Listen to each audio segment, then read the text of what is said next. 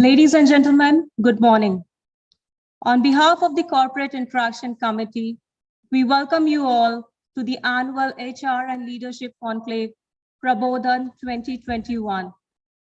This year, the theme of Prabodhan revolves around the idea of the next big thing.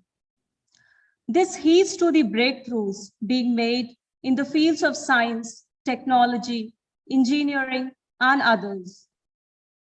This also focuses on what lies ahead of us to enable passing the baton to the next generation of leaders. We are extremely elated to bring this event to you, which took weeks of hard work, dedication, and planning. The first day of the two-day conclave shall comprise key highlights, including a leadership panel on HR, Inventum, a case study competition, and a fireside chat that would involve engrossed discussion with the trailblazer looking into the future through his visionary lens. The second day holds equal promise with a business quiz contest carrying exciting prizes, as well as a panel discussion with startup founders and leaders opining on sustainability into the future. At the onset, we welcome our esteemed dignitaries. We have with us in auditorium Professor Himanshu Rai, Director, Indian Institute of Management, Indore. Joining him is Dean of Planning and Development, Professor Dipayan Datta Chaudhuri. Shortly joining us digitally is our chief guest for today, Mr. Sanjeev Krishan, Chairman of PwC in India. Also, we have with us Mr. Sandip Patel, Managing Director, IBM India Private Limited. We thank you for taking out time from your busy schedule and gracing us with your esteemed presence in this wonderful winter morning. Before we embark on this two-day journey, we would like to seek the blessings of Goddess of Knowledge, Ma Saraswati. At this juncture, we invite Professor Himanshu Rai and Professor Dipayan Chaudhuri to come up to the stage and light the lamp. While our beloved batchmates, Saikat and Madhuri, will recite the Saraswati Vandana.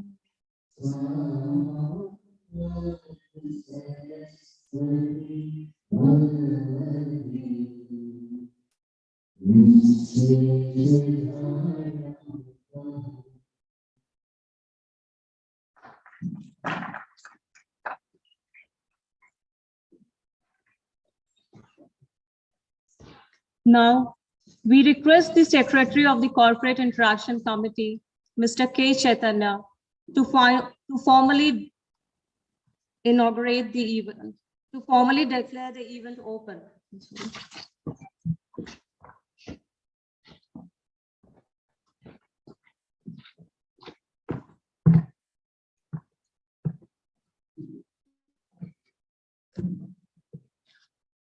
With immense pleasure, the Corporate Interaction Committee of EPGP 21 and 22 batch welcomes you all for the flagship event of EPGP, Prabodhan. The richness of EPGP program lies in the diversity of its cohort. In our batch, the experience of the candidates ranges from manufacturing to fashion and retail, from medicine to army, and from tech to hospitality. Every year, candidates with diverse experience, both in terms of domain and years, add a layer of diversity to the alumni of EPGP. This collection of experiences and expertise enriches our learning process and knowledge exchange.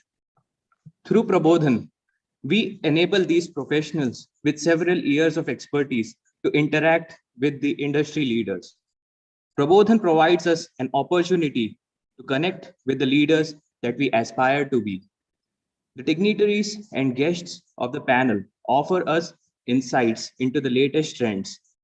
They provide us a sight of how the future of the business world would be and how we can make ourselves significant to the change in this fast-changing world. This year and the previous one, we have witnessed a dramatic change in the way professionals used to work. It is not just the workplace that has shifted. What else has shifted is the work culture. This period has unveiled enormous possibility of flexible and remote work culture. With this sudden change, the leaders of human resources now have a big responsibility to redefine what the future of workplace would look like. So let us hear from the panel of leaders in human resources expressing their thoughts on how the future workplace would look like. Similarly, in the past couple of years, the disruption in business has caused a lot of unrest due to pandemic. So this created a platform for entrepreneurs who had brilliant ideas to acknowledge and identify the problems faced by common people and come up with the creative solutions. Let us hear from the guests of the startup panel on how they could read between the lines to get that idea and how they executed their ideas to create a successful business. Let us hear from them what are their thoughts on the next big thing in the world of business. On this note, I warmly welcome all the dignitaries and the participants to Prabodhan 2021. I take this opportunity to invite our Honorable Director to deliver the welcome address.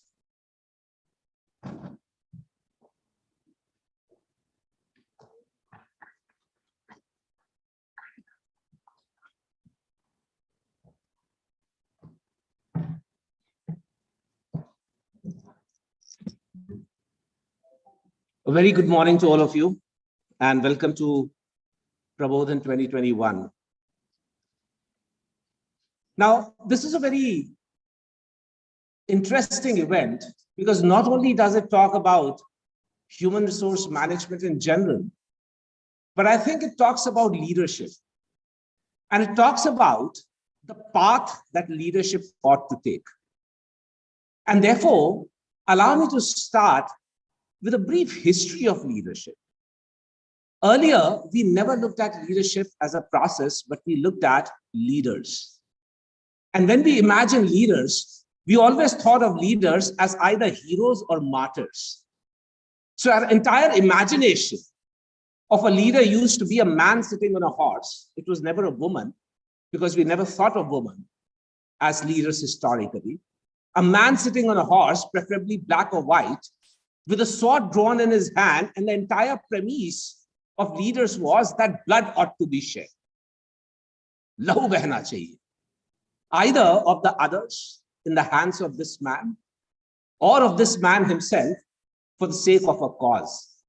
So we looked at leaders either as heroes or martyrs, and then we divided them into multiple categories. We said there are some leaders who are charismatic, some leaders who are transactional, some leaders who are transformational, so on and so forth. But subsequently, there was a paradigm shift. And two things happened in that paradigm shift. One, the glass ceiling was broken. And we realized that women were equally, if not more capable, in achieving leadership roles, in being a leader, and in leading organizations of all kinds. And the second transformation that happened was the fact that we moved from leaders to leadership. We said, let's not look at the individuals. Let's look at the process itself. And therefore, by and large, in the last century, we looked at leadership as a process where we said, leadership is a process by which a person influences others to accomplish an objective and directs the organization in such a way that makes it more cohesive and coherent. However, this definition of leadership is also undergoing a paradigm shift now. Reasons are twofold. To my own personal experience, I had two discomforts with this definition. You know, when I started teaching leadership in 2008, what I used to do was I used to give them this definition of leadership because I thought it was an excellent definition of leadership at that point of time. And I would ask people to name some leaders who match that definition. Now, I would get the usual names. I would get Gandhi, I would get J.R.D. Tata, I would get Mother Teresa, now Saint Teresa, but I would also get Hitler. I would also get Mussolini. And I said, what's wrong with these people? Why are they naming these people? But then when I went back to the definition of leadership, what I realized was that these people did match that definition. Even if you look at the villains of the history, look at the biggest villains of the history. They did direct the organization of the collective that they led in such a way that made it more cohesive and coherent. And therefore, the problem was not with the people who were naming these people, but the problem was with the definition itself. And therefore, there is another paradigm shift which is happening today so far as leadership is concerned. And today, what we talk about leadership is something that I call the be, know, do framework. The be framework of leaders. What do leaders need to be? What does leadership need to be about? As a leader, you need to be emotionally intelligent. You need to be emotionally intelligent. And there are two elements when it comes to emotional intelligence. One is that as a leader, you need to understand the emotions of others. And for that, you need to be a reflective listener. You know, there are two kinds of listeners on this world. I talked about this in the negotiation class that I took for you guys. There are two kinds of listeners on this planet. One who listen to respond, and second, who listen to understand. By and large, people fall in the first category. They listen to respond. So if at all somebody is saying something, even before the person has finished asking the question, these people are ready with the answers.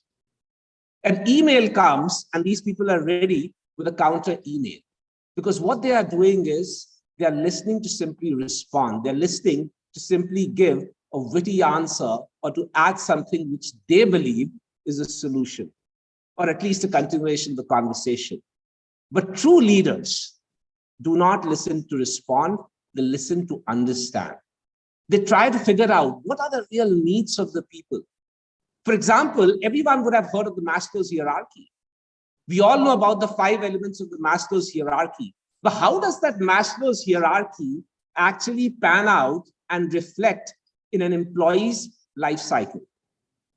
If you look at the physiological needs, the salary perhaps reflects the physiological needs. If you look at the safety needs, perhaps the insurance or the job security talks about the safety needs. If you talk about the social needs, the kind of relationships at work, they talk about the social needs. If you look at esteem, perhaps the designation reflects the esteem. And if you look at self-actualization, the quality of the work itself, the job itself, the challenge in the job itself, perhaps reflects that. But how many of us really try to translate that Maslow's hierarchy onto the actual life cycle of work? I think we need to do that. And that is the first part of being emotionally intelligent.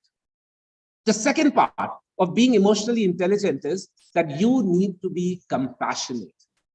For far too long, people have merely spoken in words. They have expressed their sentiments, feelings, positive or negative. But please remember, sentimentality is not an adequate substitute for compassion. Just because you cry while watching a movie does not make you a good human being. It simply means you're a human because you're crying. You become a good human being when not only do you get affected by the pain and the misery of others, but you also do something to mitigate that suffering. You also do something to alleviate the pain. And that is leadership all about. That is what leadership is all about. It is not merely enough to proclaim that I'm an institutional member and all I think about is the institute. What is necessary is, what are you really doing? What is your real contribution? Have you really given something? Are you really thinking positively? Are you really adding value? And that is the meaning of emotional intelligence. And therefore, be emotionally intelligent. The know part of this new paradigm of leadership that I'm talking about is know yourself. Know who you truly are, which means look for an identity that goes beyond. Every time when I'm introduced over here, like even this time, I was introduced as Himanshu Rai, the director of IIM Indore. But please note, this is my most superficial identity. And why? Because it is drawn from a designation that I hold. And there's a real danger if you start drawing your identity from your designation. And what is that danger? By and large, we tend to draw our self-respect, our self-worth, and our self-esteem from our identity. Now look at this connection. If I'm drawing my identity from my designation, and if I'm drawing my self-respect and self-worth from my identity, then the day the designation goes, so will my sense of self-respect. So will my sense of self-worth. And therefore, I must draw my identity from something deeper. And therefore, if anybody asks me outside, who are you? I say, I'm a teacher. Or I say, I'm a mountaineer. Because those are the two things from where I draw my true identity from. I'm not going to be the director of this institute forever. It's a 5-year tenure. I've already finished almost 3 years. I'm going to do it for another 2 years and then go back to doing whatever it is that I love to do, any which way. And therefore, today's leadership is not about designations. Today's leadership is about figuring out what is your true identity. What is it that you're truly passionate about? What is it that makes you happy? What is it that brings a smile on your face? And if you're not smiling every day, if you're not looking forward to working every day, if you do not want to finish tying your shoelaces, there's something called a shoelace test. When in the morning you're tying your shoelaces, do you really want to tie them? Or do you just want to get rid of those shoes and go back to bed? If that is happening, then you're not in the right place. So true leadership is about passing that shoelace test and making sure that you go to work every day with a big smile on your face, because you know that whatever it is that you're doing, you truly want to do. you're truly passionate about it. So that is the know part. And finally, the last part is the do part. And what is it that a leader needs to do? One of the axioms that I've lived by is never expect others to do what you yourself are not willing to do. And number two, always be the first person to do what you expect others to do. And therefore, if you expect others to put in everything that they have in everything that they do, you should be the person doing everything that you have to the best of your capabilities. If you expect people to work long hours, you should be willing to put in those long hours. If you expect people to be disciplined, to be organized, to be giving their utmost, you ought to be doing exactly the same thing. Thankfully, I learned my lesson from the very best. J.R.D. Tata, who I had the good fortune of meeting twice in my career, in my life, while I was working with Tata Steel. And I still remember in Tata Steel, we used to have something called the Officers' Day. It was an officers' function. And on that day, and it used to happen around the new year, people would come and talk about the stories. People would come and talk about the experiences that they had had. And one of the times, J.R.D.'s driver, he narrated a story. So J.R.D. was driving, I mean, the driver was driving in Bombay, and this was the monsoon's time. So it was pouring cats and dogs. And while driving, they were crossing a flyover when J.R.D. saw a black and yellow taxi, the Kali Pili taxi of Bombay. It had broken down, and the driver of that taxi held the steering in one hand, and with the other hand on the window, he was trying to push the taxi up. The J.R.D. asked his driver to stop and go and help him. The driver wasn't amused. It was pouring cats and dogs. He knew that he would get soaked, but J.R.D. had told him, so he had to go. So he went there and he asked the driver, how can I help you? And the driver said, Bhai Sahab, aap dusri taraf se haath laga dijiye. And J.R.D.'s driver is narrating, I went to the other window. And while I was still talking to the driver saying, okay, on the count of three, let's push the taxi together, suddenly that taxi lurched forward. Both of them looked behind in surprise. And who do they see? J.R.D. with his sleeves up, standing behind that taxi and saying, Ab dhakka maro. That, ladies and gentlemen, is true leadership. Because you are willing to do. Nothing is below your dignity. You are willing to do what you expect others to do, be it the person who may be at the lowest level of your working echelon. But then you understand that every work is dignified. And therefore, when you do this, when you show this integrity towards your work, that is when you become a true leader. And to sum it all up, whatever it is that you be, whatever it is that you know, whatever it is that you do, you have to do it not because of what you will get out of it, but because it's a right thing to do. Ladies and gentlemen, please note that the past may have belonged to those leaders who did things well, but the future will belong to those leaders who not only do things well, but also do the right things. Thank you very much, and I wish you all the very best for Prabodhan.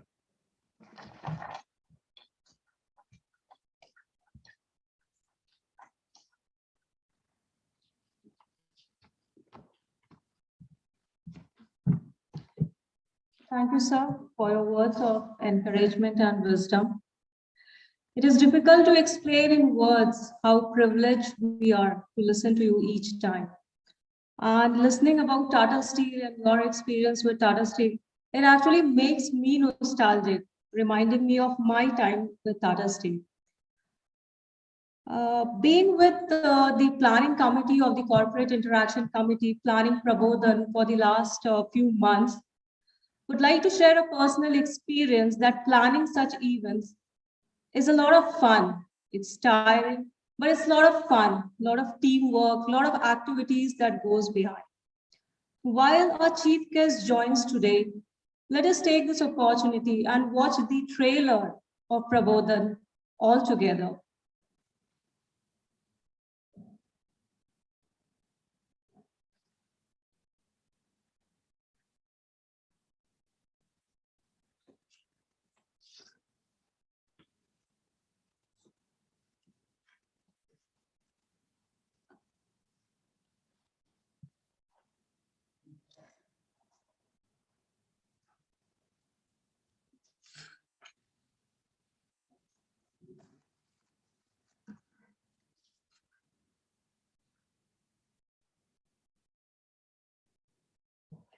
We still have a couple of minutes before Mr. Sanjeev Krishan join us digitally.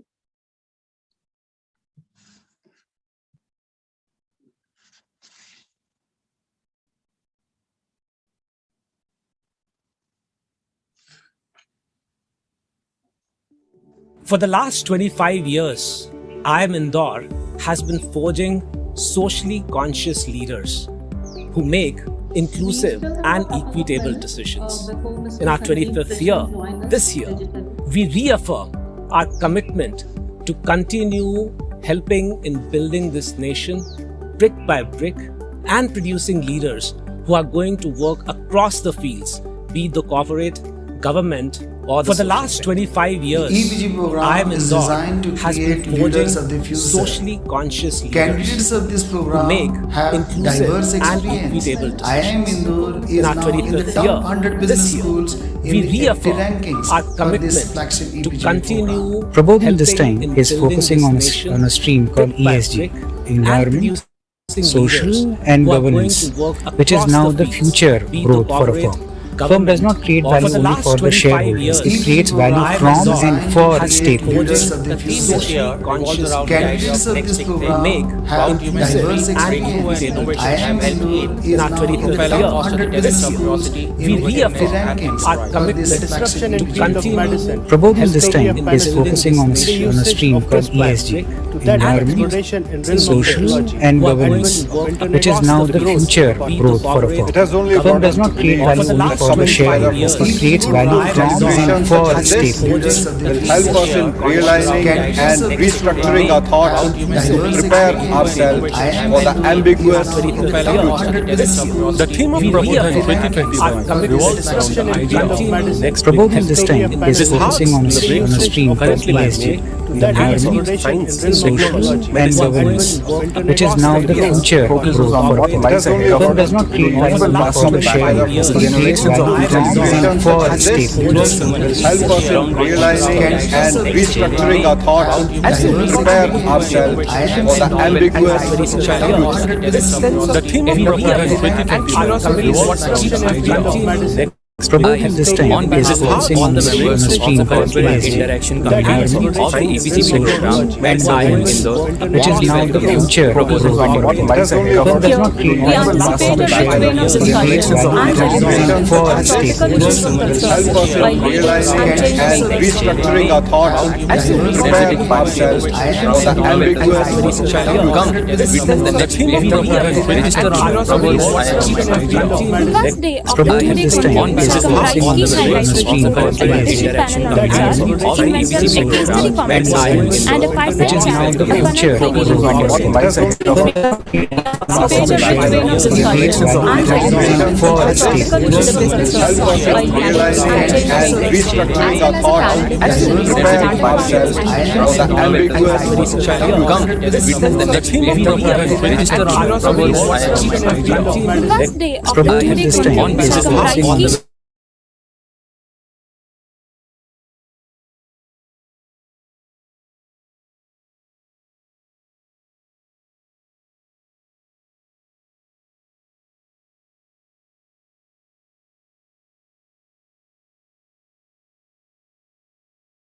The good news is our chief guest has joined us digitally. Mr. Sanjeev Krishan, can you hear us well? Yes, I can hear you well.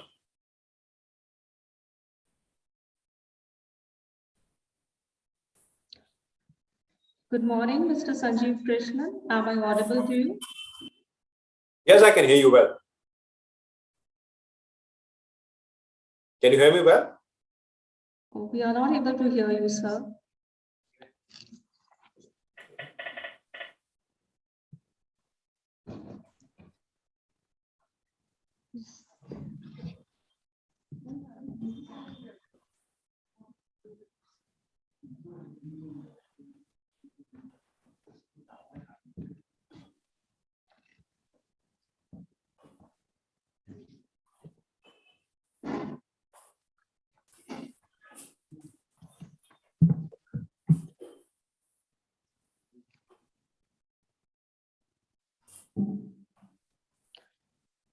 So I hope I'm clearly audible, but we are still not able to get your voice.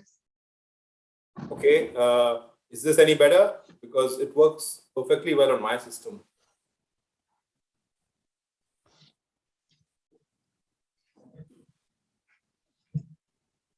Good morning, sir. Good morning.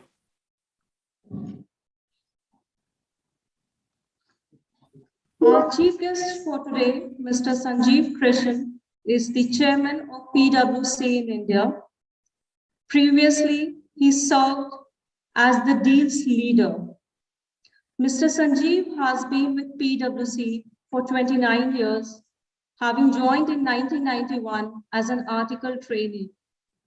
He became a partner in 2006 and has successfully led the firm's transactions, private equity, and deals business over the years, getting the firm to a preeminent position amongst its private equity clients and their investee companies. We now request Mr. Sanjeev Krishan, Chairman of PwC in India, to deliver his address. Thank you. Thank you so much, and good morning, everyone. I do hope I can be heard. I think there were some technical glitches, but I do hope I can be heard. So once again, good morning, everyone. Sorry, just before I start, can I be heard? Mr. Sanjeev Krishan, please Yes. give us a couple of minutes. We are not able to catch your voice. Okay, no problem. I'll let you know. Okay, no problem.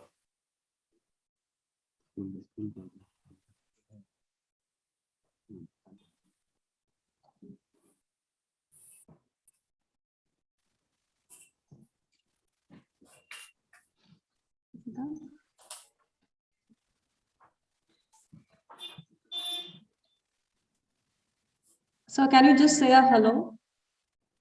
Hello. Yes. Super. You're audible quite well, sir. I'm sorry for that glitch. Request you to kindly deliver your address. Thank you so much, and once again, good morning, everyone. Now that I can be heard, in the interest of time, I'll just get started. First of all, my gratitude to Indore for inviting me to this session. It's obviously a huge honor to be here, and of course, talking to all of you. The topic for today is the next big thing, and when we talk about the next big thing, we keep wondering. It has to got to do something with technology, because technology seems to be disrupting everything that's happening around us.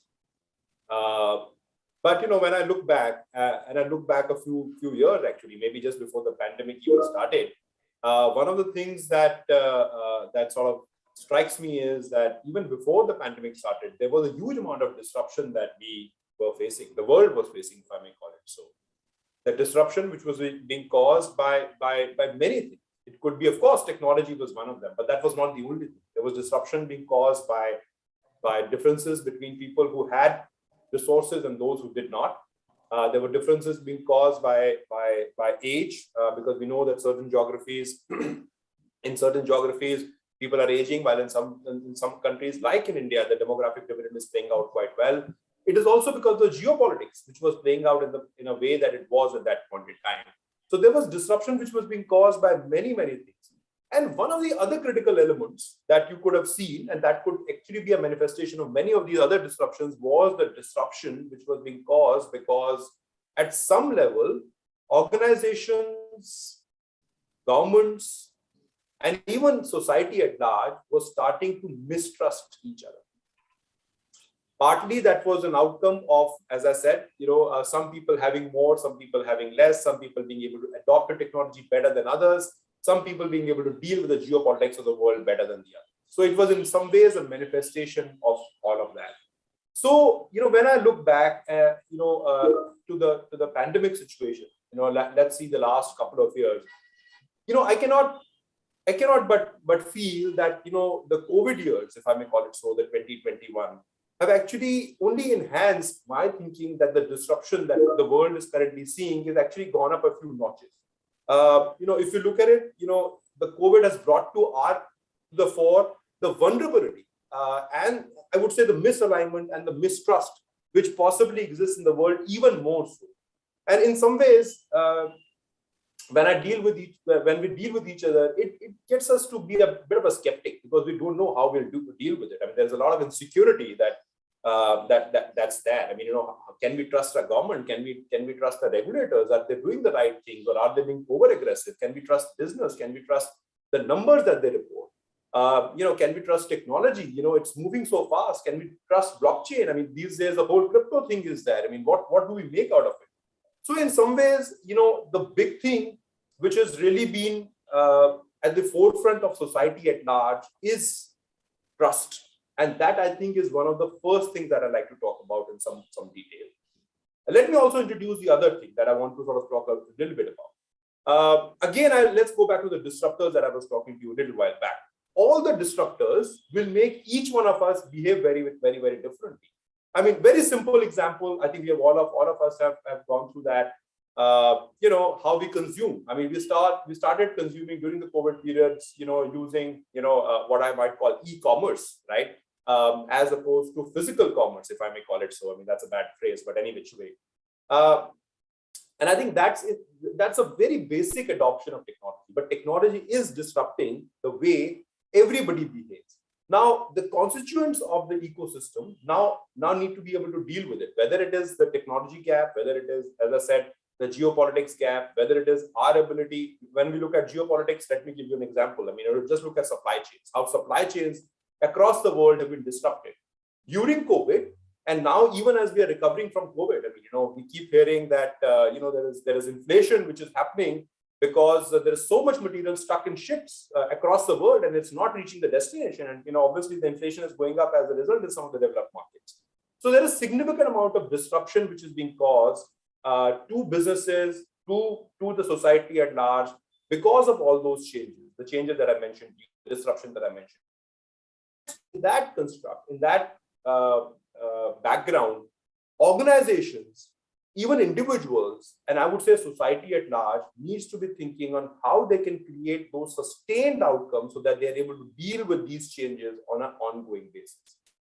So friends, if I may say, the two big things that I would like to talk to you about is building trust and creating sustained outcomes, because to me, those are the two which will define how we are able to navigate the future years. And that to me is at this point in time, which I believe is a bit of an inflection point, are the two big things: creating trust and creating sustained outcomes for us and for the society at large.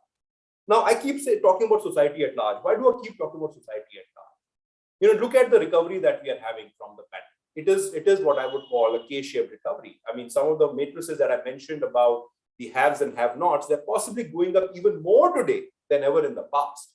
And when you look at some of those things, you realize whether it is a gap between the haves and have-nots, whether it is about the adopters and the non-adopters, the naysayers, if I may, the gap is only going to increase. And that is why the response has to be a societal response. It cannot be a response that works for you or for me or for anybody else. It has to be a response which encapsulates the needs and the aspirations of the entire society. Because as we learned during COVID, none of us are safe unless all of us are safe. And that is where the whole focus on societal needs and creating sustainable solutions becomes very, very important. So let me just take a couple of minutes to bring my points on trust and sustained outcomes, and then I'll just try and pull it all together.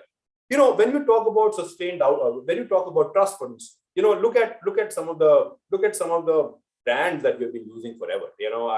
I think there have been a lot of disruptors, there have been a lot of new products, etc. And so some of them have done really well. But if you look at an average household, even now, a lot of them will use products from, let's say, the House of Levers or from the Godrej, etc., particularly when it comes to consumables. Why is it that we do that? Is it because of the reliability that we get from those products? Is it because of the quality assurance that we get? Is it because we believe that this is going to be a consistent product and consistent experience that we will get? Or is it just the fact that we believe that they are more sustainable, because many of us believe in purpose as one big thing? So it could be any of those. The problem that they are solving for us is that we can trust them. We can trust them, and we believe that we will not get a suboptimal product. And that is where it becomes very hard for somebody new to sort of come in. Now, you look at what, let me give another example. Let's look at the Indian pharmaceutical industry. We started off, the Indian pharmaceutical industry started off as being the producer to the world. It got to that position because there was internal trust. There was a lot of internal trust in our manufacturing facilities, in the government of the day, who facilitated that move towards India being the producer to the world, so and so forth, and to those markets globally where the Indian pharmaceutical industry supplied, so that they started to be known as a pharmacy of the world. Now, that trust that was built over the years, in a way, enabled India over the course of even the COVID period to actually supply, huge amount of vaccines across the globe. In fact, India was by a large margin the exporter to the world when it came to vaccines. Now, this is also because of the trust that got created in the pharmaceutical industry over the years. So much so that today, when we talk about alternative medicines, India is now becoming a hub for alternative medicines. And that is because the trust that the pharmaceutical industry in India has generated over the years. Even this year, from what I gather, there are at least going to be a $2 billion exports on alternative medicine from India alone. And WHO wants to set up their center of excellence for alternative medication in India. So I think this is really an outcome of the trust that has been created over the years. And I just want to bring to fore the fact that trust is extremely, extremely critical for success of any organization or any society for that matter. And I just use a couple of examples to bring that to life. When I think about trust more generally, I think about, it is about the trust cannot be generated by organizations or by governments or by regulators alone. It has to be, the constituents also have to be part of it, which means you and I need to be part of it because we could oppose. So what are the things that will generate trust to a large extent? The ones that we think would work largely as we go about our jobs, and some of us do our jobs because we think that's just a mechanism to win to sort of make bread. But I mean, there are four aspects which sort of stand out to me. The first one is, and that has to be done both at an individual level and at an organization level. The first one, what are we doing? The second one, why are we doing it? The third one, how will I deliver on it? And the final one, who is impacted by the choices that I've made? So if you look at it, the first few ones are the choices. Why are we making those choices, etc.? Yes, there is an individual need, but I also have a purpose. Today we talk about, and I can say that as part, as leading a consulting firm, I can tell you that one of the things which resonates most with our people in the world that we are currently living in, the great resignation and so on and so forth, I'm sure you would have read about it. One thing which is sticking out for people is that what is your purpose? That is a thing which is extremely critical to our people. So those choices become very important. The what and the why that I mentioned to you becomes very important. How will we deliver it? And what is the impact that it is going to have are some of the other pieces which I do believe, if we think through well, can help generate trust in the society at large. And as I said, it is about society. It is not just about shareholders, it is about stakeholders and hence a whole of society response. Now, let me come to the sustained outcomes piece, which I think is, is equally critical when we think about our future. When we think about the sustained outcomes piece, as I was mentioning, there is a significant amount of disruption that the world around us has already seen. I mean, the pandemic obviously has created an opportunity for many of us to indulge in what I would call, at some level, involuntary transformation. Every organization said that I had to adopt digital because I need to be more proximate to my customers. Many large organizations today want to, who historically have not had a customer-facing business, are today wanting to be customer-facing. They want to be, they want to have digital reach out to their customers. But a large part of that I would call is what I would call involuntary transformation. But in a way, it was good. It was good because that was coming anyway, because of the disruptions that I mentioned to you even before the COVID situation. I do hope that this will now be followed up by what I would call intended transformation. And that intended transformation will indeed make all of us focus on the whole of society response that I've been alluding to you all this while. Whether it is to create sustenance in your business, to create long-term growth in your business, whether it is to make sure that you leave the right legacy, or it is simply to say that you want to make your organization stronger. So any emerging threats that come out tomorrow, you are able to deal with it. Friends, we did a survey back in July of 2020. And we had, we categorized the survey respondents from some very large corporations to, to the mid corporates and also to some of the smaller corporates. If there was one theme which resonated with corporates across the board, it was that having gone through, and at that point in time, we had only gone through the first phase of COVID and the disruption that it caused, and we were in lockdowns, we were in serial lockdowns at that point in time, was that every organization said that I need to be prepared.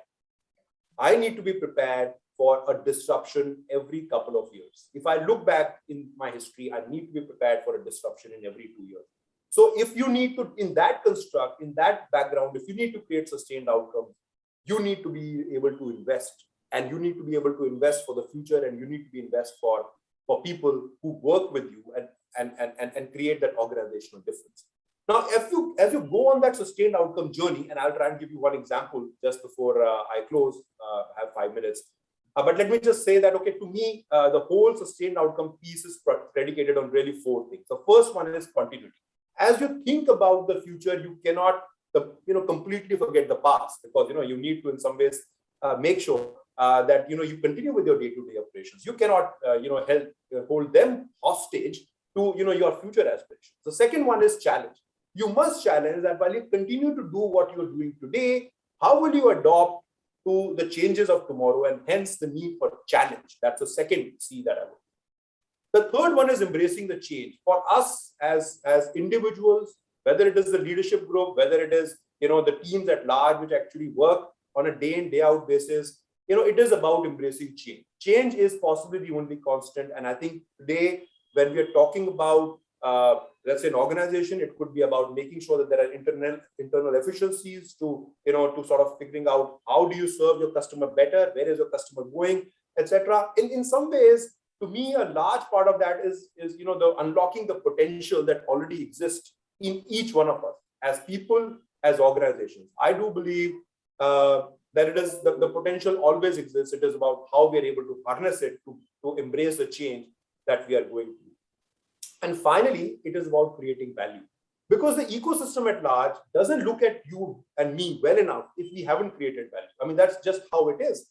If there isn't any significant movement in the way you and I get perceived, and I'm using the word perceived very consciously, the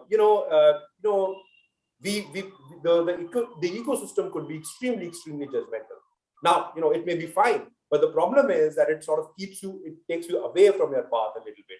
And hence, focusing on creating value, creating sustained value is something which I do believe will enable the creation of the sustained outcome. So really the 4 C's to enable the sustained outcomes, to my mind, continuity, challenge, and making sure that you're embracing change, and of course, looking at creating value. Those are the 4 which I do believe will help us create sustained outcomes for ourselves and for society at large as we move forward.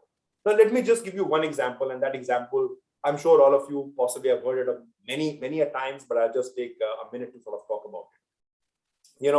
Today the buzzword in corporate India is ESG. Everybody wants to talk about ESG and how it is being a differentiator.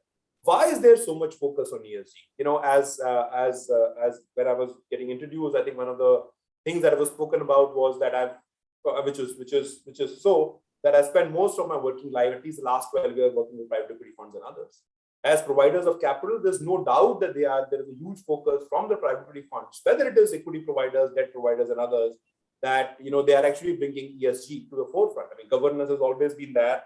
I think it's very good that there is a huge amount of focus now on the E and the S of the ESG as well from the providers of capital.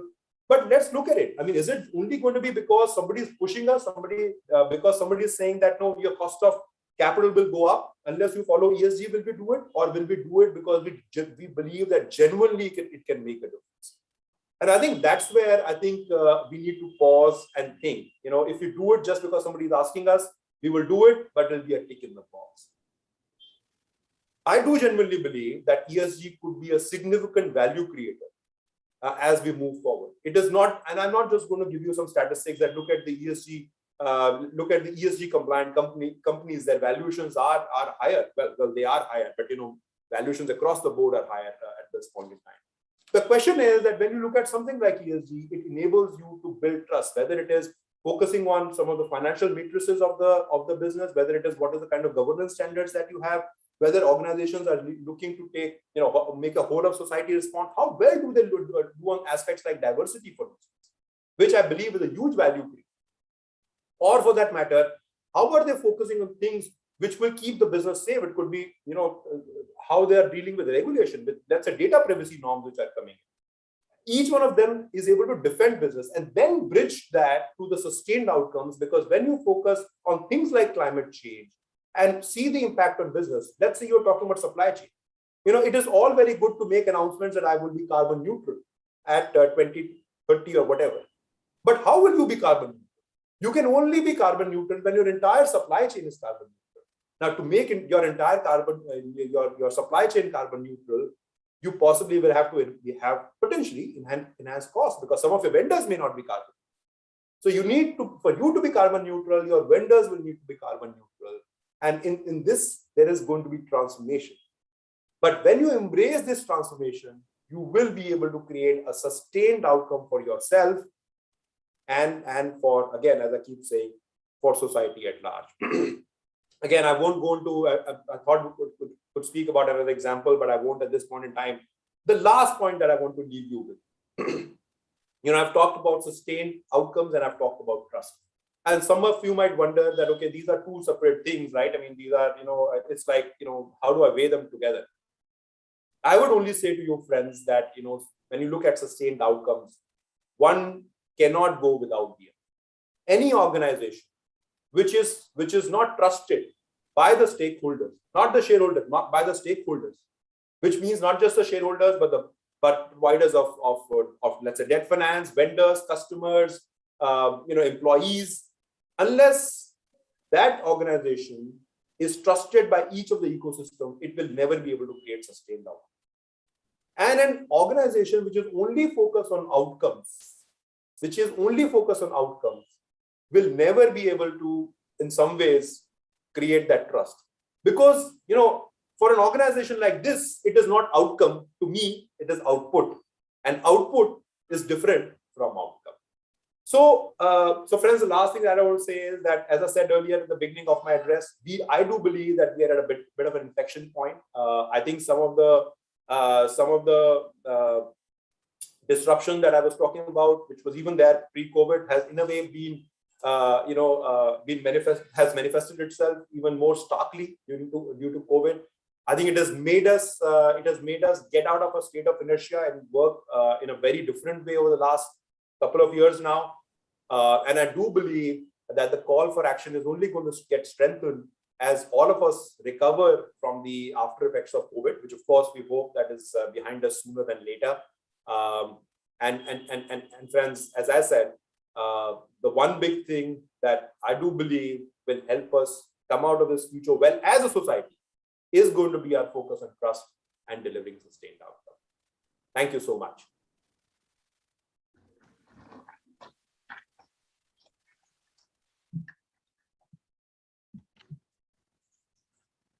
Thank you so much for this insightful speech. It's always an honor to listen to a person of such eminence. We look forward to many such fruitful associations with you. Thank you so much for sparing time on a Saturday morning. And as you said, we on the path of becoming future leaders would surely concentrate our efforts on building and developing trusts, building sustainability with sustained outcomes, with a razor-sharp focus on stakeholders. So now coming on to our next keynote speaker. Our keynote speaker for today, Mr. Sandip Patel, is the Managing Director for IBM India South Asia region. He's responsible for all of IBM's sales, services, marketing, and delivery operations in the region, including Bangladesh, Nepal, and Sri Lanka. In addition, Sandip also plays a key role in enabling capabilities across IBM's global missions in India, including research and innovation labs. Sandeep took up this role in 2020 with a mandate to make IBM the #1 cloud and cognitive solutions company in India, South Asia.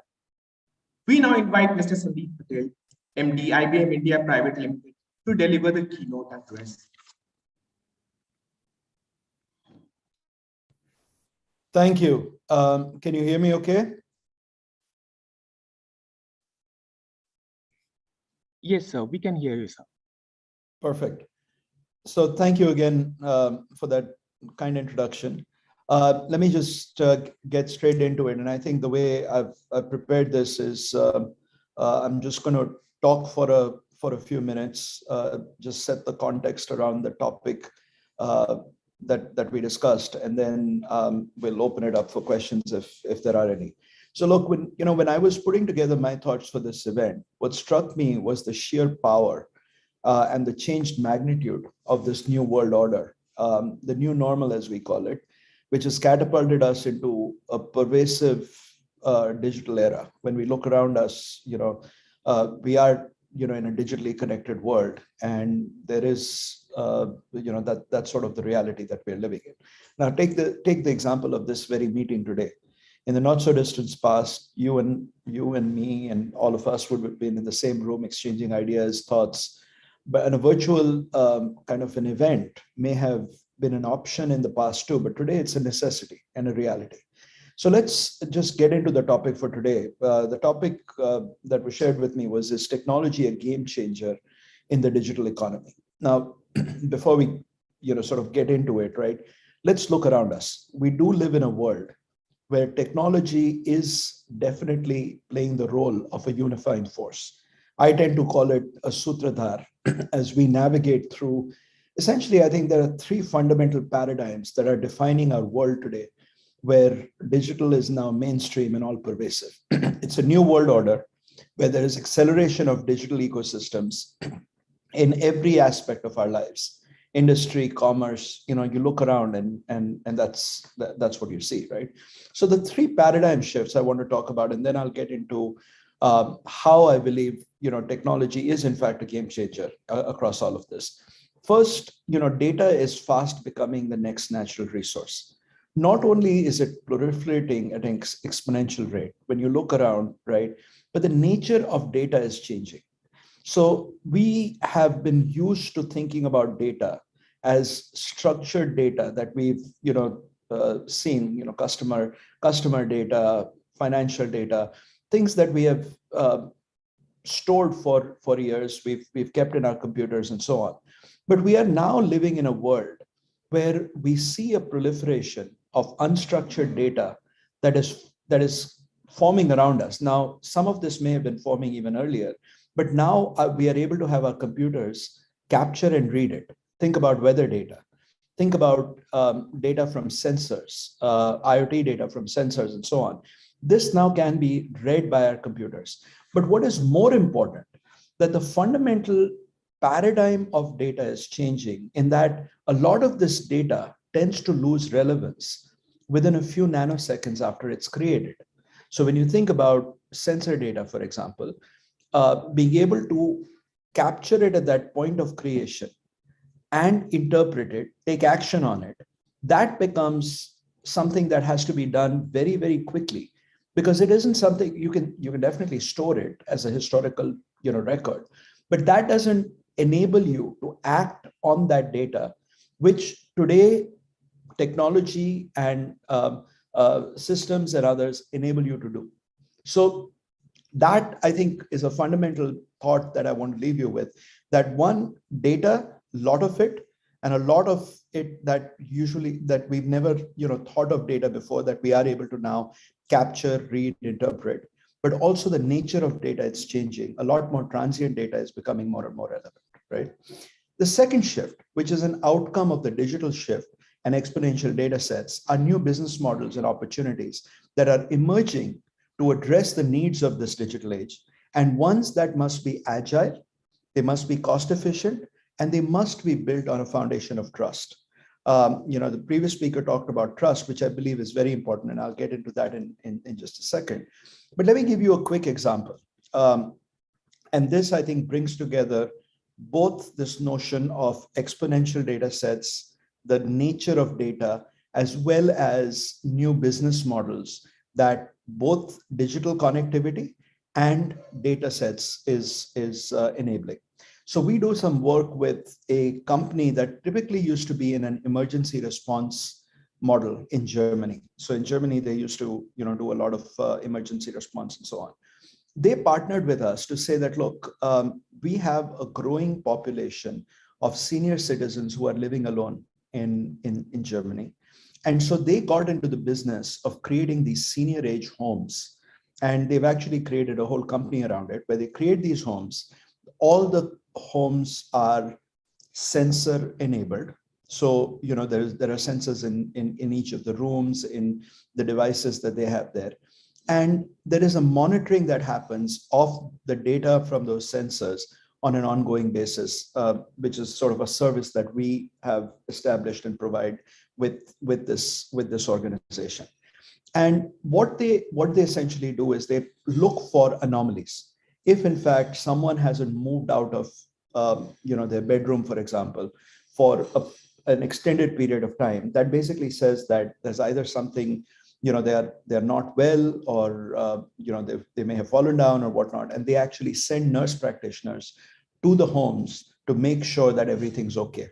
There is ongoing, they have connected weighing machines and blood pressure machines there. So people actually put that on. And these are services that they've created, which are then now resold to insurance companies that actually insure those senior individuals, as well as to care providers. So, children of the seniors who want to sort of have some level of monitoring. So if you think about what this whole model has done, is it's created a new ecosystem and a new business model around senior care that is now being offered as a service to insurers who clearly have an interest in driving prevention of health situations and so on, for care providers who want to make sure that they are able to monitor and be there for any time that there is an eventuality, and more importantly, prevent any health issues for seniors who are living alone.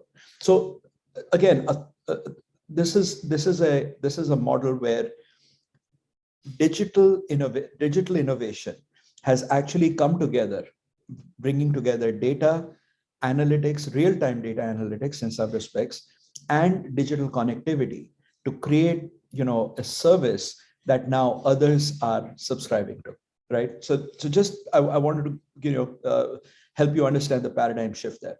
And then the third shift, which I guess is somewhat connected to that example as well, and it's truly defining, is the emergence of the network economy.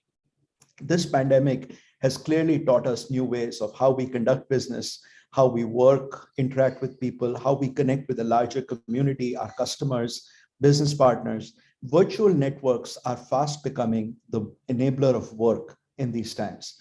And this is also giving rise to non-traditional partnerships. And in many respects, I think we are fast moving into the age of competition, which means that there are going to be partnerships and alliances that will form to create these new business models and take advantage of new market opportunities between competitors, people who have been traditionally competitors. And for example, at IBM, we do this quite a bit, where we are now partnering with, what traditionally may have been a competitive space for us, but partnering together, if we can bring greater value to clients, we are doing that to actually open up new markets, new business models, new potential, etc. So I think these are three fundamental shifts that actually inform how technology is in fact becoming more and more relevant. And in many respects, I think technology is shaping and enabling the acceleration of this digital economy at a very fast pace. And through the power of exponential technologies, cloud, artificial intelligence, machine learning, blockchain, quantum computing, they have all helped to merge the divide between the old and new economies. And why do I say that? Think about think about it for a minute, right? One thing that has actually kept us connected, the economy and our lives ticking through what we've been through over the last 2 years, is technology. From food to health checks, education to work, or just simply staying connected with loved ones, during, the really tough times of the pandemic, right? That has been an elixir to our life. And what a powerful force when it is leveraged for the greater good of the world at large.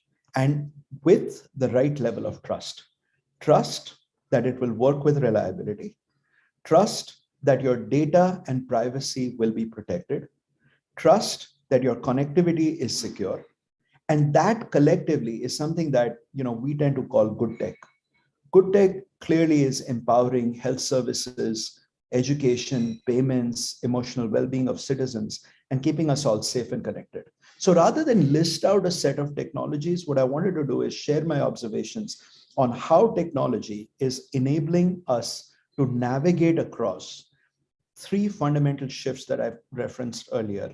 And I want to do this again in 3 broad categories. One, how it's powering a new work paradigm. Second, how it is driving innovation for the greater good. And third, how it's building sustained resilience. So let's talk about the first one, powering a new work paradigm. Today, whether we planned it or not, we are operating with a digital workforce. Work from home is a reality. It will be for a while. And this has been possible only with technology, reliable, secure network connectivity, secure video conferencing, virtual collaboration tools, huge proliferation of those, productivity management tools, etc. So in many respects, when I think back and reflect back to where we have been as an organization, our forward investments in establishing an infrastructure for enabling remote work has truly served us really well for both accelerating the shift for our employees, but also assisting clients to make this shift quickly. And it's not just about enabling work from home, but also being able to do this remotely for delivering essential services remotely and in collaboration with clients as they work from home in a hybrid model as well. A few examples through the entire pandemic. Few of the situations that I'm really proud of. We obviously provide services to essential services around the country. We actually manage Amul's entire supply chain.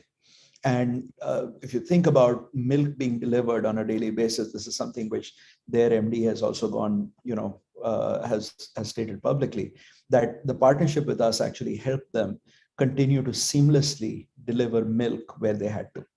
IOCL is another big client where LPG gas cylinders, so making sure that people's kitchens were in fact running with LPG gas cylinders, that was enabled through the supply chain that was being driven, through the technology infrastructure that we partner with them on. Third one, which I'm extremely proud of, is the work that we do with State Bank of India and the YONO electronic marketplace. That is something that is powered by us, built and powered by us in partnership with State Bank. So these are the kinds of capabilities that have been continued to operate without missing a heartbeat through the pandemic, right? And all of that is enabled through technology. So as we've done this enablement, right, the logistics of doing this over a large workforce is not trivial. And here again, technology has helped to coordinate operations, deliver timely communications, ensure compliance with changing regulations, and so on and so forth. Now, as we have moved to this new work paradigm, I think every organization around the world has been tested on the agility and efficiency of their infrastructure. And this is where cloud technology, I believe, will continue to gain relevance, with the need for every organization to consider hybrid architectures that are open by design, and not locked into proprietary standard, that both allow seamless and secure movement of mission-critical applications and data across multiple infrastructure platforms, which, by the way, will be a way of the future, right? But with inbuilt enterprise-grade security and enabling them to connect between enterprises as they create new business models, they create new partnerships, with that level of security.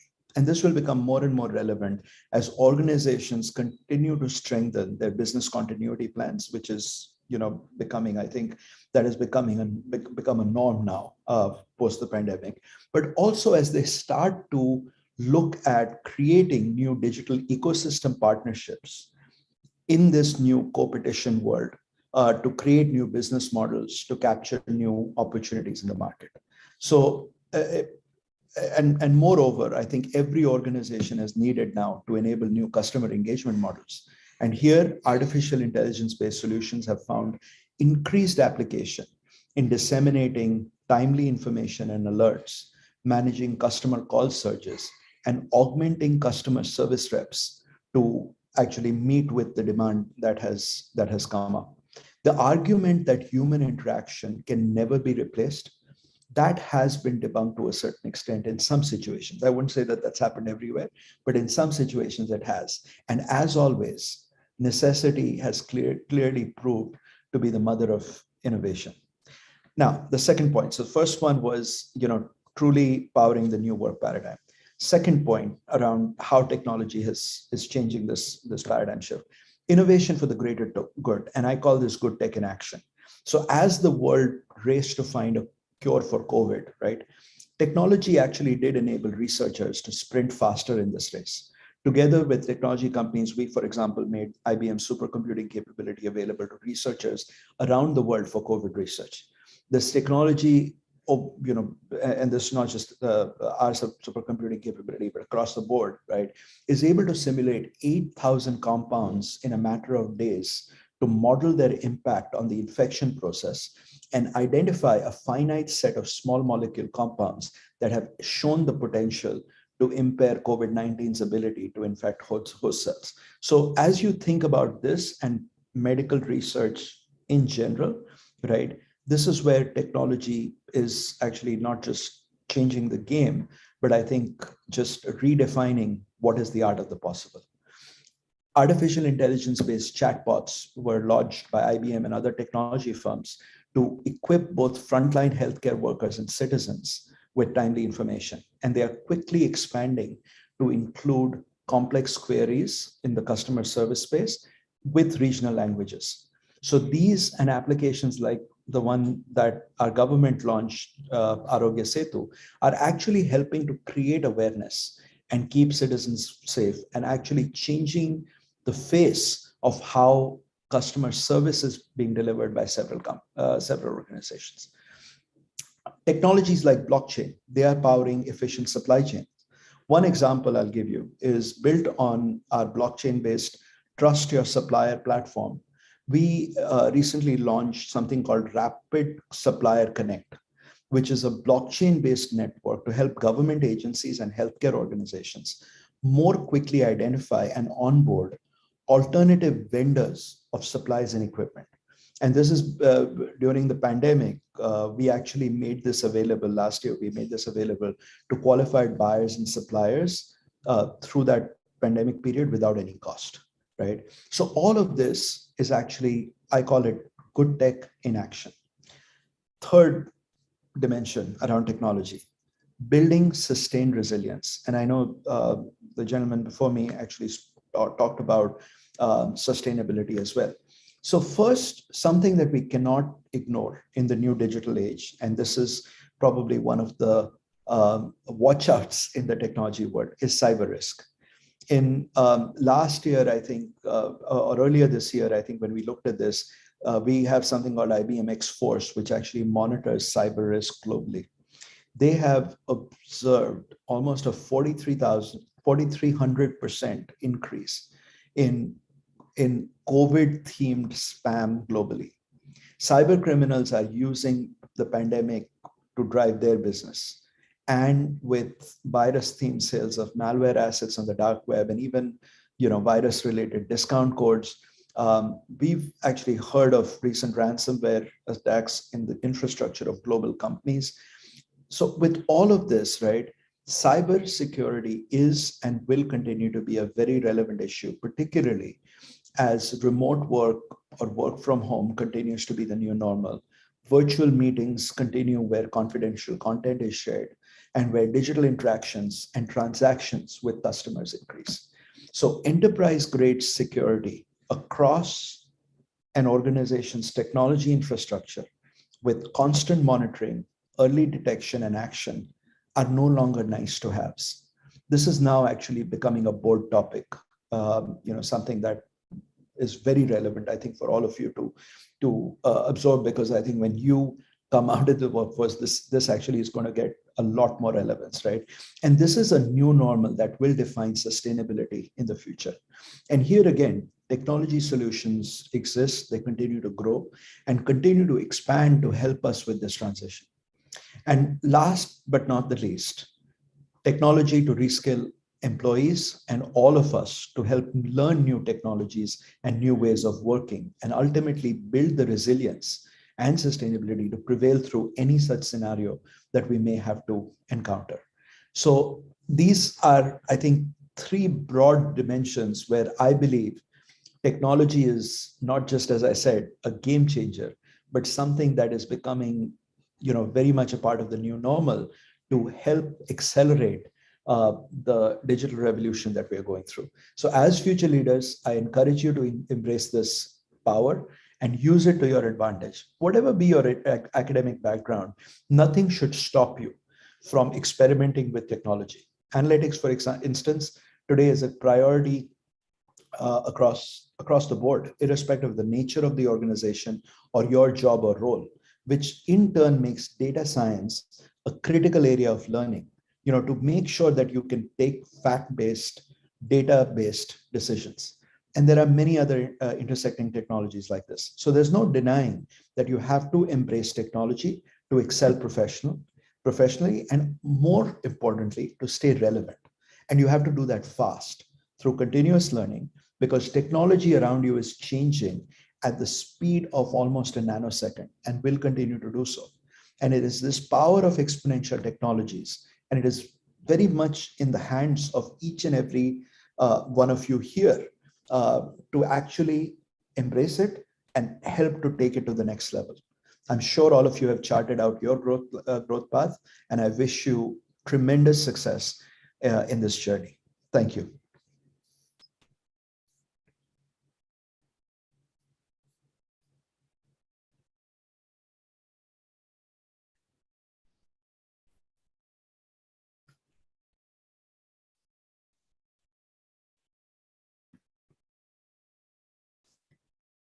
You're on mute, I think.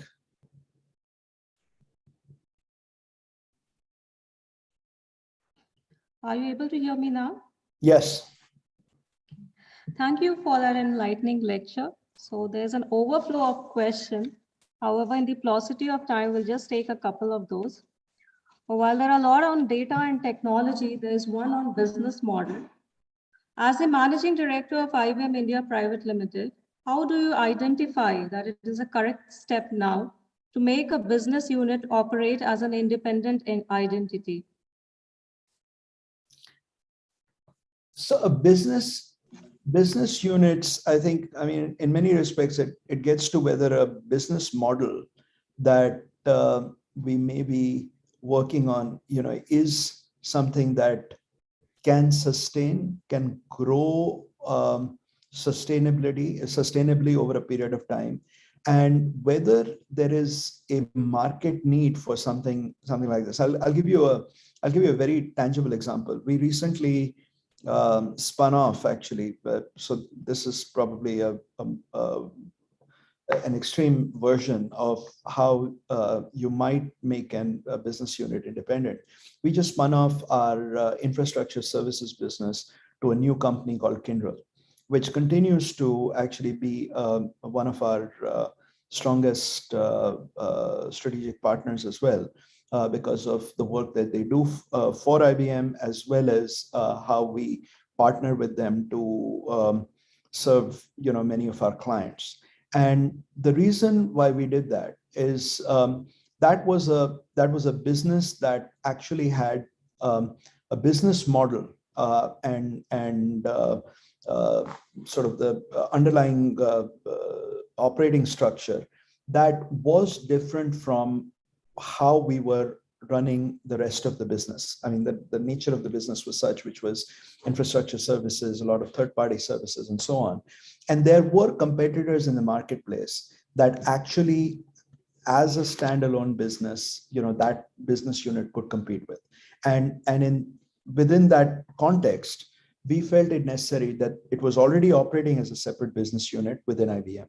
And we felt that if it was a standalone company, being able to make its own investment decision as well as partnering decisions with its ecosystems, it would enable itself, to really grow with a lot more, sort of sustained presence in the marketplace and actually compete in a much more effective manner with other players in that market. And so that there are all of those elements that come into play, whether it is a sustainable standalone business, whether there is a market that requires fundamentally different business model related to it, whether having it as a separate business unit and even in this instance a separate company enables it and gives it the flexibility to go drive other business partnerships, etc., to really drive growth independently in the domain that they are focused in. That I think those are all of the different elements that come into play when you think about both separating something as a business unit as well as, in this instance, obviously, the business unit was spun off as a separate company as well. And it creates more value, for the entities in the market as well. Thank you, sir, for that detailed explanation. So in the paucity of time, we'll not be able to take the other questions. And once again, we thank you for such an enlightening lecture. We look forward to many such informed associations in the coming future to further strengthen the partnership between IIM Indore and IBM India. Thank you very much, sir. Thank you. I now invite our Dean of Planning and Development, Professor Dipayan Datta Chaudhuri, to deliver his address.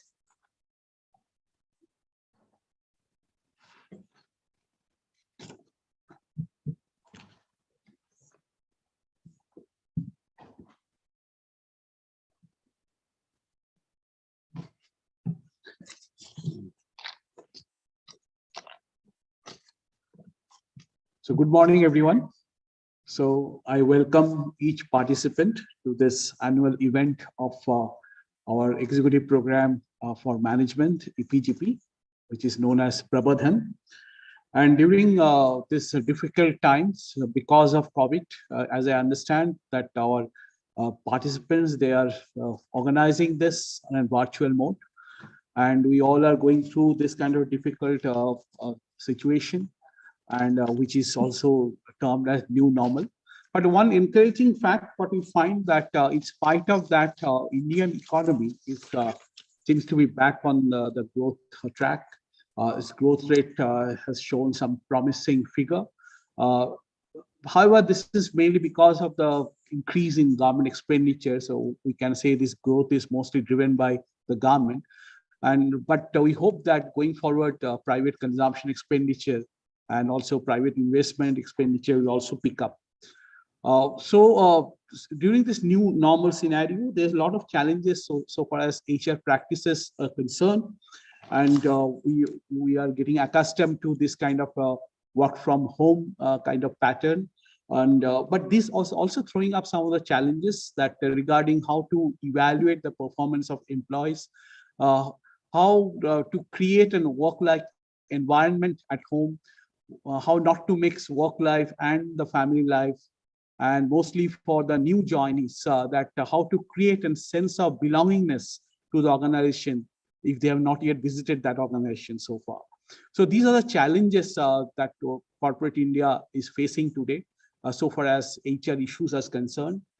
And regarding the Startup India, which was launched in 2016, as we know that in our country, there's a lot of regional disparities there so far as industrial development is concerned.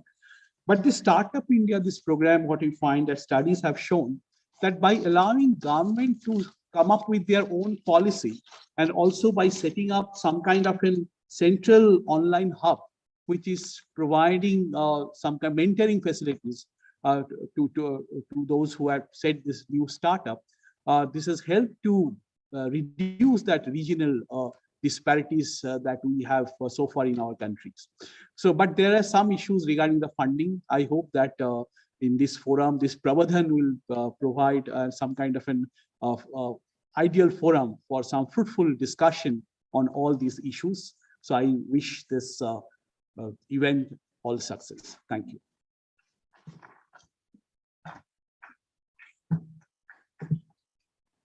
Thank you, sir, for your words of wisdom and encouragement.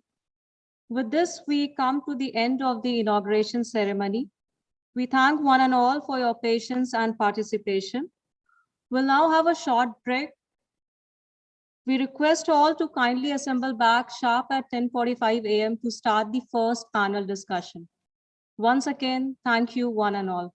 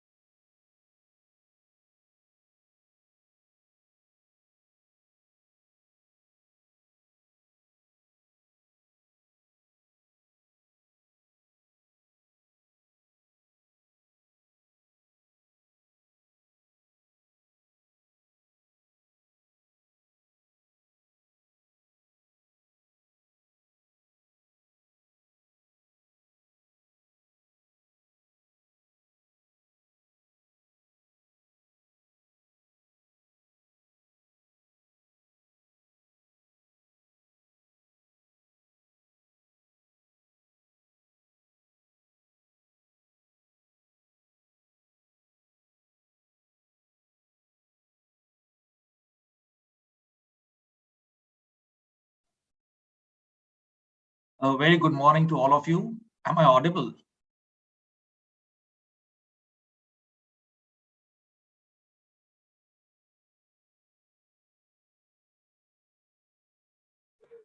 Oh, yes, you are. Yes. I think so. We can all switch on our video so that we can start the proceedings.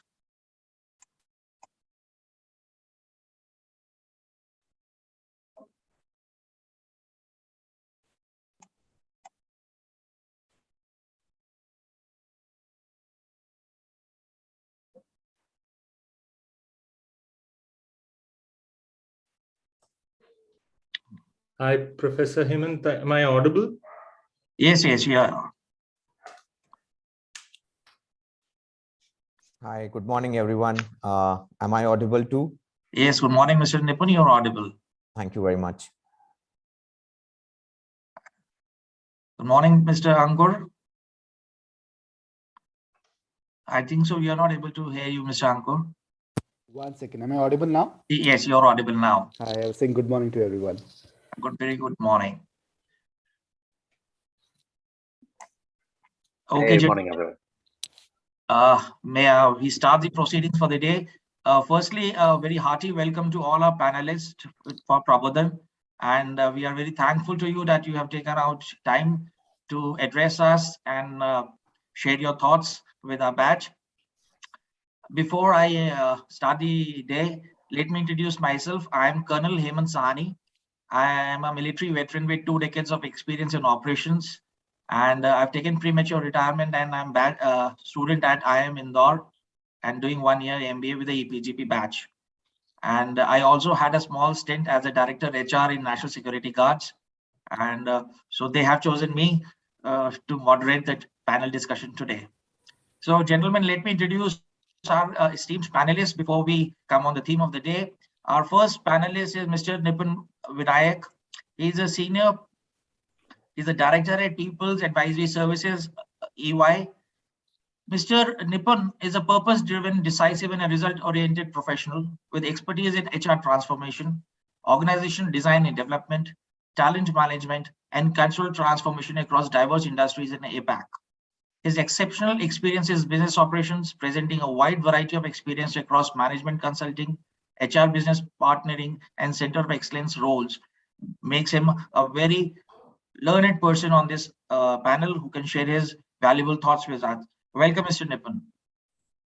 Thank you very much, Professor. And it's a pleasure for me to be with everyone on the panel as well as with the students. Thank you once again. Thank you. Just Mr. Nipun, I'm not the professor. I'm a student here myself. Sure, Mr. Sani. Thank you. Next panelist is Mr. Ankur Podar. He's the HR head, Airtel. He's a seasoned human resource professional with multi-industry expertise in various domains of HR. He has played an important role in creating a customer-centric culture in retail business by ensuring superior employee experience and learning. We welcome you, Mr. Podar, to the panel. Thank you, Mr. Sani. I just want to correct that I only lead the HR for broadband and DTH. These are 2 business verticals of Airtel. Okay. Yeah, so there is a CHRO who is the HR head for Airtel, who's separate. I thought I'll just clarify that. Yeah. Sure. Thank you. But we wish you that you will be reaching the head HR soon in the Airtel. Thank you so much. Thanks. Our next panelist is Mr. Satish Rajaratham. He's a senior vice president HR in Emphasis. With over 2.5 decades of experience, Mr. Satish is a seasoned human resource professional who has led various HR leadership positions across multiple industries. Mr. Satish has continually been at the helm of the strategic resourcing, organization change management, HR business consulting, and agile transformation, as well as leadership and talent management. We welcome you, Mr. Satish. Pleasure, Mr. Sani.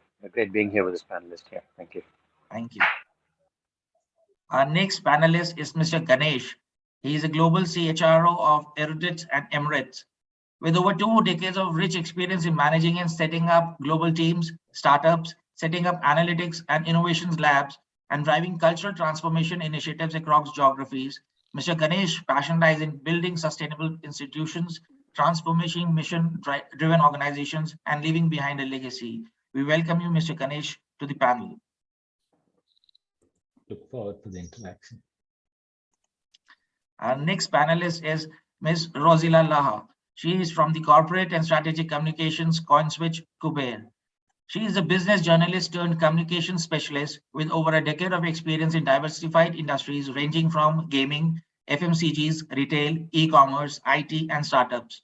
Adept at storytelling, creating strategic communication narratives, crisis communication, investor communication, and media planning. We welcome you, Ms. Laha, to the panel. Thank you, Mr. Sani. Just a quick correction. I pronounce my name as Roselle.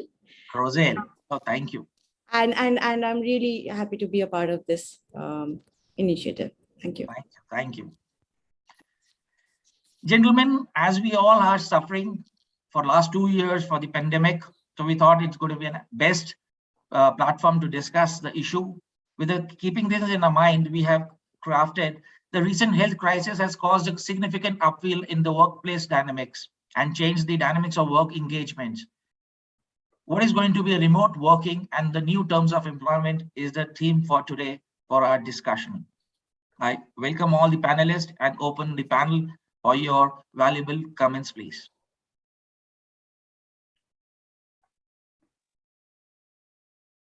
We can start with Mr. Nipun. Sure. So I think enough and more has been spoken about of how COVID has changed the organizational dynamics, economic dynamics, overall demographic situations. And I think we used to talk about this term called VUCA, which is volatility, uncertainty, complexity, and ambiguity. I think COVID is a perfect example of how the world changes when VUCA really hits us. And I think people thought about this being a 1 week, 1 month, 3 months sort of a scenario, but nobody really thought about that. It could be 2 years, and this is still continuing with new variants, new complexities, new restrictions coming on board. So what I have seen, and this is from my experience working back with a lot of clients in diverse industries, is fundamentally when you talk of employment, and obviously when we talk of employment, the role of HR in various organizations has also changed over the last 2 years. I think the focus of organizations now is how do you really develop an organization not for basically efficiency, but now for resilience. So how can organizations be more resilient? How can organizations be more agile? How can organizations and people within the organizations be more flexible to how the changes are happening? And most of these changes now are very unknown to us. So I remember we used to talk about that we'll go back to offices somewhere around early 2021. The second wave came in, it got delayed. People have now started coming back to offices. There are different sorts of models that which are existing in the ecosystem, and I'll talk about some of those models. We ourselves started going back to office 2 days a week, 3 days a week, but now something like Omicron has again started coming up. Globally, offices are again getting shut down. So I think that unknown which existed for last 1.5, 2 years still remains an unknown, and organizations have to be flexible when it comes to things around how do you really work, how do you really set employment contracts, how do you really set up HR practices, so on and so forth. So coming to the basic theme on hybrid models, remote working, and employment contracts, I think the fundamental changes that have happened over the last year or so has been that organizations' design and the operating models of organizations. So organizations' design have fundamentally gone for a change over the last year or so. And with remote working, what has happened is that the organizational boundaries have now got blurred. So something which was known as a cubicle or a space which is available in a city, and it could be a tower, it could be your own building, that no longer now ceases to be the office. So office is beyond that office building. So your home is your office. You might be remotely working from the hills. You would have gone back to your parental homes. So now everything is now treated as an office. So the organizational boundaries are getting blurred. And because of this, the work design has changed a lot. What has also happened is that we've seen that when you have very high levels of interdependencies across multiple teams, multiple geographies, I think that is something got dented with this pandemic. So what organizations have started now doing is that they've started creating smaller work groups. Tasks are becoming more modularized and are now concentrated to highly interdependent small working teams. Decision makings have got localized rather than having very large, diversically spread, globally spread out teams. This has also then impacted the way your HR cost has been seen. So there have been a lot of things in the news where there was a reduction in headcount at both senior, junior, mid levels everywhere in the organization, which has led to a lot of roles getting clubbed, a lot of, I would say, redundancies being removed from organizations. Span of controls have reduced over the last year or so. Organizations have now become a little flatter, and the core theme is that, yes, we need to increase the agility and we need to increase the flexibility of how we are dealing with our day-to-day issues rather than thinking of the long term. So what we did is, as Ernst & Young, we being a management consulting firm, so we did a survey somewhere mid this year, and I like to share some insights of what came out of the survey when we spoke to clients about their organization's design and the workforce models. 65% of the organizations way back in June, July committed that they will start coming back to work, coming back to offices, and it would be something like a 2 days a week, or 3 days a week. We never knew at that point in time that something would start hitting us towards the end of December. And now again, organizations are contemplating whether they want to make this change or not.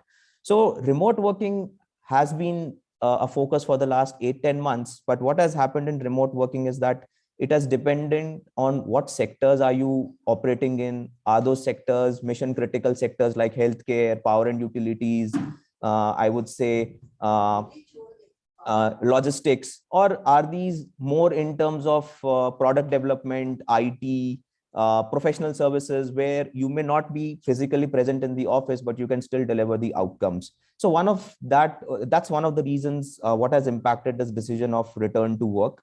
Roles like engineering roles and R&D, which require a lot of infrastructure, physical testing, laboratories to be there, especially in manufacturing, pharma, and even in client-facing industries like banking and financial services. I think the remote working is slowly getting away, and almost like 65 to 70% of the organizations have now full-fledgedly started operating from offices.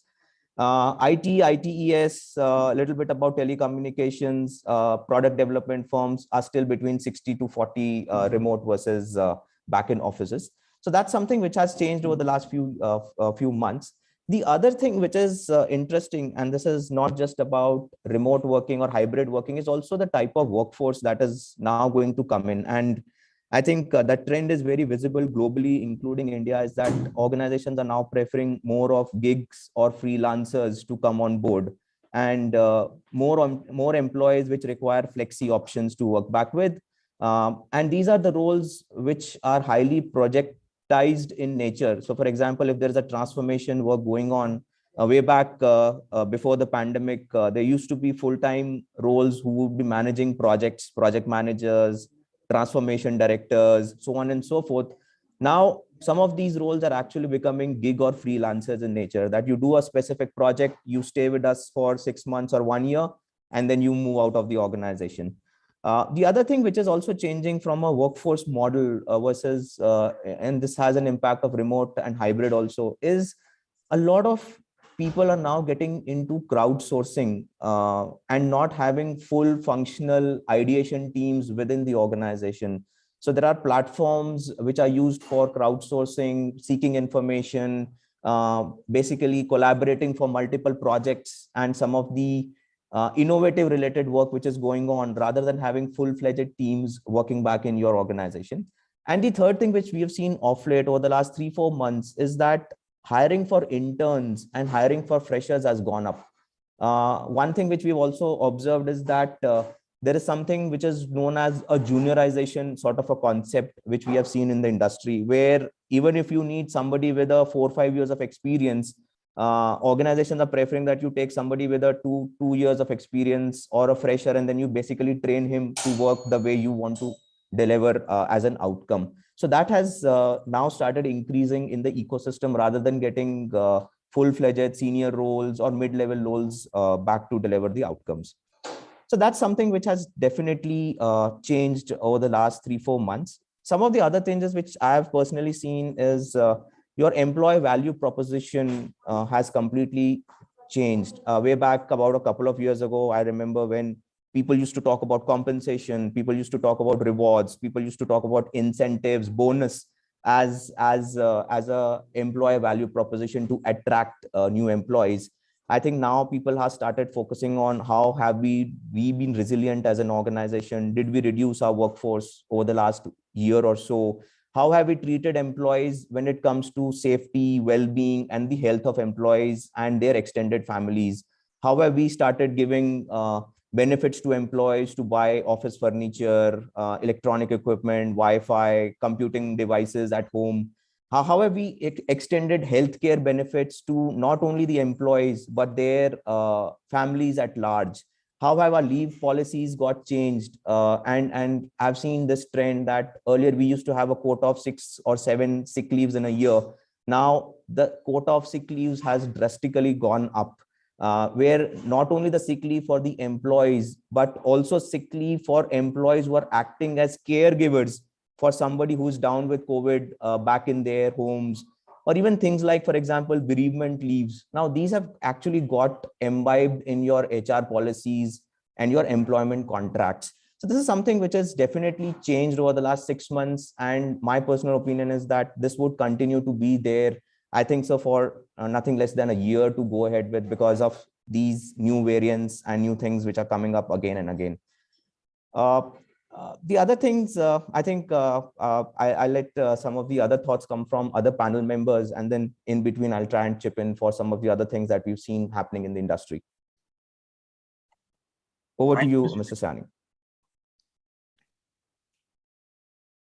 Any other panelists would like to bring some new thoughts? Especially Mr. Nipun, you mentioned about 2 things that today, you are looking for people who are more flexible, for more dynamic, who can do multitask, and you're looking for those kind of people who can learn very fast and evolve with the changing scenarios. Do you think there's going to be some change in the job descriptions which come out on LinkedIn, on various portals, and asking for more personal skills rather than more technical skills? So, Mr. Sani, I think this is a very relevant point that you picked up. I wanted to pick this sometime later in the discussion. There are 2 things which have drastically changed over the year. And I think 2 types of skills. One, you mentioned the personal interaction, or I say the interpersonal skills. They have definitely changed. I think the expectation is more around how much flexible are you as an employee? As a leader, how much of empathy can you show towards your team members? How much are you transparent and open to your communications? How agile are you to make quick changes rather than always thinking about the long term in your due course of time? So I think some of these, I would say, leadership and behavioral skills are definitely now being a part of not only your job descriptions, but I think when people are interviewing mid to senior management roles, I think this is being actually a part of your conversations, that how are you displaying some of these skills.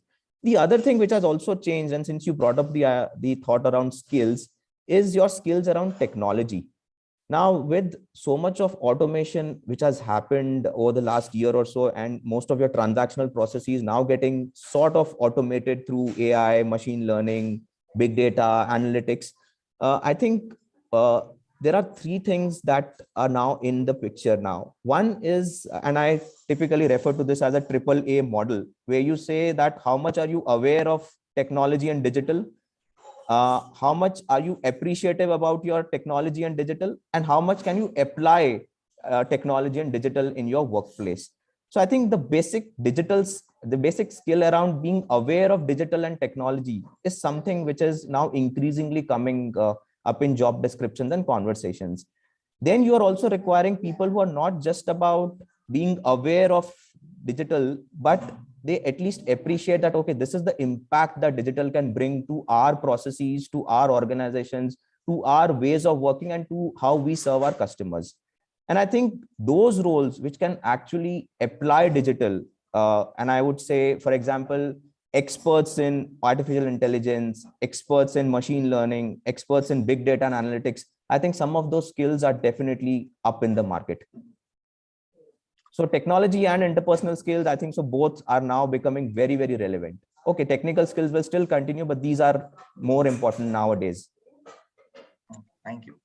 Mr. Ganesh, taking on a point from here, I was just wondering that so much of remote working is happening today, and there's going to be a gap between the leadership as well as the people at the workforce, because probably the physical contact is going to reduce. Do you see it as some kind of a barrier coming up? Do as a MBA graduates or people who are going to come into the management need to learn something new in leadership that who can, you know, cope up with this kind of a changing dynamic? Yeah, it's actually a great question and something that I think we're grappling with. I'm sure the other organizations are grappling with as well. I think the very fact that many organizations, and we are a small organization compared to some of these, some of the other organizations that are represented here, but we've grown exponentially. We've nearly tripled our headcount during the pandemic. You know, we are a net tech organization. So with that tripling of the headcount, we've had people all over the place. I mean, across India, across the globe. Wherever we found great talent, we've onboarded. Now, what that means is that while the talent has been assessed and you've onboarded great people, the big question remains in terms of culture, because one, are all the people that you're trying to onboard or have onboarded aligned to the culture that they have? It's very difficult to do it in a 2-hour or a 5-hour interview and then expect them to be absolutely aligned in what your organization is actually looking to do. So continuous engagement is definitely required. The first point I thought in terms of continuous engagement is the fact that I think the managers need to be aware of it. The fact that you are aware that most of your team members are going to sit in places, or you've not seen your team members at all for about a year and a half, or some of them never ever, makes managers be actually clear that in their calendar, which has typically gone from the standard 8 hours to about 12 or 14 hours these days, to set up time to speak to some of them individually, at least through the week, have a touch point with most of the team members that are there. Usage of tools that are available obviously is important, but I think what's important is the mindset of managers as well. As an HR professional, the first thing that we've done is actually bring in that sort of, I mean, again, cliche as it may sound, the over communication part of it becomes very, very important, right? So we over communicate over multiple town halls, all hands meets, etc., for managers to actually reach out and talk to people. Standard quarterly assessment, which was usually done on a template, has now gone away to more manager conversations being pushed. So I think all of these are big changes if you look at it. Otherwise, managers weren't too interested in the conversation because, you know, you either used to scream or smile at your team member when you see the person in office. But today that needs to be more explicit. You need to put it, make it a very, very conscious effort to actually speak to the person, take time and speak to the person, document it, put that into perspective and share it with the person. The second thing is, of course, importance of, I think, employees learning from each other. There aren't too many opportunities where people get to do that. They're actually siloed, not just in the cubicle, but in probably the small workspace that they have at the home. So creation of those opportunities of, you know, de-siloing some of these teams, even inside the teams, de-siloing individuals is a big challenge.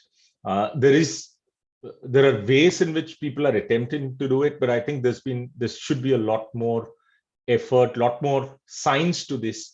And, you know, there are opportunities for organizations to pick this up and see how interactive learning between actually team members actually pick up pace, right? So I think these two are very important. So just to summarize what I was trying to say is, one, of course, is the fact that culture is becoming a big challenge with a lot of onboarding, which is virtual. Number two, I think managers being aware that most of their team members are continuing to be virtual, continuing to understand that their people aren't, you can't have the look and feel of the team in person. And of course, with colleagues not being in touch with each other, the learning opportunities that pose a challenge. I think those three are, again, challenges, but I think what's beautiful is that people are also seeing them as opportunities to, come out with new work models that are there. So I'll pause a bit. So maybe I'm going on a tangent, but I would love to know if you think this is relevant. Thank you, Mr. Ganesh. A very wild thought which came just to my mind was, because I connected the question with the leadership, that I come from armed forces, and there the golden rule is whatever can go wrong will go wrong, what the Murphy said. Hypothetically, if tomorrow there is no internet, there is no connectivity available, how do we have a backup plan to ensure that our human resource pipeline, the communication channels and the workforce efficiency continues what we want as a company to do? Do we have a backup plan as of now? The answer from my side is no. I don't think there's anything. I'm shuddering thinking about a prospect of internet going off across the globe in this model, right? Somehow my experiences is that just to give a little more color to the panel, in mountains we were navigating through the GPS and suddenly realized it just went off. It just went off. So then we came back with our compasses, and then we saw a big face of a mountain and the compass stopped working. Then finally we had to rely on the stars. So when I was looking at the stars, I realized just in case clouds come, what next? So that's my question. What's next we have in our domain to catch on, that we do not lose the sight? Any comments by Ms. Laha on this issue? Sure. I think that's a very interesting question. I think some of the times I've always thought that, what happens if there's no Google Maps? Can we order food? Can we, navigate to a new place? And, I think what I've really learned, and I would be talking from my personal experiences of working across various domains and not as most of our panelists who are actually dealing with the people crisis at this point, if I may use that term. I would talk about the experiences and not necessarily my employers, but as a whole, the past 2.5 years especially. I think we have been extremely resilient. When we entered the pandemic phase, right, we did not really think, if getting our bosses for 15 minutes, 20 minutes to have a FaceTime, and I work on storytelling, right? I mean, you need a lot of understanding of how the person talks and, about a particular stand on a specific matter. And I worked on, very, very volatile and dynamic spaces like gaming and now crypto and so on. So I think there's a lot of human interaction that is required. And when we were entering the pandemic phase, I for one never thought that we could make it. I think we all have shown extreme resilience in this period, and I feel that it would be a very short span, I think, before we actually come up with a solution that if no internet, then what, right? I think I just believe that there would be something. I may not have an immediate answer to that, but I think let me take a step back to tell you what it was and how it has changed, right? The biggest thing, I feel 3 words that really stand out for me is agility, trust, and happiness, right? Happiness is the outcome. Agility is what employees do and the organization does. And trust is what you need to have from all, right? I think these are the 3 broad keywords for me. Now, taking a step back, before pandemic, when most of the employees actually took a work from home, it was like a pressure on the manager to ensure that if this person is at home, this person should work. And most of the times, most of us would, have these water cooler conversations that we ended up working more when we were working from home than otherwise, right? So how do we, so one thing that is a big learning for me, I'm doing it with my team as well, is value other people's time like you want them to value yours, right? And it is more on the softer side, while like immense efforts have been made by all people's teams to ensure that you get enough leaves, you get enough time to manage your work and life. A lot of learning initiatives I think have come up, that how do you really keep upskilling yourself, something that was probably I have not seen much across organizations. I work in both traditional and startups. I think all of these are great initiatives, but it all comes down to implementation. It all comes down to mindset. If your manager is giving you enough time, you can have a no calls Friday to give a long weekend. But then if your boss comes up and says that, hey, because nobody is working, that's a good time, let's brainstorm, right? So how do you change the mindsets of people? How do you trust people that, if they're not at work, work will keep happening, right? For me, it was a bit of a easy process because I was a journalist for the larger part of my career, where I worked with some of the best editors in the country who would always believe that work needs to happen, right? And no matter where you are. So it was easy for me to translate it to my team as well, that, wherever you are, just keep working till the work is done. Now, the point was that as a journalist, the story is released, your day is over.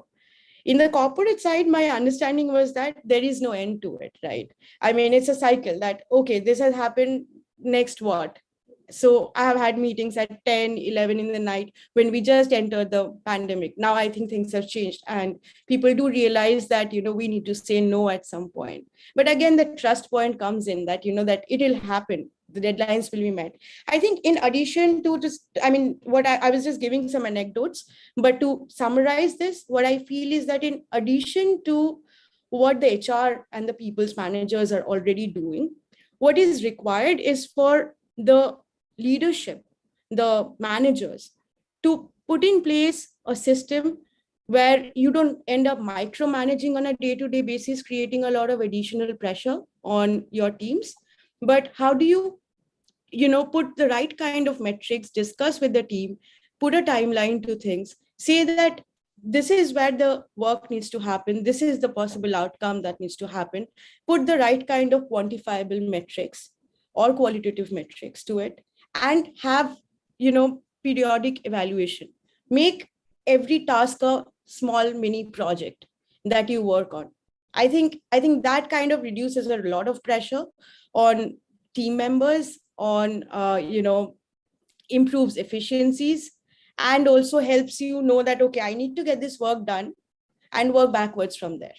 So I think in addition to in the new normal, as we are all calling it, I don't believe in this whole hybrid model. I think we'll get to a point where I think even tech and other large, offline functions that we are seeing most of the teams would have tech teams on ground as we speak. In most organizations, I think eventually that can also be handled from home remotely to a large extent. But I think what we really need is a employee-friendly process where it's driven by people, not just, ideas on paper, like when we are implementing them actually, and giving people that space to perform, be creative, and yet enjoy their lives at home. Like it's not a 9 to 6 job, but then if there is work has to happen, but it is up to the employee to come back and say that, okay, let's kind of, plan it the way we want to. As long as work is happening and work is not affected, nothing should change. So those are some of my views and learnings from, the past 2.5 years. Thank you so much. There's a question which has come in the chat box. It's from Mr. Sujit. He says, the key differentiator for startups to stand out in the talent market is the work culture that they embrace, which is typically unique from that of different from that of the large firms. Now, since we are having online recruiting and probably that the new intern would also be online, how do you think it's going to have an impact on the organization culture and the new employee? We may have Mr. Satish give his valuable comments on this. First up, let me start with where Nipun and Rosalind are also alluded to, right? Work from anywhere, and that's exactly what's happening with me right now on top of a hill, trying to take this session. That's one. Now, getting back to the question, I think Rosalind touched upon it very briefly as well. It's going to be the organization culture and the virtual environment that's going to change the course of what we in our world now call as the employee experience, right? No matter how you recruit, whether it's virtual, in person, I don't see in person interviews are going to happen ever, at least for the next 1 year in my view, the way that I look at it. Because we are pretty comfortable right now as an organization to do virtual interviews. We have put in tools to kind of negate impersonation and falsification of facts and so on and so forth. So that said, operationally, we're also covered. So I don't know when that's going to jump. So getting back again, right? Culture is, it's going to be the key, right? We keep saying culture eats strategy for breakfast and lunch and dinner and however you want to call as statements. But that's going to be the key. And I guess people also spoke about it. A couple of other panelists also spoke about it. As long as you're able to create and showcase that, yes, we value our employees, whereby we create better employee experience, right? If you look at it, the nomenclature is changing. It just used to be people function, then it became I'm going to do employee engagement. Now it's all about employee experience. So there is a significant shift the way we're looking at, how do we kind of engage our workforce differently. So that's why the new term of employee experience comes in the picture. It's not just about taking them through a wellness and healthify me and other stuff, so on and so forth, but it's beyond that as well. That's the key in terms of our culture. In our organization, we have 3 very broad EVP to say so, what we call as high tech, high touch, and high trust. So these are 3 elements that we drive through to precisely to your question, or to the question that's come up, to drive and reinforce our culture and commitment to our employees, right? So it's going to be very, very critical. Tech is not going anywhere. Tech is only going to zoom furthermore. We heard our panelists talking about AI, ML coming in, and how that's going to transform, how digitalization is going to transform, and so on and so forth, which is a fact, right? Given that scenario, and I'm going to step back a minute right now. I'm going to throw furthermore data in terms of what is changing. All of us are talking about how it's changing. It's fairly good, but what is changing in actual? What's the quantum? I guess the group which is part of this entire discussion forum will also need to know what's happening, right? You take, for example, UN research, UN report, what we call as the workforce dependency report. Okay. Now the population, global population that is changing toward today, right? From a 7.25 billion to, it will change by 2030 to 9.75 billion, right? So that's going to be a uptick of another 2.5 billion, which is huge, right?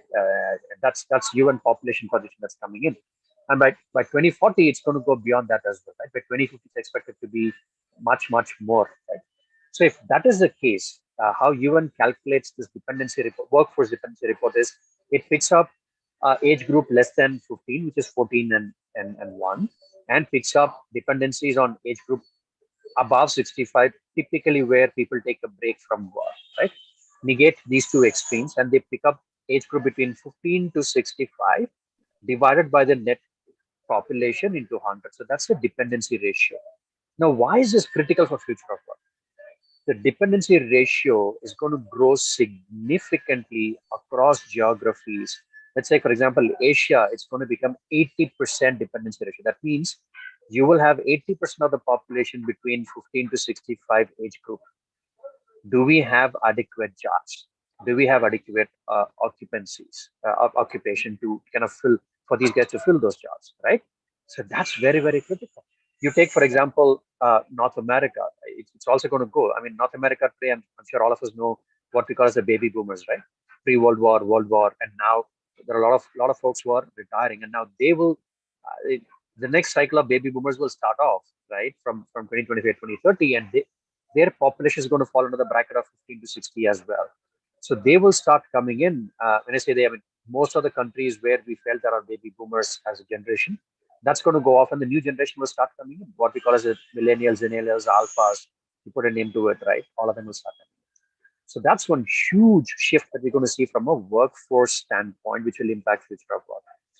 Second is about the latest trend of immigration policies, right? Whether it's North America or Europe or UK, Brexit that happened, and so on and so forth. Everybody wants to be self-contained and kind of extend jobs for nationalist, from their specific geographies as well. But the more restrictive you are in saying, I will extend employment to local nationals and not others, that is creating another barricade as well, right? But if you look at it in contrary, and there is a fairly good research done again by UN, what they call as rise of East, RE, right? We are going to grow significantly. When I say we, all of these Southeast Asian countries and Asian countries that we're talking about, we are pretty open for folks to migrations to happen and come in and work there, because you will get that investment, you'll get that infrastructure push, you'll get the financial push, and so on and so forth. So given that question, so two sides to it, right? One, the workforce dependencies of population is growing significantly. Two, the rise of East in terms of ease of work from culturally as well, the population migrating into Asia, Southeast Asia, and so on and so forth. Two, on the third dimension, which again, both the panelists alluded to, the digital transformation that's happening. Again, the prediction is 60% of the population, at least in developed countries right now, as whilst we're talking, 60% of population is susceptible to change. That means 2/3 of developed nations are susceptible to change because of digitization or automation. They wouldn't have the work that they have today whilst we're talking in the next 5 years. So that's going to get wiped off. So what's going to happen to that population as well? They need to find a newer avenue. To your question, Hemant, I guess that's where people function, HR function, need to sit and think through, look, by 2030, if 2/3 of developed nation is not going to do what they're doing today. One example could be we already are seeing autonomous cars coming in, right? If autonomous automobiles are going to come in, look at the number of cabbies that we have today, right? If they're not going to ply the cars in 2025 or 2030, what's going to happen to those thousands of cabbies that we have? Do we have alternate plan to upskill them, cross-skill them, or redeploy them into some other occupation? Huge task on hand, right? So that's what we're talking about. So the digitization is going to create much more deeper areas of thought leadership, if you want to put it that way, to see how we can engage them better, because it's going to cause more disruption than what we expect to do. India alone, we will see occupational change of about 63 million jobs. I'm not talking about people, 63 million job types. Occupations are going to change significantly, right, by 2025, 2030. So what's going to happen to those number of people who are working on these set of occupations? Big question to ask. Now, the positive spin to it, I've been talking about hard-hitting disruption, but the positive spin to it is, again, the same projection says, thanks to like our fellow panelists spoke about, the same AI, ML, digital transformation, all of these are going to bring in, at least in India, it's going to bring in close to about 132 million new jobs. When I say new jobs, these jobs are going to be specifically around the digital arena that we're talking about, right? But again, Colonel Hemant, when you ask that question, if internet is going to go down, what's going to happen? I not start to figure out what's going to happen to our economy. If net goes down for even one day, it's going to be a washout, on currencies all across the globe, right? Because everything is hinging on digital economy today, right? So that's what I think Roselle spoke about as well, right? Cryptos, you talk about it. If one day net goes down, if crypto exchanges doesn't happen, Bitcoins doesn't happen, it's going to be a boom crash, right? Look at the macroeconomic impact that all of these will carry. Sorry, I'm digressing because it's a very, very this is the research that I'm doing, by the way, as a scholar right now, in terms of macroeconomics and how this is impacting people at large. That's a thesis that I'm doing, part of my doctoral thesis right now. So it's to my heart right now. So that's the significance that the panelists here are alluding to. How is this going to impact future of work, workforce, and workplace as well? So it's three dimensions. It's not just the work that we thought we would see, but look at the workplace. Yeah, if not many, I would say for want of better words, inventory from an infrastructure perspective is occupied, what's going to happen to those space? Look at the investment that would have gone in by large infra realtors or infra people. What's going to happen to them? Right? That'll be a huge crash. If everything is going to go, Omicron or some other cron in the next 6 months, something comes up. If everybody's going to work from home, infrastructure is going to crash significantly, right? I guess Dipayan again spoke about it, right? Work from anywhere, remote, hybrid, and so on and so forth. Ganesh alluded to it to a large extent as well. If that's going to happen, what's going to happen to the real estate for home buyers? Is that going to see a sea of change there? Because your corporate infra is going to go down. The tons and tons of glass buildings everywhere in India, right? Metro, non-metro, growing metros, tier 2, tier 3 cities that are growing. It's all going to come to a standstill, right? Like the automobile that saw one of the city in the US going wiped off. What's going to happen? So these are larger questions to kind of ponder about. I know I'm taking a lot of time from other panelists, but quickly to summarize, right? One, the workforce dependencies. Two, it's a migration that's going to happen, right? The rise of East people moving into eastern part of the continent for want a better job, investment, and so on and so forth. So as the developed nation or the developing nations going to grow much faster than expected. So they're going to be the next developed nations in the next 3, 4, 5, 6, 10 years, right? But having said all these, there are what we call as the economic dependencies and policy as well. Sorry, someone's pinging in my teams there, right? So what's going to happen to them? With all of these happening, with 60% jobs are susceptible to automation and digitization impact, what's going to happen next, right? That's the key question. One example, one data point that I would want to drop out is by 2030, Europe and Americas are expected to have more than 20% unemployment percentage. Today, they're hovering between 4 to 6%. 20% of such large developed economy is going to go jobless. What's going to happen? Guys, that's what we're talking about, future of workforce. And we need to kind of get together to see if that's impact is going to happen with developed nation, that will have an impact in global economy. If that's going to happen, investments, growth, our country's dependencies in terms of export and import in terms of software, manufacturing, Nipun covered most of it, right? Real estate, logistics, you name it, any industry that it is, everything is going to be in the blink. Like you said, if internet goes down, the same blink that you're talking about, right? So net, the future is going to be about how each government is going to look at it socialistically. We're also talking about ESG, which is the next big subject in corporate world today. Sustainability is going to be the key, right? What are your economic laws coming in? What are your labor laws that's going to impact? What are your taxation laws that are going to be impacted, right? All of these are going to play a very, very significant role for us to sustain the livelihood that we have today. Again, reiterating, not just from the work perspective, but from the workforce working together. The rest, I think, the panelists covered significantly as well, and I'm sure Ankur is going to talk about that as well. I'm not getting into the functional aspect of it, whether it's agility, learning, working cohesively, collaborative workforce. I'm not even getting there for now. I'm only talking about the other aspect, other side of the coin, right? Sustainability is going to be the key. Taxation, regulatory bodies. You talk about interest rate cuts that will impact liquidity, financials, and so on and so forth. All of these are going to be a big, big question that will impact the entire job market. When I say job market, roles, it's going to talk about your workplace. Do we even have a infrastructure to work, or it's all going to be hybrid, right?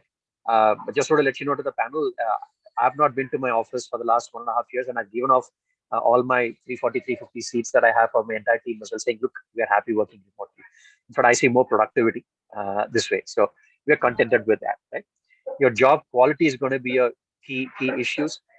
And today is a testing time for Maslow's hierarchy, right? Your entire social protection part of it. How are you going to ensure your employees are protected? It could be, getting additional jabs for them. It could be covering them in terms of insurance, liabilities, and so on and so forth. Their ergonomics, their well-being. That's going to be the key, guys. So all of these are significant pointers in terms of data for us to ponder about. In terms of what's going to be future of work and how that's going to impact all our lives. Sorry, guys, very long drawn monologue, but I will take a pause here and I'll pass it on to Ankur. Thank you, Mr. Satish, especially for so much of facts you have shared with the panel.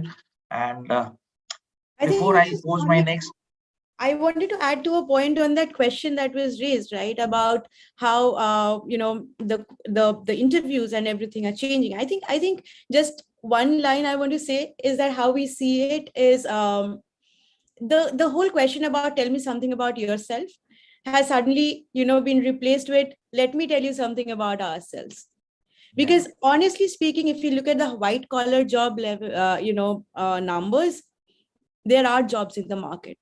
And if you look at tech talent, if you look at the kind of initiatives a lot of these larger tech companies are taking, like giving out BMWs and so on and whatnot to get talent to work with them, it's a huge task. And I think I'm, at least for myself, like I have spent like last 2-3 months interviewing at least 70-80 people for various functions. I think the employees now we need to really sell them why you want to work with us and give them that confidence that we are going to give you that conducive environment to work in. And I think it is across, like I was earlier working with a conglomerate and now with a startup. And I think it was the same question that people were looking for, if am I getting the right thing? We have other options too, right? So honestly, like customers, even good talent is still spoiled for choices. And I think at the blue collar levels, the challenge is how do you really improve the quality of education, employment, right? I mean, it is not so much about, automation taking away jobs, but how automation upgrades the quality of jobs. And that's where I think a lot of leadership collaboration would be required, that, you are not doing the mundane things that the machine can also do, but how do you use a person who is a stenographer, right? I mean, there are so many other skill sets that person brings to the table. As of now, I think most people were really looking for, in the absence of machines and automation conversations and, investment budgets on those fronts, people were using people for doing that. How do you now replace that and identify the skill sets that can be used for other things? I think that's a leadership challenge more than a employee level challenge, I feel. So I just wanted to add these 2 points. Thank you. Mr. Ankur, I have a question for you. I was going through one of the surveys. It says 54% of the workforce feels overworked and 39% feels exhausted, a total of 93%. Has the fatigue set in already? All right, I think that's a very interesting question. And before I answer that, I want to kind of touch upon something which some of you alluded, because I come from broadband of Airtel. We provide internet connectivity to people. And I can assure all of you that there won't be any blackout in future. There can be minor technical glitches off and on because of the spectrum limitations, but a complete disappearance of internet is something that at least I can't imagine. And the kind of investments that the company is making in the future of connectivity, we have just expanded our footprint to 2,000 more cities, which are tier 2, tier 3 cities, because of the increasing demand for broadband connectivity in these these upcountry towns and all these locations. In fact, I was just told that we have also established our footprint in Port Blair, Andamans, and also Ladakh and Leh recently. This has all happened in the last 6 months. So the point I'm going to make is the internet penetration is only going to improve. The quality of the infrastructure is only going to improve because companies are very serious about it. And so don't worry about that. Be rest assured that it's one of our missions as a company to ensure that all of us are connected. And so that's something that we should be completely assured about. Now, coming to the point on fatigue and burnt out, I think this is a fact, and a lot of studies have happened around it where people are feeling fatigued, people are feeling exhausted, people are feeling burnt out. And let's understand why is that happening. First and foremost reason why this is happening is it's a new change. And when I say it's a new change, we have not seen these kind of pandemics earlier when overnight we had to move to home, working from home kind of a model. And people are still getting used to this, working from home model. The entire boundary between workplace and the home place has got blurred. I get to know from a lot of my friends who say that we start our work early mornings, we get calls late evenings, because sometimes managers feel that how does it matter? He's at home now. So even if we call him late at night, how does it matter? He must be at home. So I'm saying you need to understand that this entire piece of physical workplace versus the extended workplace and home, these three different categories which used to be there has kind of got completely boundaryless now. They've merged into each other, which is the one tectonic shift that you're seeing. Second thing is that with the pandemic has also brought some plight with it, right? I think there is stress around and people have lost their dependents, their acquaintances, which again is is something that's causing a lot of emotional turmoil among people. And especially if you look at the second wave, which happened in April, I think I'm sure, we would know somebody we would have lost, direct to indirect groups. So a lot of focus that the companies are now making is on the emotional well-being and the psychological well-being or the mental well-being. We used to talk only about employee engagement so far and the physical well-being and all that. But in a lot of the leadership communication that I am seeing, the tone has changed. The leaders are talking about counseling. The leaders are talking about appreciative inquiry. Leaders are talking about, emotional connects, sensitivity trainings. These are all alluded. These are all, directed towards emotional and mental well-being of people. Second piece I want to call out here is that, when people start working from home, you need to understand that you're working in front of the family, right? Your family is also working from home. That sensitivity and that realization and that empathy, I don't know how many managers had, and it's not their fault because they were not used to it. So that also, to my mind, created a lot of pressure among employees who were operating from home with their families, with all those constraints that we just spoke about. So the second area that I'm going to call out is the entire mindset change in the way we supervise people is going to be the next big area, which has already started now. I've started seeing the transformation where a lot of trainings around sensitivity, care, emotional quotient, our leaders leading with EQ, our leaders empathetic towards people who are working from home, trust-based supervision, which is the fundamental of any virtual working, right? Now, if you have an assumption that the guy is not working, then you will go all out to screw him, right? So I'm just saying that these are basic tenets of a new workplace, which are going to define a healthy culture, right? So to answer your question, in short, has the fatigue set in? Yes, but I think the fatigue is going down now. The fatigue which had set in, say, 6 months back or 1 year back, when this had just struck us, is kind of going down and alleviating as people are getting used to it. The organizations are adapting to the way they are handling people with more care. And you would have also heard about the great resignations, which is kind of floating all around, where people are resigning in droves because they want to take a break. They want to do something of their own. A lot of them want to go and, go to a hill station or somewhere and spend time because they want to place more in priority to their life. So organizations are becoming more flexible to give them that space, is all I'm trying to say. They're encouraging people taking leaves. They're encouraging people, working flexi hours. All those things are happening to build flexibility and, convenience for the employees. So that's my take on that, Hemant, on that question. Thank you, Mr. Ankur. We have been talking about, firstly, thank you for reassuring that Internet and Airtel will continue allow us to keep in touch with our employees and families. But I have personally been at places where there was no communication. And believe me, it takes you in a trance. You really do not know. Most of the time when I used to come back from mountains, we used to forget what is the password of our Facebook account or Gmail account, and what was the last phone number I was using. So I just thought I'll put this question. We should keep it at the back of the mind that lines of communication and this needs our backup. With this question in mind, I come that so much of data and communication has come online. Is there a privacy issue now? Is there a security issue now? Or do we have to invest more to keep our stakeholders and our supply chain, value chain participants secured about what we are discussing, business communication? Do we have a kind of infrastructure, or we need more about that?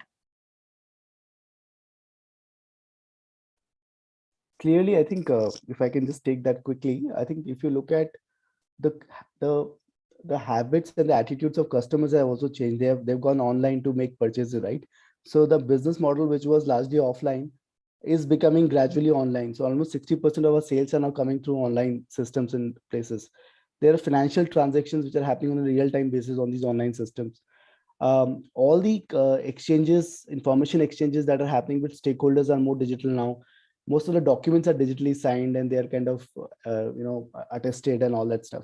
So the point that you're making is, does this require more security? Answer is yes, it would require us to be more secure, because now we are operating from a dispersed and scattered perspective. Your employees are all scattered with, keeping with their information, official information flowing through their systems to the office and all that stuff. So I think, and also the stakeholders who are kind of communicating through their through the firewalls and through the systems. So, and a lot of companies have started taking measures around that, to my mind, right? So VPNs have become more stronger. They have put 3-layer securities to ensure that the data, it doesn't go out of the system and all that. Yeah, but this would require more vigilance. You're right, absolutely. Thank you. There's a question in the chat box which he wants to know that there's a cross shift in the industry today, and people with a little more a decade of experience, when suddenly move to a new industry or a new role, what should they be concerned about? How should they prepare themselves? What is the new role looking at from them? How can they be more contributory to the organization when there's a shift in the role? If I may take that question, Mr. Sani, because I kind of, was changing industries during this period, and I just want to share completely my experience. I think what works is that you know what your skill sets are. It's not about the industry that you're going to or the function. It's about mapping your skill sets to, the role that you're going to. That is the homework you need to do when you are, selling the pitch, that why you are the best fit for the company, right? So irrespective of what industry we're in, I was being interviewed by a headhunter at some point for a headhunting role, which is nowhere similar to what I do, that is corporate communications. But the skill sets that stood out for us, just to give an example, would be, the communications, the understanding of industries, how when you talk to a CXO, how do you really, engage that person in a conversation, inform them about what the industry is about and why he can add value. So creating that narrative, so storytelling, then mapping, the right candidate to the role. Those are some of the things that the headhunter told me would work for me, right? I never knew that I can be a HR or a recruiter as well. So I think every person has some inbuilt skill sets that kind of, the soft skills, and of course, like technical skills are something that one can always pick up, learn, and invest upon. But then while changing industries, it's important to know what are your skill sets and what are the skill sets that are largely required to, at least set the ball rolling in your new role. And then, you can always say that, these are the skills that I bring that I can add on. These are the areas I would need some support from you over the next 3 months, 6 months time, and can, learn and grow within the system. So I think shifting industries would largely mean knowing yourself and knowing the industry you're going to. That is my way of looking at it. Thank you. I kind of agree to what Rachel said about knowing oneself, right? So and I've been a person who again not during the pandemic but shifted industries. One of the things that I think as a person you have to be very open to new learning. And cliched again as it may sound, a new industry brings with it a lot of new challenges, but it's also an opportunity to learn new skills.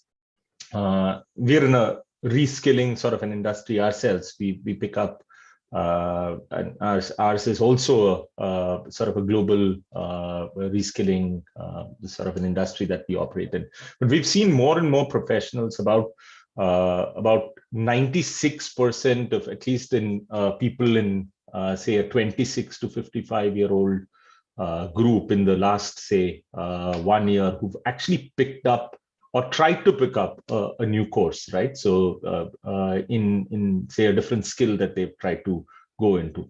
That's a huge number, right? So it almost says that nearly everyone in your organizations actually tried to learn a new skill that is there. So there's this inherent what do you say, urge from professionals to try and pick up a new skill when they're actually sitting at home. So you will see a lot of cross-industry shifts. Even, I mean, that's been kind of a standout, but it's going to be some sort of a norm where people are going to try out newer industries, newer pastures to actually hone their skills. One of the things that I think as an organization, at least I've seen great organizations do internationally, is actually call out missions, right? So what does that work actually impact? I mean, how does your work actually impact the organization, the world, the customers that that we are actually bringing in? If you do that and give that clarity, and more importantly, when you shift roles, if you have that clarity saying that if I'm going to work in this industry, this is going to be the impact that I'm going to get. If you have that in your mind, I think it's going to be a big game changer, especially for professionals to make that shift. Thank you. A question just came to my mind. I was just trying to imagine the manufacturing unit with the manager at the shop floor and maybe the business development guy online, sales and marketing, maybe somewhere down, and a project meeting is going. Will the communication really be a good communication? We will be able to share our views, concerns, conflicts, ideas, innovations in this kind of a mode where someone is trying to, show you a piece of metal and say, look, this is not working. Will that person on the online, the other side, be able to understand the gravity or the concerns? Do you see this kind of a conflict coming in a company?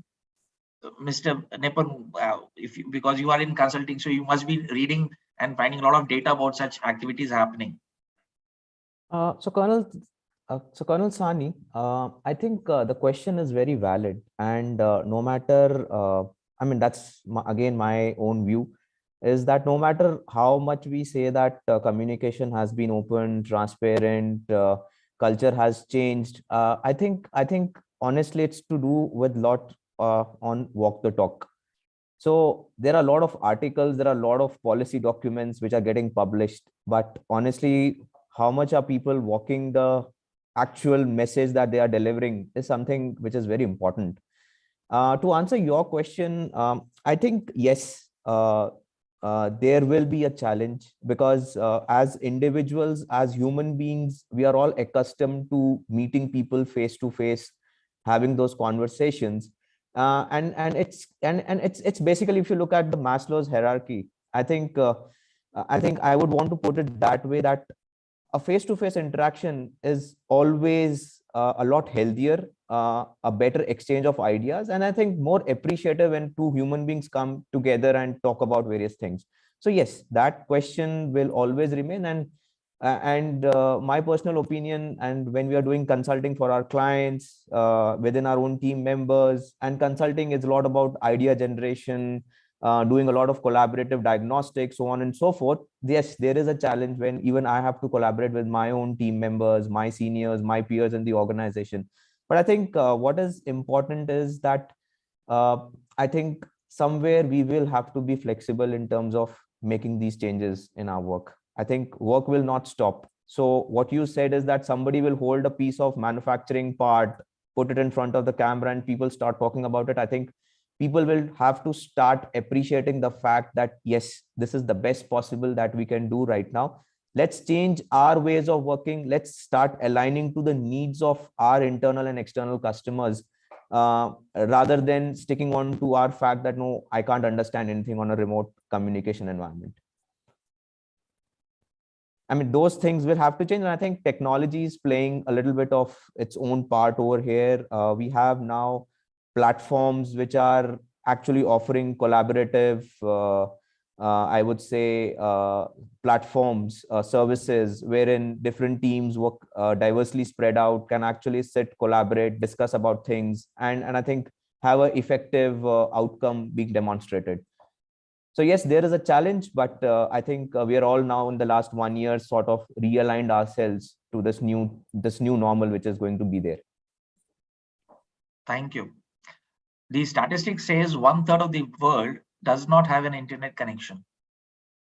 5 years down the line, do we think that 2/3 of the world and the 1/3 of the world will become two separate worlds in the same world?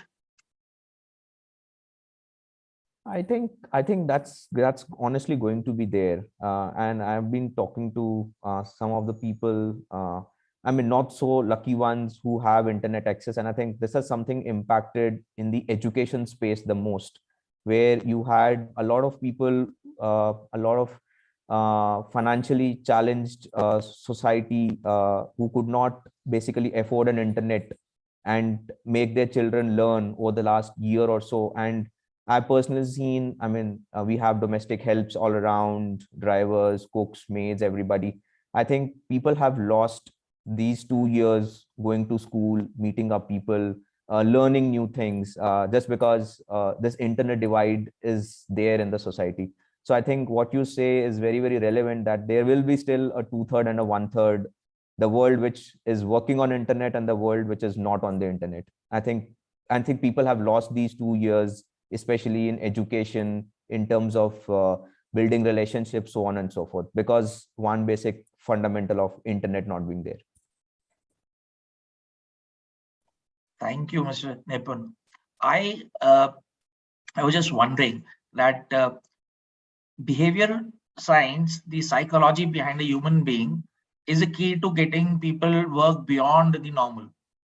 Are HR going to become the new guys who are going to be studying behavior, connecting the behavior, the human resource, the management, and the statistics? Are we going to be upgrading our roles to a more of a a mentor than to be a custodian of the policies? Well, Hemant, I'm going to take that. To the previous point that was alluded to, I guess Ankur would add on to it, right? Because they're on an expansion tree. So I don't think even that 1/3 will be left out with internet, but that other part on the lighter side. Very valid question. I guess HR is transforming into more of a organizational psychologist kind of role, or I would say, for want of better words, HR data scientist, right? Kind of role that's getting existing. But then to my earlier point, it is all going to be employee centric. So it has to be, let's say, an employee experience coach or a business coach, right?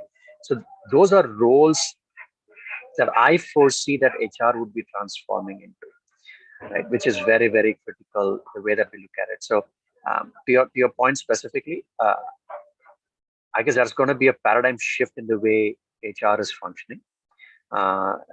From point A, where it is today, to where it's going to extend towards. It is all going to be behavioral driven. It is all going to be how do you, given the environment being virtual in most cases, I think one of our panelists spoke about gig as well. If all of them are going to be there, people are going to come in, be there for a while, deliver the program, and they're going to move for another pasture outside, which is of interest to them. If given that situation within that short span in time, how are you going to gauge their interpersonal relationship, team cohesiveness, agility, something that came up from this group as well? How are you going to drive all these? And you need a typical organizational psychologist to see, is this cohort attuned to work together as a team? Because they're going to come in with multiple facets. Like the same example that you quoted, a shop floor supervisor saying, look, the shape of us is this. Sales guy, would you be able to sell this out appropriately well? I mean, those are two diagonally opposite sides that you're talking about, right?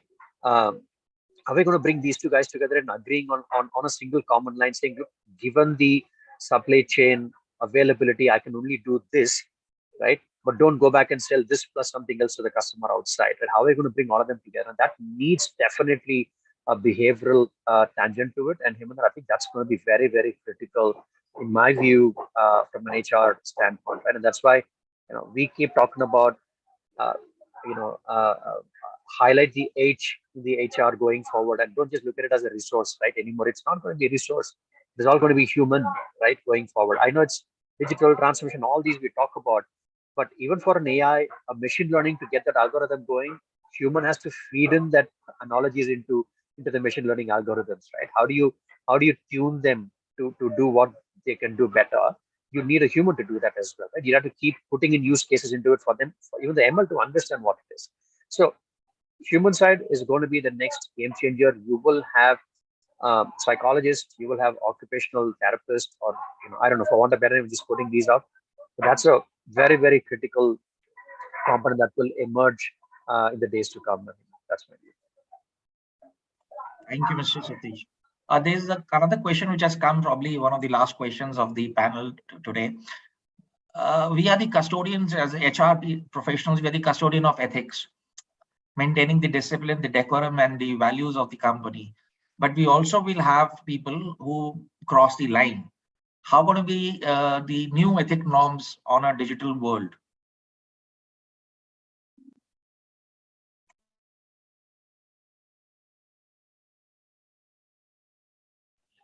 Very systems are not going to allow anything that you're outside of the policy component, right? You will have the bot, you will have the assistant bot, cobot, and all the bots coming in. I think these are going to be hygiene in my view. I'll let my fellow panelists also allude to it. Gone are the days where today the way attendance or leave application happens, Colonel Hemant, right? It's more like you pick a phone, you have a voice input that goes in saying, look, I want to apply for leave, and that voice tone gets into your HCM, checks for your leave balance, paid leave, vacation leave, sick leave. It will then ask a question back to you on a bot saying, look, you have these 3 categories, these are pending, which one would you want to opt in? You say, okay, I'll go for one. Your leave is applied. But that's the way things are happening. Gone are the days where you have a leave card in a manufacturing industry firm, or you have a punch card or attendance tracking system. Everything has become touchless today, right? So I don't. To your question, it's not the question of how will that happen. It's the question of it's already started happening. It is all going to be like I said, right? Half of what HR was doing in terms of processes and basic fundamental, I would say HR transactions or processes are all automated right now. So we don't need someone to man those policy related situations at all, right? Everything is now digitized. I think one of the panelists spoke about that as well. So the question that you asked about, it's already negated, right? Nobody can circumvent the policies. It's all compliance driven. It's all going to be to an assisted bot. So you can't even try and do what you're asked about. And that's my view, right? It's all going to be governed to that extent. Yes. If you're going to go overboard with a budget saying, look, my LTA is going to go beyond, what do I do? That's a different connotation to have. But everything is going to be keyed in the system. So Colonel Sani, I just want to put in a perspective from what we do. And since you asked a question about ethics, in E&Y, we've actually seen a multifold increase in client conversations which are around ethics and compliance. And honestly, so we have a forensics practice within our organization. The number of client and CEO level conversation, board level conversation, which are now happening around forensics and identifying these cases which are violating ethics has honestly gone up over the last 2 years. And just to put in a perspective, and I would agree with Satish also that while there are systems and checks which will ensure that nobody can really bypass the policy in a way, honestly, we are also seeing some of these tools now getting deployed. For example, because of work from home, a lot of documents moving online. There are now softwares which organizations have actually deployed, which can actually read through your emails. And there are bots who now read through the email content, and they probably make out that are these emails being sent to fishy people? Is the content which is going out? So I remember, for example, even in Ernst & Young, because we deal with so many clients and so many internal people. So whenever I'm sending an email to a non-EY account, for example, it's a client Gmail, and let's appreciate. So if we work back with government clients, a lot of government clients don't have their official gov.in email IDs. So they use Gmails, Hotmails, Yahoo, and all those things. So there is a specific question which comes out on my email. It's a dialog box which opens that, are you sure you want to send this email out to a non-EY email ID? And as soon as I press yes, there is a bot which automatically starts reading what mails, what content, what documents are moving out. So I would say that with this remote working and with this, I would say, penetration of technology, somewhere, I think bypassing these rules, regulations, and policies, it's going to be difficult. And the other part of it, which also comes around with the cultural aspect of it, is how do you really train your managers and your supervisors to really imbibe this whole culture of transparency, being ethical, not doing some of these wrong things? Because I think gone are those days, and we've been talking about on this panel conversation as well, that gone are those days when managers are now expected to be technical experts. Now they have to be leaders who have to show transparency, who have to be mentors to their team rather than somebody who's going around with a stick in their hands. So ethics will also become a part of what the managers are now expected to deliver as outcomes, not just HR as a function. Mr. Ganesh, I had a question that as we are moving into the digital world, there's a shift from a white collar, blue collar, and a kind of a laborers force which we had. Do you really think there's some connection in the skill sets, education system change policies, which we should be advocating that the next decade, this is how we should get the workforce so that they can be incorporated in the digital world?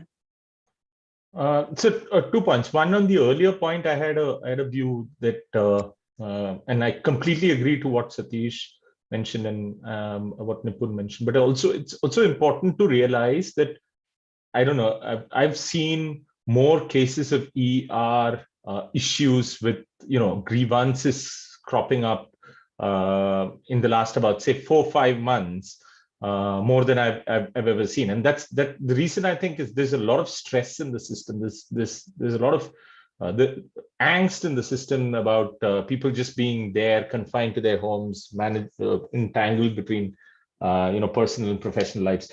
It's a very important part where some of these automations that we're trying to do actually recognizes and has places where people are actually able to vent it out, call out, and voice out their concerns if it's necessary. And all of these, we've got multiple apps today which cover mental health, etc. But easier said than done. There has to be something which needs to be better, and I don't know the solution for that. But you're right, Colonel Saini, that we do need to have better systems, or maybe even stronger systems, while the direction is right, stronger systems towards ethics, towards ER management, towards people actually managing stress at work better. Right. Okay. Now on the question on on blue collar, white collar workforce and skilling, I've personally seen globally that people are becoming more empowered to choose what courses they need to pick. I don't see the need for organizations that employees today aren't appreciative of organizations prescribing courses for them to take, right? So they definitely feel empowered if you give them, say, a plethora of courses, or probably a platform where they can actually pick courses from and then skill them up. So I think education as a benefit is becoming a lot more prevalent. I've seen that happen in US, and we are actually beneficiaries of it. We're tapping into it as a company. But I think education as a benefit needs to actually more evolve in India, where you actually give people probably a quota or a money to actually spend, and they pick the course that they want to, right? And that's regardless of whether the person's a blue collar or a white collar workforce person. So I've had multiple cases where nursing professionals actually have picked up courses in sales, and that's again to the point of shifting industries and skill sets, right? Picked up sales related courses and actually have become sales leaders. And we in our town halls we actually call out some of these impact journeys, which make people, again, to my point of bringing purpose and mission to people, that to the work that they do. So we usually do that, but we've seen more people actually do that, and people appreciate if they're given the option to pick the course of their choice, rather than prescribing, saying that, hey, you are in a nursing job, so here are 4 courses that you can pick to make yourself a better nurse, right? So they rather want to do something in AI. I've seen HR professionals in my own team actually wanting to do courses in, say, AI, in Python. I'm sure a lot of us ourselves have actually tried to attend some of that, right? So I think opening that up and giving them the entire platform is becoming more important than actually prescribing courses, is my limited point. But I'd love to hear other perspectives as well. I come from the industry, so I have probably a biased viewpoint on that one. I'd love to hear from the others as well. Thank you, Mr. Ganesh. Gentlemen, we are running short of time now. So we'll have the closing comments, a minute each by all our panelists. before we close, we start with Ms. Laha, please. Thank you, Mr. Sani. Thank you for having me, on this panel. I think the way I look at it after the entire conversation and also my understanding of working in the industry is that I think there's a broader understanding that we need to create a conducive environment for the employees. And, there's a broader understanding among employees of the need to be more accountable, gain trust that, they are a responsible part of the team. I think is already there, right? The idea is that how do we really scale it up, make it more efficient, more customized, because every person's way of engaging with each other is different. How do we really, customize it as per functions, as per individuals, in some cases even. So that is the way forward, I think, for all of us, because whatever this new normal is, this is going to be there for a long time. And I think a lot of us have gotten used to this idea of, being efficient while not traveling and doing things over video calls and so on. I think these are some of the things we have learned are the easy ways of doing things. And, pandemic is the new chief digital officer, literally. So I think we learn all of those things as we go along. But I think we have already set the ground over the past couple of months. And it's about the industry to take the next step forward. So, yeah. Thank you, Mr. Laha. Mrs. Laha. Mr. Satish, please. Well, let me keep it short and simple. It is about how do we enable curiosity, creativity, and collaboration, right? Because I think that's going to be the walk of next 5-10 years of any business, whether they grow organically, inorganically, or even for people functions for that matter. Let me put it that way. It's about being wide open in terms of how things are going to happen. How curious can you be? How childish like questioning capability that we can develop, right? I mean, we just keep asking questions, saying, look, like you asked about, right, which was hard hitting, right? What if internet goes down, right? What if the bandwidth goes down, right? What's going to happen, right? So how do you create that curiosity, which is very, very critical for any business to grow? How can you be creative? I mean, we've all heard about in our universities, colleges, and high schools and high secondaries, Pareto's 80-20, all of those stuff. But how do you use creativity? And in the modern world, we call this design thinking, right? Gone are the days where we said Kaizen, Gemba Kaizen, Six Sigmas, and all of the stuff. Now it's become design thinking. How do you apply design thinking principles to see how we can try and find a solution, for a problem statement? So how do you do that? But most importantly, I think most of the panelists spoke about it. It's about agility. How do you work cohesively? That's what we call as collaboration. It is. So the world is changing from an employee perspective. The world is changing from being an atom, saying I'm an employee, an atom, and I will make changes. No, unless you're a molecule, atoms coming together, nothing is going to get established. So it's how do you move from being an atom to a molecule? I think that's where collaboration plays a significant role. So these are three things that we should watch out for in the days to come. Thank you, Mr. Satish. Mr. Nipun, your closing comments, please. I think for me, three things will be very, very important. I think one is while this thing is going to continue for long, and I think everybody is now acknowledging that fact, I think leaders and managers both have to now become more accountable in terms of how they are leading their teams, their organizations, and are they honestly walking the talk that they're delivering. So I think that should be one of the prime focus. The other thing which I would want to stress upon is that while yes, it is important to look at the long term in nature, but I think I would go back to the way the software development industry has changed. I think gone are those days where you to get onto a waterfall sort of a model. I think it's time that you become agile and iterative in your entire process. So you start small, you think small, you do something, you develop something, you fail, you again restart. But that agility has to be there. Don't wait for that we will do something with a big bang. I think time is come that you do small things, make certain improvements, go back to the drawing board, become collaborative, become more innovative in nature, and then start making things, collectively smaller pieces will join the bigger dots and the bigger jigsaw. So I think these are the two things which I think will be very, very relevant going forward. Yeah, so I'll quickly close with my comments as well. Though I think 100% agree to what each of the panelists mentioned. Just to add to Nipun's point, I think the essence about agility is also being quick, dirty, and start off quick and dirty, and then probably make improvements. The second one is about failing fast, right? So I think it's important that we fail, learn, and fail fast so that we are more agile as we go.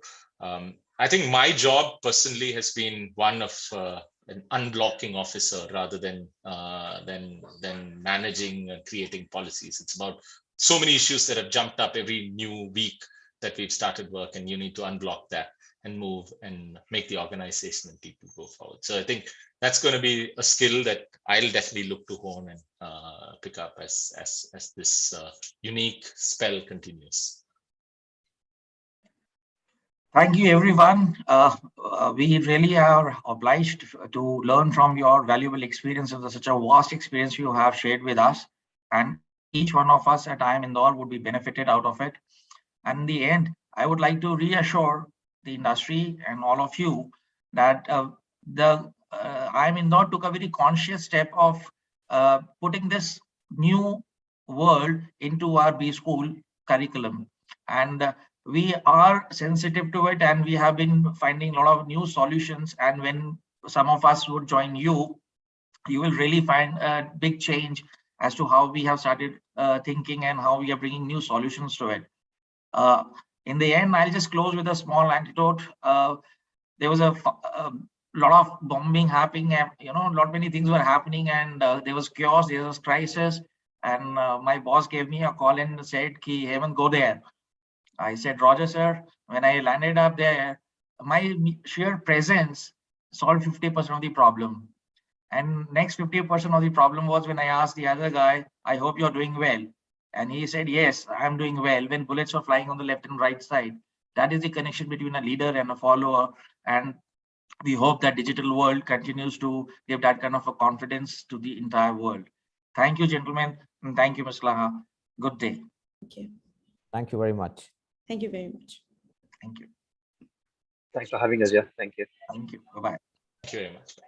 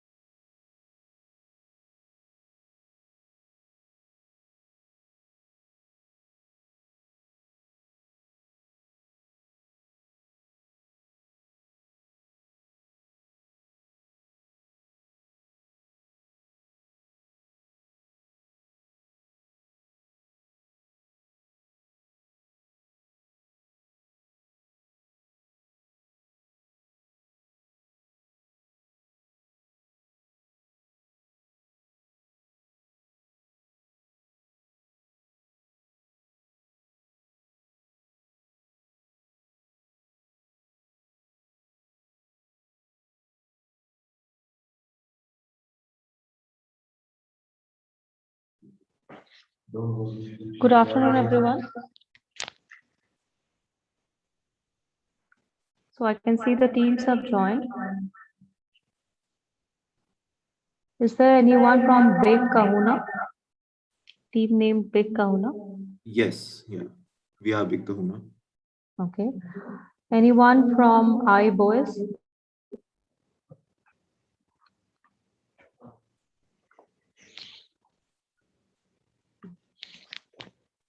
Anyone from Team i-boys? Okay. Anyone from Stark Industries?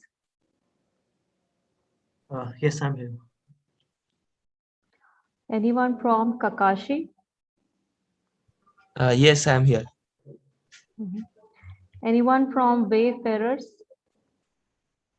Yes, I'm there. And anyone from V1? Yes. Okay. So anyone from i-boys join now? i-boys from IIM Bangalore? I think Manish has joined now.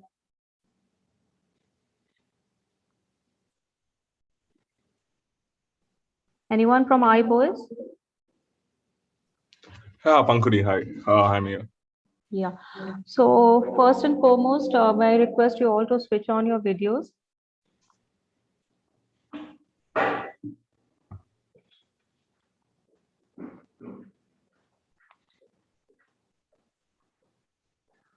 It would be helpful if you can change the name that is being displayed to the name of your team. You can just go to your picture that is coming, go to the 3 dots over there and rename.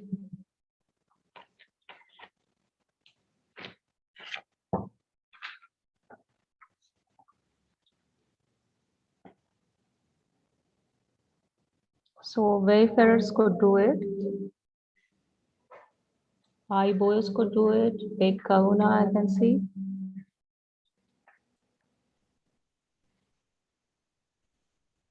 Stark Industries, I can see.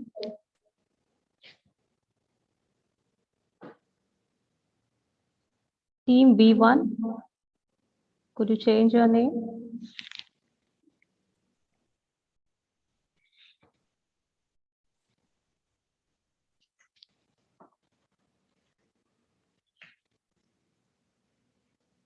Okay, fine. So thank you. You have all changed your name. That's helpful for us.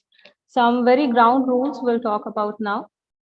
So we'll start as soon as we finish briefing the rules, because we can also see the judges have joined.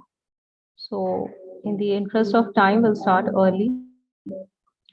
I hope that's okay with all, or is any of the team waiting for any participant?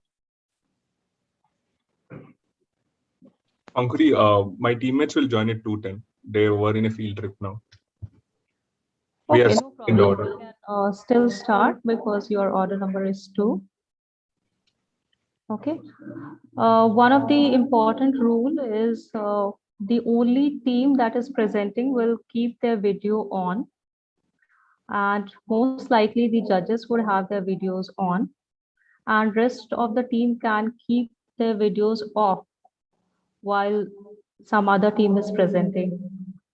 Okay. Regarding the timing, you have to present for 15 minutes max. You have to close your presentation within 15 minutes, else we will have to ask you to abruptly end your presentation. Followed by that, you will be given 5 minutes question and answer time.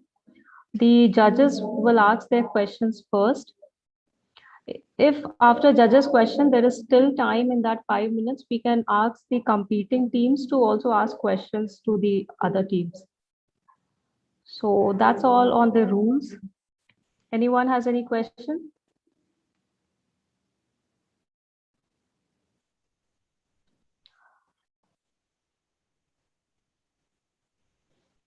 Mr. Perth, are you there?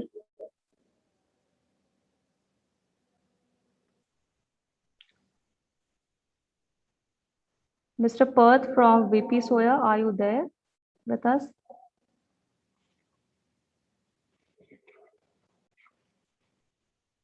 Are you able to hear me?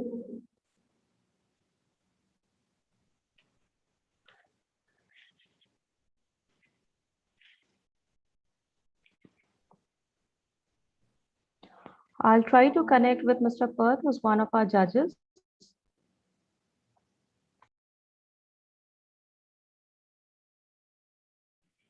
Yes, please. Repeat the rules, please.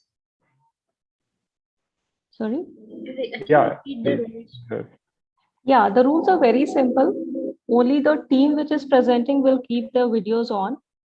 Rest of the teams will keep the videos off in that 15 minutes time. You will have a maximum of 15 minutes to make your presentation, and you have to stop sharp at 15 minutes, else we'll have to ask you to abruptly end the presentation. Thereafter, there will be 5 minutes time for question and answer. First, the judges will put forward their questions, and if time permits, even the competing teams can put forward their questions. Okay, so Mr. Perth is one of our judge, and he is from the same company, the live case that you are working on.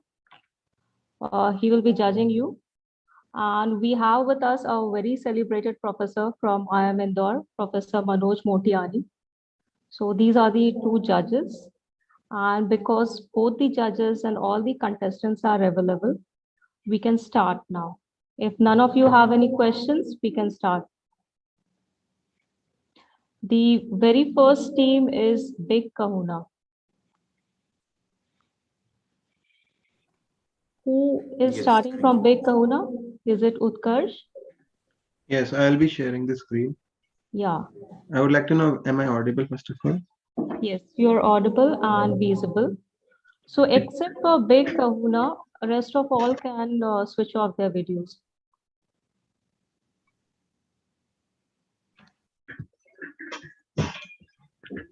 So kindly share your presentation, and once your presentation is visible, we'll start the timer.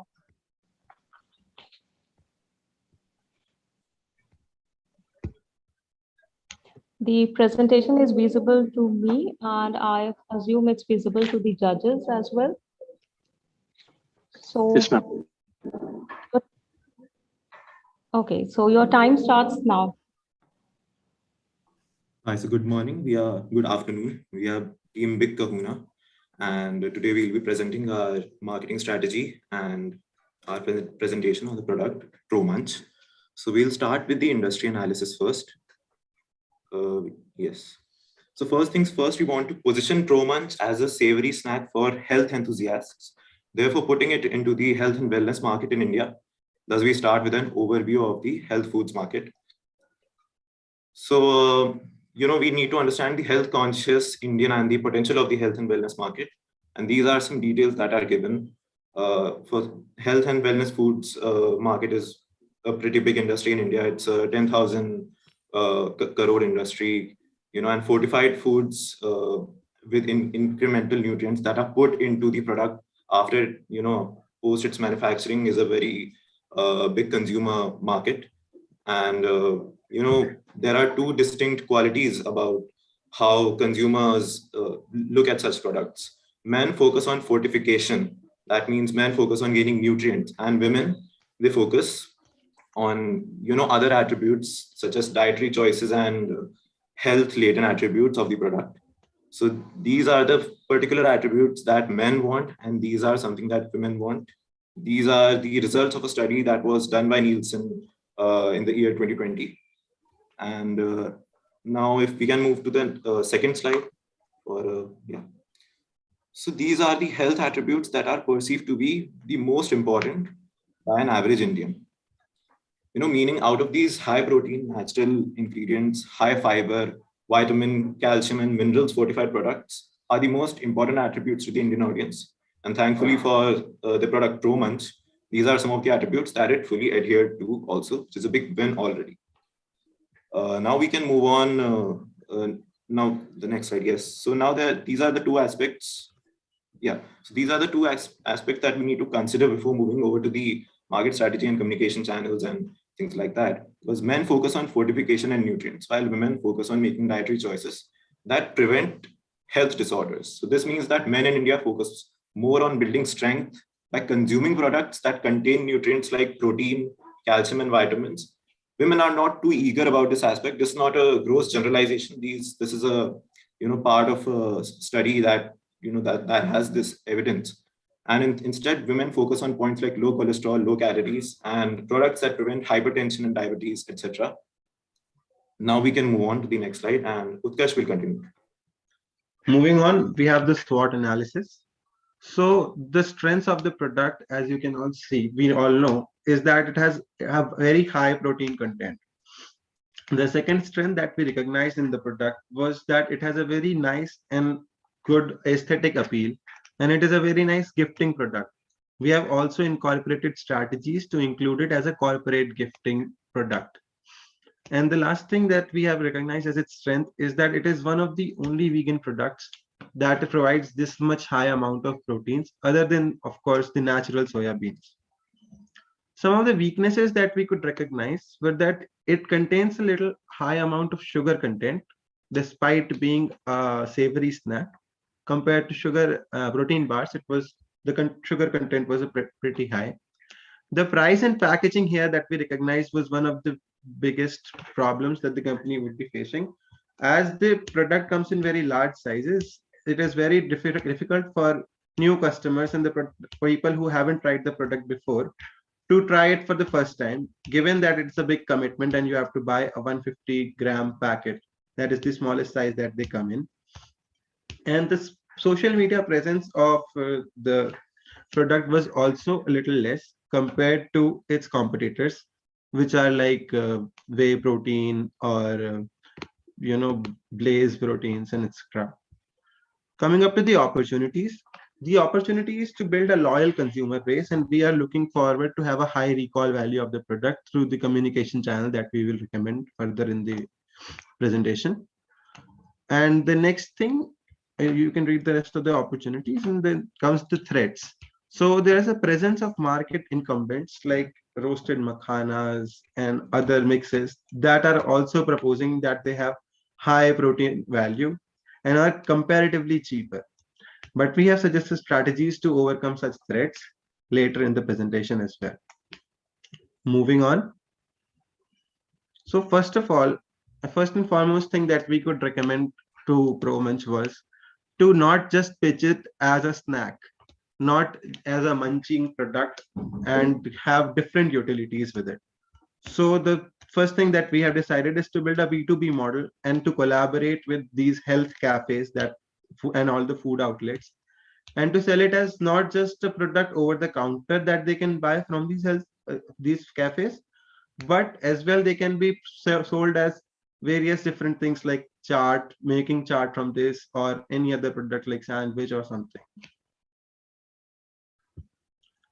And the next thing that we envision is that people inculcate ProMunch in their staple diet, like consuming it with rice or some other foods, as it is having a high nutritional content, and I don't think that the Indian households will have any problem including such product in their everyday meal. Moving on, Vasundhara will continue. Okay. Yeah, Utkarsh, I'll take this slide. After that, Vasundhara can continue. So moment marketing is, of course, a very popular term in today's times because it's a promotional technique based on trending news, events, or instances. Basically, it's an approach to marketing that focuses on targeting your business to consumers at the moment it matters the most. So these are two particular advertisements that we have devised for our product. First is, what do we say to a high protein, tasty soy snack every day? This is, a reference to Game of Thrones, famous dialogue, and an approach like this could be used to also market ProMunch. And then there's an event, suppose Grammy 2021 awards, where Kanye West performed very well, or maybe he won some awards. So we can basically the idea was to put a small rap kind of thing and tweet it so that it generates a lot of it generates a lot of basically promotion on social media sites. So these are two particular examples of moment marketing. Now Vasundhara can continue. So now looking at the segmentation and targeting, we seek to target 18 to 40-year-old people living in tier 1 and tier 2 cities. An ideal consumer would be someone who is a health and fitness enthusiast with a moderately high disposable income, ideally earning more than 12 lakhs rupees per annum. A typical consumer would be someone who is just interested in health and fitness, and they do not need to be necessarily fitness freaks. We want to position ourselves as a healthy snack. And in India, for example, there is a huge culture of snacking and munching, and most such snacks are high in fat and cholesterol. A lot of products like Maggie or Smileys have positioned themselves in this gap. However, healthy alternatives to such snacks are inaccessible in larger cities, either because of the paucity of time or because such products are not available at all. So Pro-Munch is a snack which is high on protein and has many health benefits. We therefore give our consumers an opportunity to fulfill their urges of snacking by providing a healthier option without compromising on the taste which is offered by traditional Indian snacks. Now coming on to the communication channel. Next slide, please. An ideal customer would of the given demographic would spend a lot of time consuming digital media. As fitness and health content is very documentative in nature, platforms like YouTube and Instagram would serve best for our social media efforts. Besides, these platforms already have a large community of creators and audience in our niche.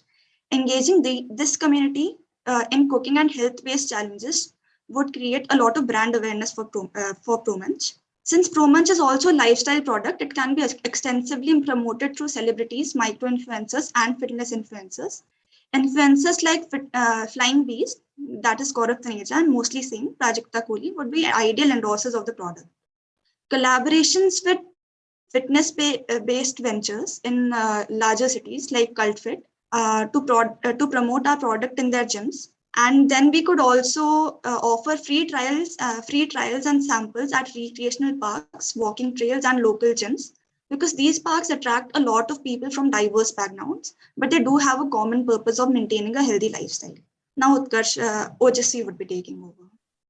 So here is the business model canvas, which is basically summarizing how we intend to make money and what our customer base is and how we offer value to them. So the most important thing that I would like to point is towards customer relations. We want to build a community towards our product, and we want our customers to interact with these fitness influencers that have been taking our products, and we want our customers to participate in recipe challenges and tell it to the community how they are eating these products and what are the benefits of it and what all change they have experienced. And rest of the things you can read it. Neil, can you change it to the next slide? Distribution channel. So as my friend Utkarsh said, that we are planning to go B2B, selling to health cafes and all. But to be precise, the first thing we want to do is to sell our product on its own, and we want to use a B2C selective distribution strategy that we currently have 7 stores in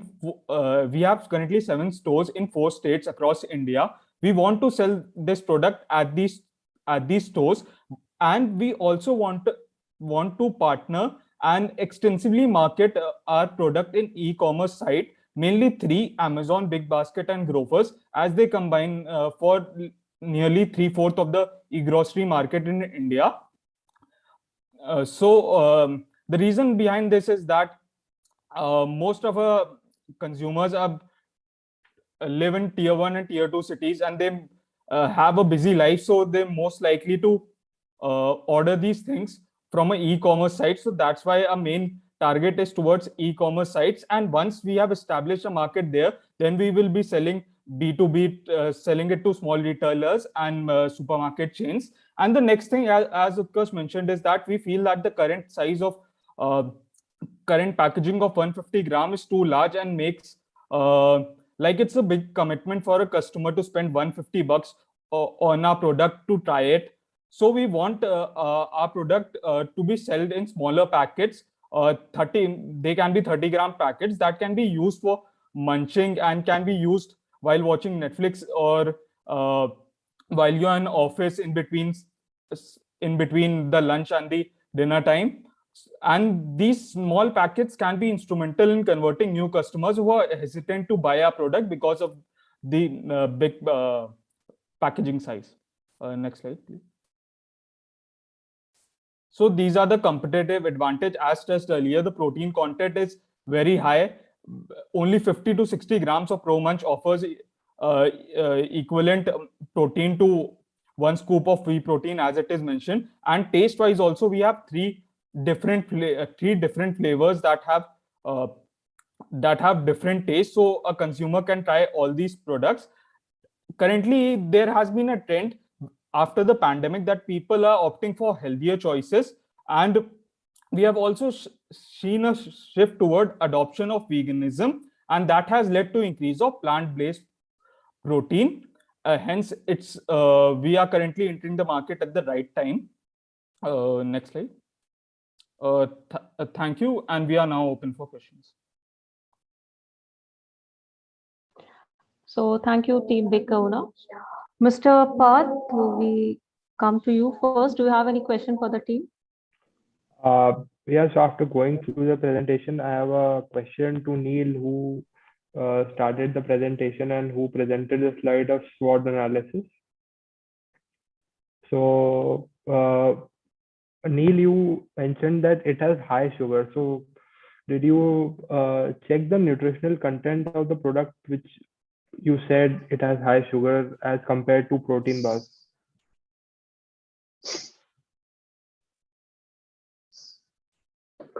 Yes. Yes, sir. Yeah. So we did. Yeah, because do you want to take this? So I was the one who said that. So, sir, we checked the sugar contents, and most of the sugar bars contained nearly 0% for a 20 gram bar, whereas for Pro Munch, if we have to take enough sufficient one-time, fulfilling meal, so it will be around 60 to 70 grams, and 100 gram Pro Munch has 12 grams of sugar, as we read in the nutrition content. So that was around what's coming out of 8 to 10 grams per, compared to our protein bars, like 0.51 gram. That's what we could compare.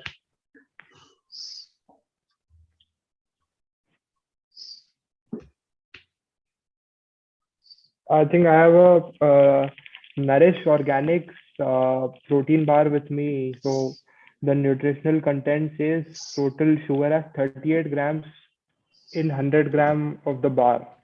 So I'm not sure if you are like comparing this with the right protein bars, but I think that this needs to be seen again. It could have been an oversight from our side, sir, but also it's possible that different products offer, different nutritional qualities. There might be, so there might be a difference there. But we came up with this point because according to the study that we quoted through our secondary research that Nielsen had, put out 2 years back, low sugar content was one of the most, desirable qualities that Indian consumers looked at, and that is why we came up with this point. As of course. And you said you'll tell us in the end about the way it should be promoted through corporate gifting, and you didn't mention, I think. I think we can elaborate on it now. Because do you want to take this? Continue. So we aim to also include it in corporate gifting, because in corporates we regularly see them gifting their employees gift baskets of sorts. Whenever there are festivals or occasions to be celebrated, and that is something where we saw, our product showing potential. Professor Manoj Motiani, do you have any question for the team? Just a couple of quick observations, not exactly questions. First of all, thanks for the effort which you guys have put in this short time about knowing about the product and possibly market. There were two statements which I found a little interesting. For example, when you start with this presentation, you said about converting this into a protein chunks, and Indian people would love to add them into diet. I mean, I heard, or at least this is my understanding, that government has made a lot of effort, Ruchi Soya has made a lot of effort, but still protein chunks being a part of Indian meal, still not very successful. So how do you think it will become so easy to make it a part of an Indian diet? Because I thought it's a snack thing, and now you are converting it into something else. So what's the thought process behind that? So, sir, basically, right now, as of now, it's being already used as a snacking product. So what we wanted to suggest was alternative means that can add value. So if we increase the utility of the product, so we thought that will improve the way that, the number of ways that it could be consumed. So while going through the nutritional content and all, we realized that if we put it in rice and consume it, I don't know how it's not like very clear in our head as well, but no problem. Consuming it with, it might be beneficial, but you at this moment you're not very clear how you'll convince a person to put it in rice. But you think if it can be done, maybe it's a great. Yes, sir. Second, I was a fundamental question. I'm still not clear. First of all, you said about a typical customer who could be male also, female also, 18 to 40 years also, 12 lakh income, also a family person. What exactly is the value, do you think? Who would be this typical person? Maybe in one or two lines, if you can give a little bit description. He's a buyer who's a male or possibly a female buying for a family. Income, I understood. Why do you think they will exactly buy it? Is it a replacement for a namkeen or possibly those things? Or as at first line, I think somebody also talked about whey protein, right? Although I completely disagree with it, we are going in some different zone. So can you just typically tell me who this typical customer is and what do you think is the value they should get from this product? Sir, when we started, devising the marketing strategies and, devising ways on how to pitch this product, there were two things that we considered. First of all, we are not a competitor to Lay's or Balaji wafers or Parle wafers or ITC brands like that. That is not something that we are looking at. And of course, we do not want to pitch ourselves as namkeen, but only as a healthier substitute to everyday snacks. An example comes to mind.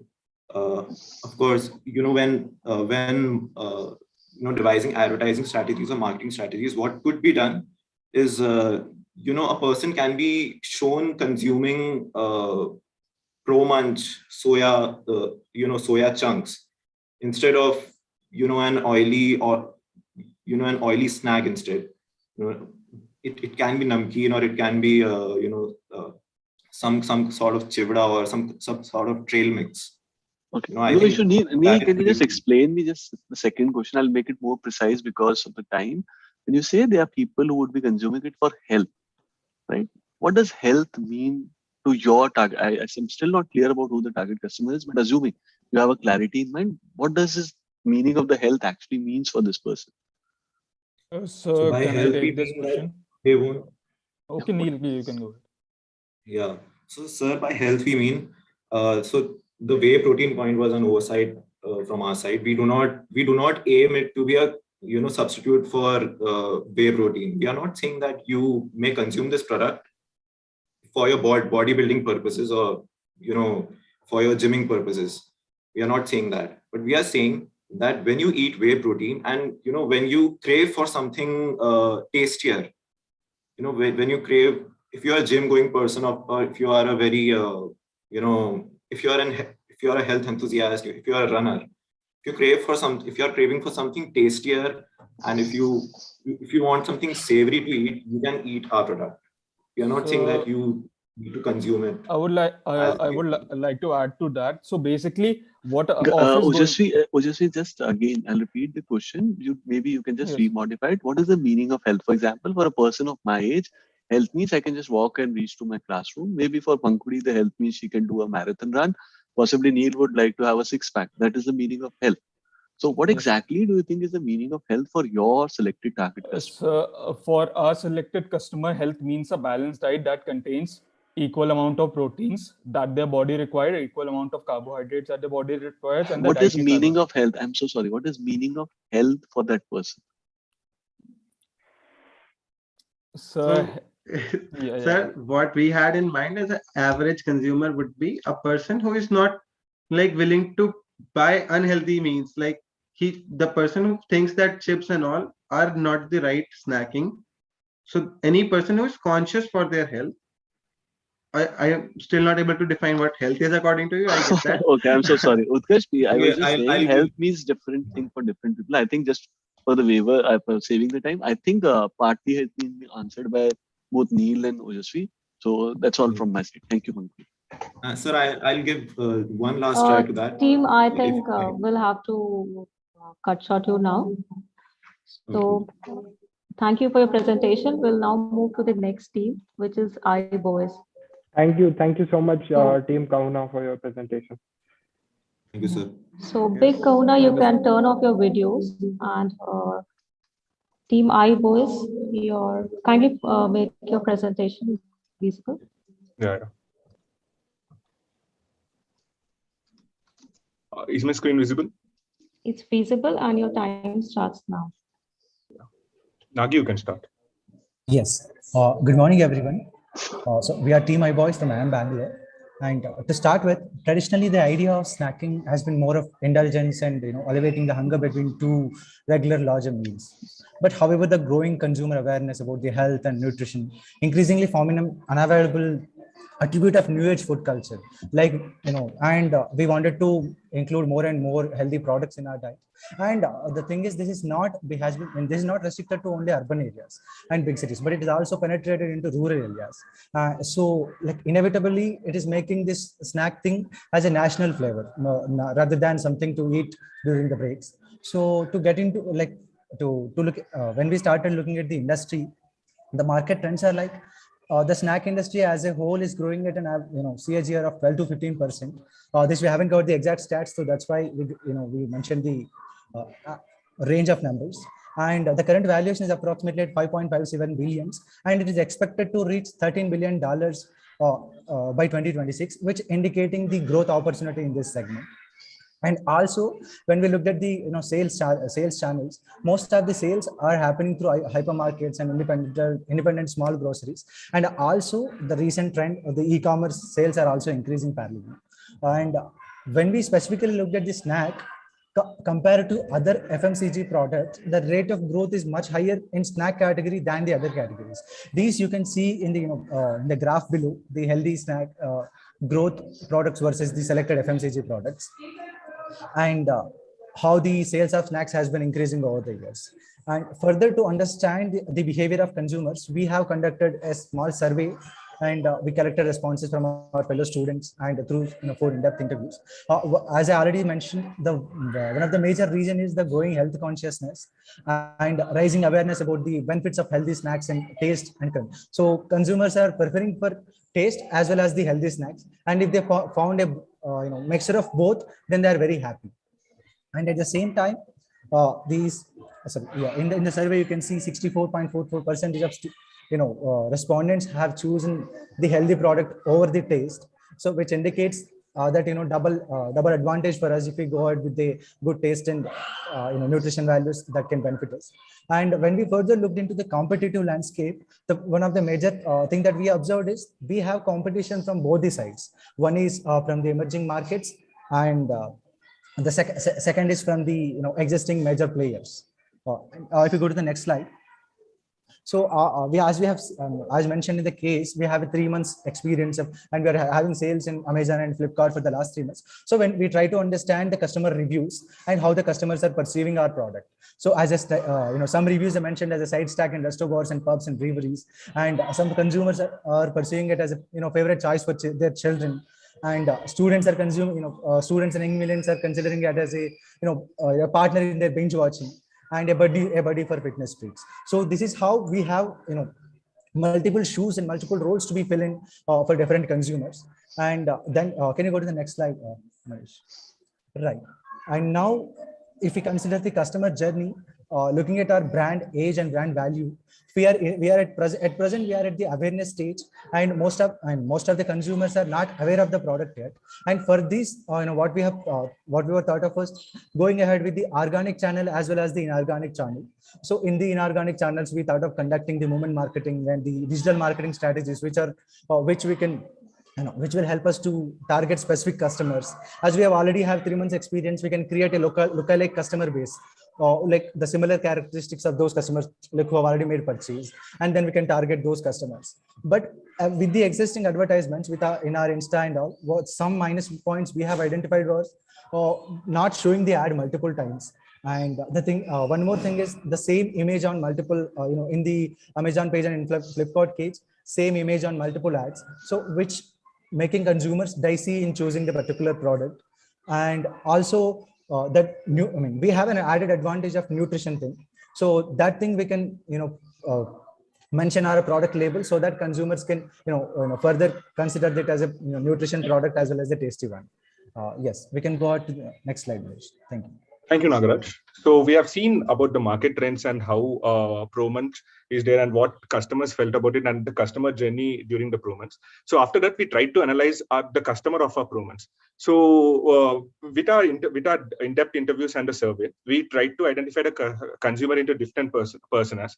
So among them were based on their, we gave emphasis more to the psychographic than the demographics. We identified them into different categories. Among them were the college-going millennials like us, who are into variety seeking and want to experiment with healthy alternatives, and adult working professionals in the later stage of us, and who are also in health conscious stage, and the parents of young children who don't want their children to go for the junk food and who seek for healthy options, and the chefs also. We can also collaborate with chefs and the government restaurants that will be my friend Rahul will be talking in the later stages. And we, for this purpose, we have neglected, as of now, at this stage, we have neglected the age above 45 people and adults who are traditionalist and who are laggards in the process and who prefer homemade food. So based on that, we have come up with a product and a value proposition and how we need to position the Pro Months in the next couple of years.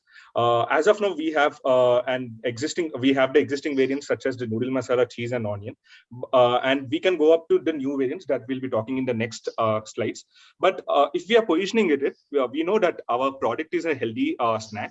And if we packed it with the unique flavors, I mean, we can come up with the power of three, that the Pro Months has the power of three, which is health and nutrition, and it also has unique flavors if we are going into different product variants, and it also has the goodness of purity and health quality. So whenever we are referring Pro Months, we can come up with these three, the power of three, and so that the people perceiving our brand will know that this has the three qualities of three. In that aspect, we made a value proposition for different consumer segments. As I told, for young millennial, they want different flavors. I mean, apart from the traditional flavors, the young millennials would want to have some nacho, tangy, twisty, or pizza flavors, which they are very contemporary with. Health conscious adults will also want the traditional Indian flavors, and the parents of young children would be, as we know, our snack is time snack, but also the children would like to have a dessert type of taste in there, and somebody like a gourmet restaurant or a chef would like to had this roasted soya beans in their dishes. So more about the product portfolio and packaging, Rahul will take it up. Yeah, thank you, Manish. Now we look at the product portfolio and packaging. Currently, Pro Months has 3 flavors, and we think that we should expand more into Indian flavors and popular flavors such as Bhel Mix, Nacho, Tangy and Spicy, and an experimental flavor for chocolate flavored snack for the children and all. We can also bring in chef special flavors for people as well as the gourmet enthusiasts. We can see the brand message and the positioning for each persona, as we can translate them as the musician for a few target personas, the caregiver for health conscious adults, the innocent jesters for the parents of the young children, the explorer for the gourmet experimenters, and the innocent for the young millennials and the parents of young children. What we think is that the whole packaging model is ergonomic enough that the bold colors are representing better perceivance of the products. And also we think that for the chef special product, the black and gold color can be used to give a premium look and feel. And when it comes to the SKU sizes, as of now, we have only 150 grams per container for the Pro Munch exotic flavors. But we can have a SKU mix with the 75 gram zipper bags, which are convenient, and we can carry that in handbags or even small bags, keeping the recyclability and reusability at the core of the product. We can also introduce the 500 grams family packs with a sole motive of making it a habit for the families, so that they can perceive the product as a normal essential household item for snacking requirements. We created few posters in the format of chef specials and also the zipper bags models. And next slide.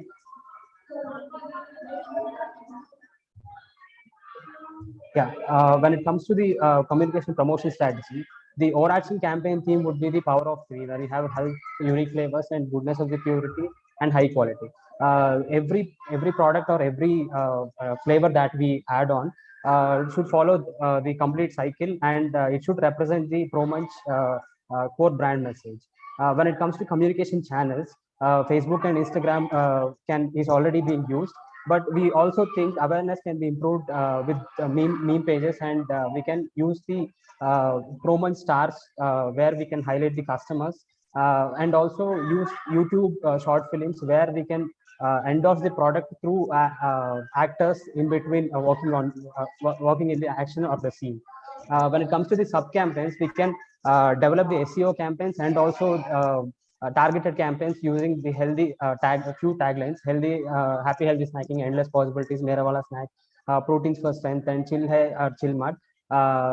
It all depends upon the existing situation and how we want to project it to the target audience. And each of the logic behind the logic behind the taglines would be to position our particular product with an intent so that they can adopt into a regular stream. Like the chocolate flavor, we want it to be a special for children treat, and chef special will be the endless possibilities format. So next, sales channels and sales channels will be picked up by Akhil. Yeah, hello. Manish, can you confirm I'm audible? Yeah, thank you. So coming to sales channel promotion strategies, we can do offline promotions like partnership with Zomato. We can distribute samples of Pro Munch as a promotion strategy along with meal kits as a digestive or a giveaway. Apart from that, we can also do health events and marathons. We can promote our product, and promoting product through online popular food fests. You know, there are a lot of food fests like Delhi Haat, Delhi Ahare Bangla, and Milan Mela Grounds at Kolkata. So these are the food fests where foodies will come and they'll try to try out various foods. So that is where we can advertise our product, and we can also create a version called Pro Munch Junior. Getting into a children market, we felt is gets us a good market share. So we can influence the purchase behavior by targeting customers like children. We can give them some character-based goodies so that they get attracted to this product, and then we can get a good market share. Apart from that, for some marketing strategies, we can also do this roasted soya kind of thing with other. We have seen some primary insights from our interviews that using soya as an additive along with the favorite foods gives it an additional value. So we want to launch some soya recipes also, and also we want to partner with social media influencers and chefs. As social media influencer marketing is a big thing these days, we want to get it with master chefs who have won master chefs and all, and we want to run this marketing strategy. Next slide, please. Coming to sales channels, these are multi-channel distribution strategy. The online channel which they already have, the vpsoya.com, is already active. They didn't tap it into the offline retail stores. They can get into that like DMart, Reliance Fresh and all. They can also enter into restaurants using soya chop and all kind of food, roasted soya snacks, and canteens and cafeterias. Travel agencies, like whoever travels in buses, they need snacks. So we can partner up with travel agencies also. We can partner with gyms for healthy snacking options. Now, coming to this right side thing, the non-store based thing is where they have already tapped the market. We already observed that this modern markets is one where there is the highest growth of increase after the post-pandemic. So we want to target the modern and hypermarket stores. We want to enter into that to gain for FMCG good market share. So VP also has a very well distributed network. So as it's already a high, I mean, it's already a big thing supplying 800 MT per day. So we want to use VP's distribution network. Next slide, please. So these are primary research insights. We have observed that every day and few times a week they like to consume a healthy snack, and people want to eat healthy food when they want to eat something healthy or as a side dish with the main course or food. The primary driving factors of healthy food are quality and flavor. So these are the insights which we would like to provide it to ProMunch. And these are like the left ones are the in-depth interviews insights. So that's pretty much about the presentation. Thanks a lot. Thank you. We're open to questions. So, yeah, Professor Manoj Motiani, we come to you first. Any question for the team?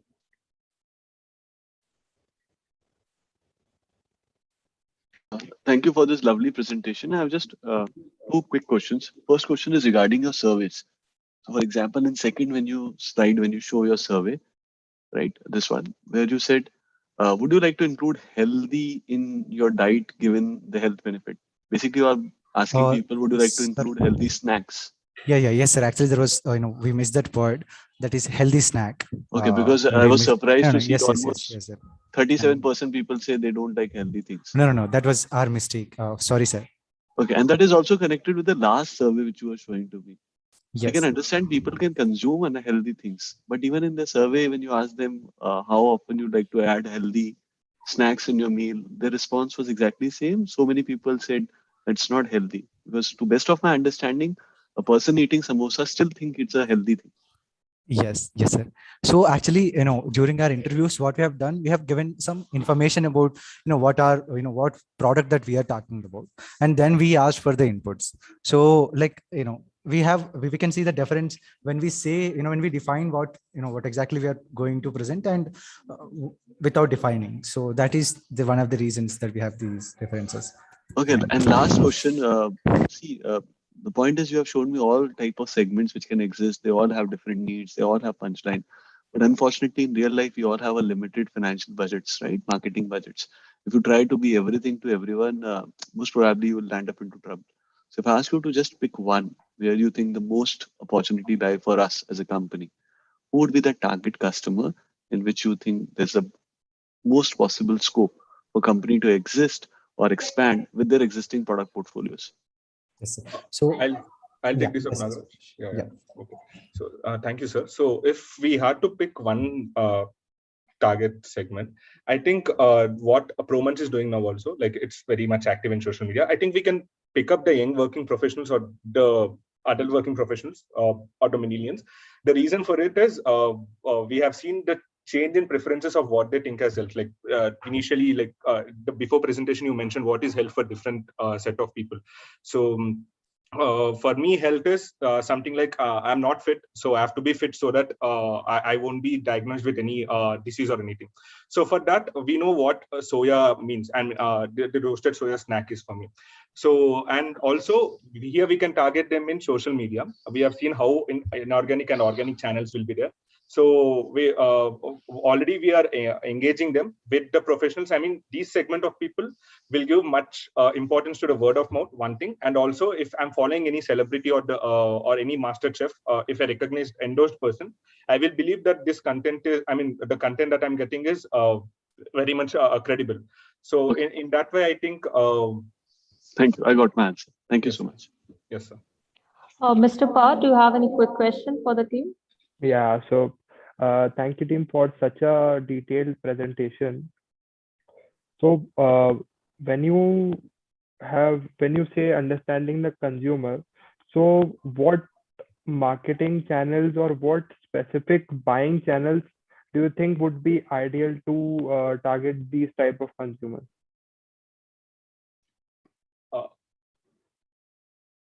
Yes, sir. So if we are talking about different personas, like I mentioned it before, if we are targeting only younger audience, I think if we have seen whenever we buy snacks, we'll also go for the traditional stores and also on Big Basket or Amazon or anything. So we are still a nation state. So now if you're not in the traditional outlets, we can use the channels like the online channels here. So for that, if we are targeting them, we need to be very much engaging on social media. So we need to know about by engaging with different influencers. So then we'll get the awareness of the product. So if I'm trying it for the first time, I'll just look at the reviews. The review, luckily the reviews of the product are very good. So and if the word of mouth spreads, I'll then buy it from the social media. So I'll then buy it from the online channels. And in the later stages, when we got the audience in this millennials, then we can expand it to the traditional. And the next set of consumers, like who are the parents of young children, we can use the channels of traditional supermarkets or hypermarkets where they go for shopping. We can have some dedicated shelf space and kiosk for them, so that they'll know about the product and they can try using it. If we are giving like how we are positioning it, if we have the poster near the kiosk like the power of 3, they may want to try it. And coming to the gourmet foods or the chefs, we can collaborate with restaurants in the channels as a channels there, so they can use our product in the cuisine, and they can promote it also that we are using this product like Pro Munch in our soya. In this way, I think we can leverage the channels, but one by one, not all at the same time. Sir, one point that we identified was initially these retailers, we cannot go directly to the traditional retailers because of our, still we are at the nascent stage. The retailer will demand for higher margins, and that we will not be able to, offer. So that is one aspect that we consider for choosing the online channels first. And second thing is our digital marketing, we can do at a very lower cost compared to the offline advertisement. So, and we can easily target the young millennials, our target group with these digital marketing, and we can create the lookalike customers and target that. So these are one of the other 2 reasons why we have chosen the, stick to the online channels in the initial stages. Yes. And how do you think we would be able to pitch the good like 5-star hotels, the bars and pubs which are there in 5-star hotels? Because I think we see it as a good cocktail and party snack as well. So what do you think would be the driving factor to make the transition to that? Sir, okay, Nagaraj, I'll go and Nityan go. Yeah. So while we are pitching it to 5-star hotels or the restaurants, we can say that we can say that the main target people that they come, if we are going to 5-star hotels, the people who come there are like they go for the gourmet experience or the luxury experience. So and they also keep health in their mind, like that add nutritional value. So we can say instead of going for normal soya snack, they can use our roasted soya snack, which is tasty and healthy also. And it also we have a special offering in the luxury pack to introduce a new variant, like what Rahul mentioned. So if we can ask them to use it. Initially, we can give them a few samples that they can use in the cuisine and ask them just to mention that we are using this thing. And if we are going to any restaurants or pubs in that matter, people like to use some snacks in these restaurants. So we can ask them to directly use a roasted soya snack and again as a samples to them. So in that way, we will get our target audience will get the awareness also, and also if because we have a superior quality, they'll be coming up again to buy our product. So we can have this as a sustainable relationship with these restaurant chains. And one more thing is, sir, when we observe the pubs and restaurants near to our campus, the I think wastage. team I-nnovate, please conclude within 30 seconds.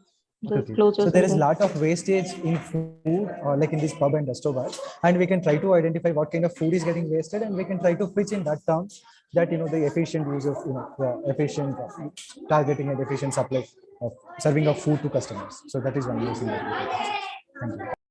Okay, so thank you, team iBoys, for On a wonderful lighter note, can I presentation. just take 5 seconds? On a lighter note, is there any reason if Samira, if she gets married, she will not remain our customer? I mean, the slide is showing.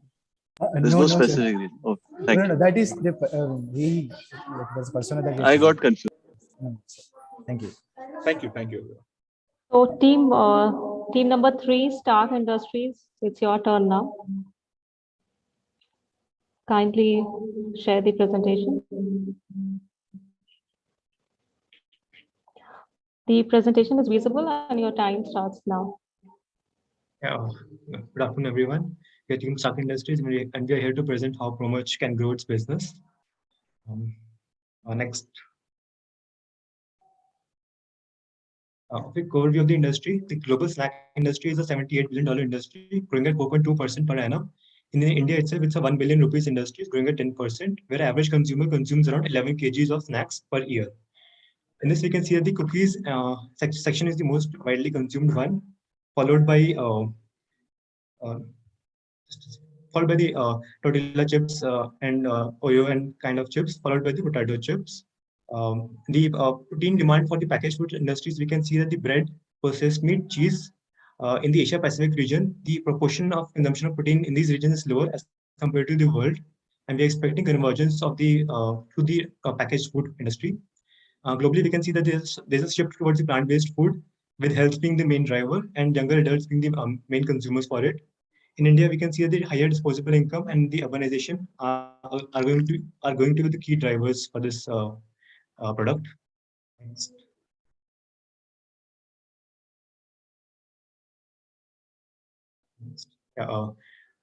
In a survey by IPSOS, we realized that there are 60% people who have health as the top priority, and 70% people know about the nutritional needs of their body. A whopping 90% people were open to exploring the other alternatives for the healthy snacks. We also did a primary research in which we purchased the noodle masala ProMerch bottle. We had interacted with around 50 people, people who are students, professionals, households, who had household income of above 10 lakhs and were from the top tier cities. We asked them what were the main criteria on which they would rate the product. We got the 5 criteria as taste, protein, carbohydrates, fats, and calories. Rating, they were asked to rate from 1 to 5, 1 being the most highest rating, 5 being the lowest rating. As is evident from the graph, you can see that the rating 1 was given to taste and protein. These segments are customers into 2. 1 were oriented towards the taste, second were oriented towards the protein part of it. We also asked them about the price perception. A good percentage of them thought that the price product is either correctly priced or underpriced, and only 15 out of 50 thought that it is overpriced. Next.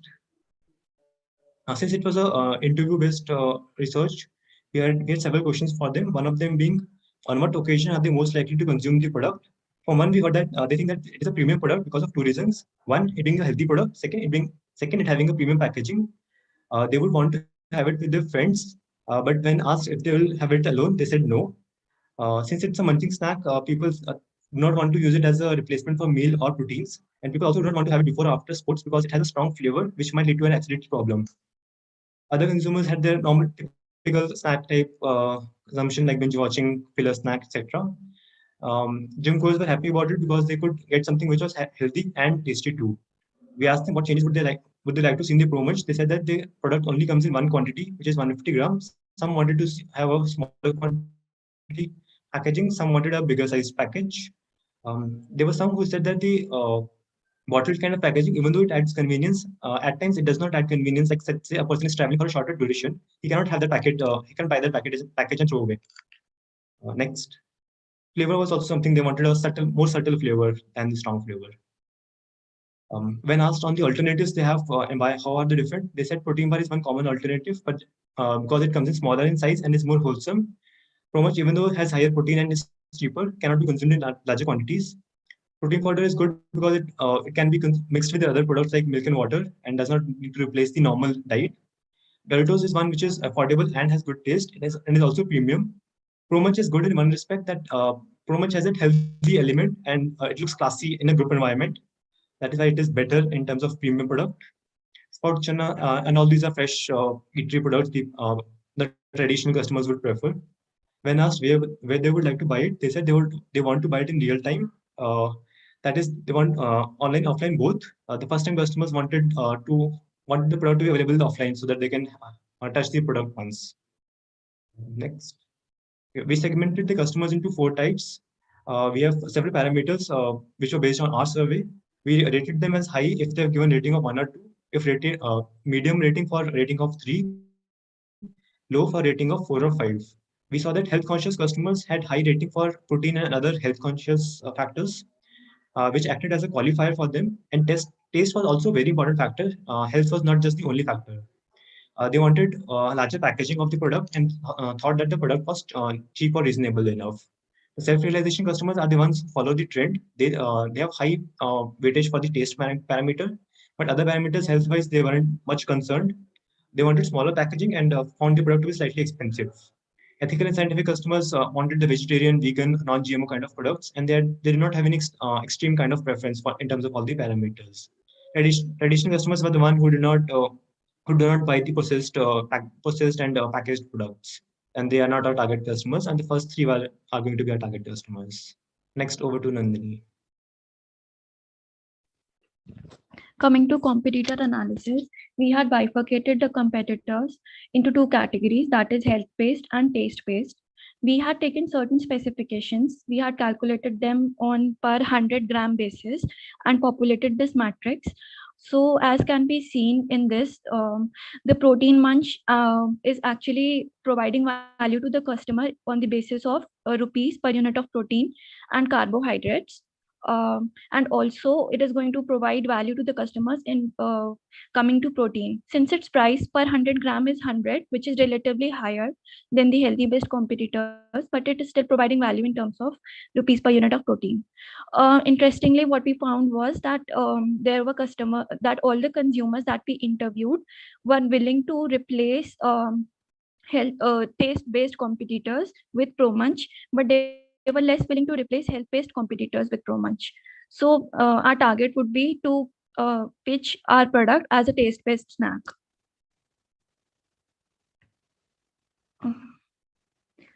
As per an analysis, we believe that creating awareness for this ProMunch is going to be really very important for the company to grow. And in the subsequent slides, we would be entirely focusing on promotions.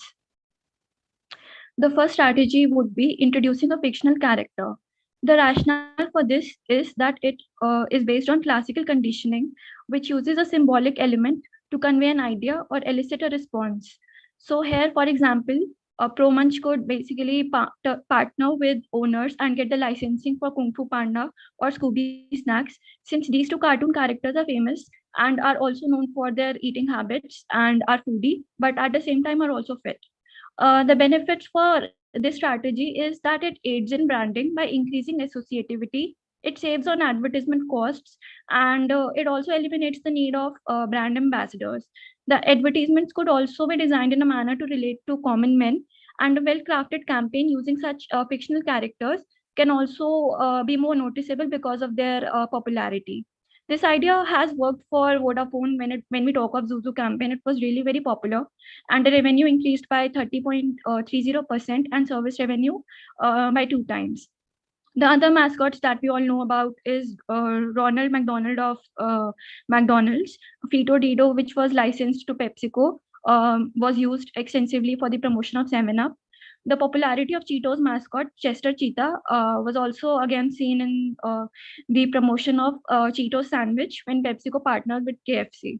When we talk of Cartoon Network, it partnered with Miniso for the merchandising of the popular cartoon that is Bear Bears, and it actually contributed a lot in branding of this Miniso brand.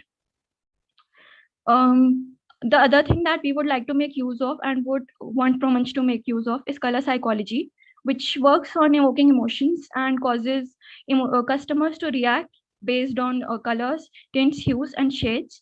So though it's not a direct promotional strategy, but it is important in order to grab the attention of the customers subconsciously, and therefore it contributes to the increased sales. The colors that we would like to recommend to ProMunch would be red, since it's a cheap food color. It stimulates the appetite. Green is used for eco-friendliness, natural, healthy, organic food. Yellow and orange are basically in order to get noticed and are appetizing. Brown again is warm, appetizing, wholesome, and natural. So we would want ProMunch to make use of all these colors in packaging, signage, advertisements. So in order to influence the customers to buy the product in an impulse over the competitors' products.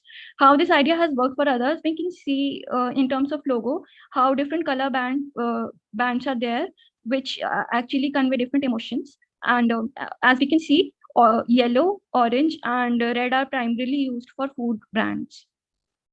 The other strategy that we would recommend would be introducing new SKUs and products. The first one would be light munch. So the target segment would be self-realization and ethical customers.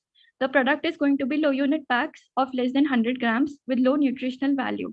The rationale for low unit pack is that it is going to help us target the customers who have financial constraints and also the customers who demand value for money.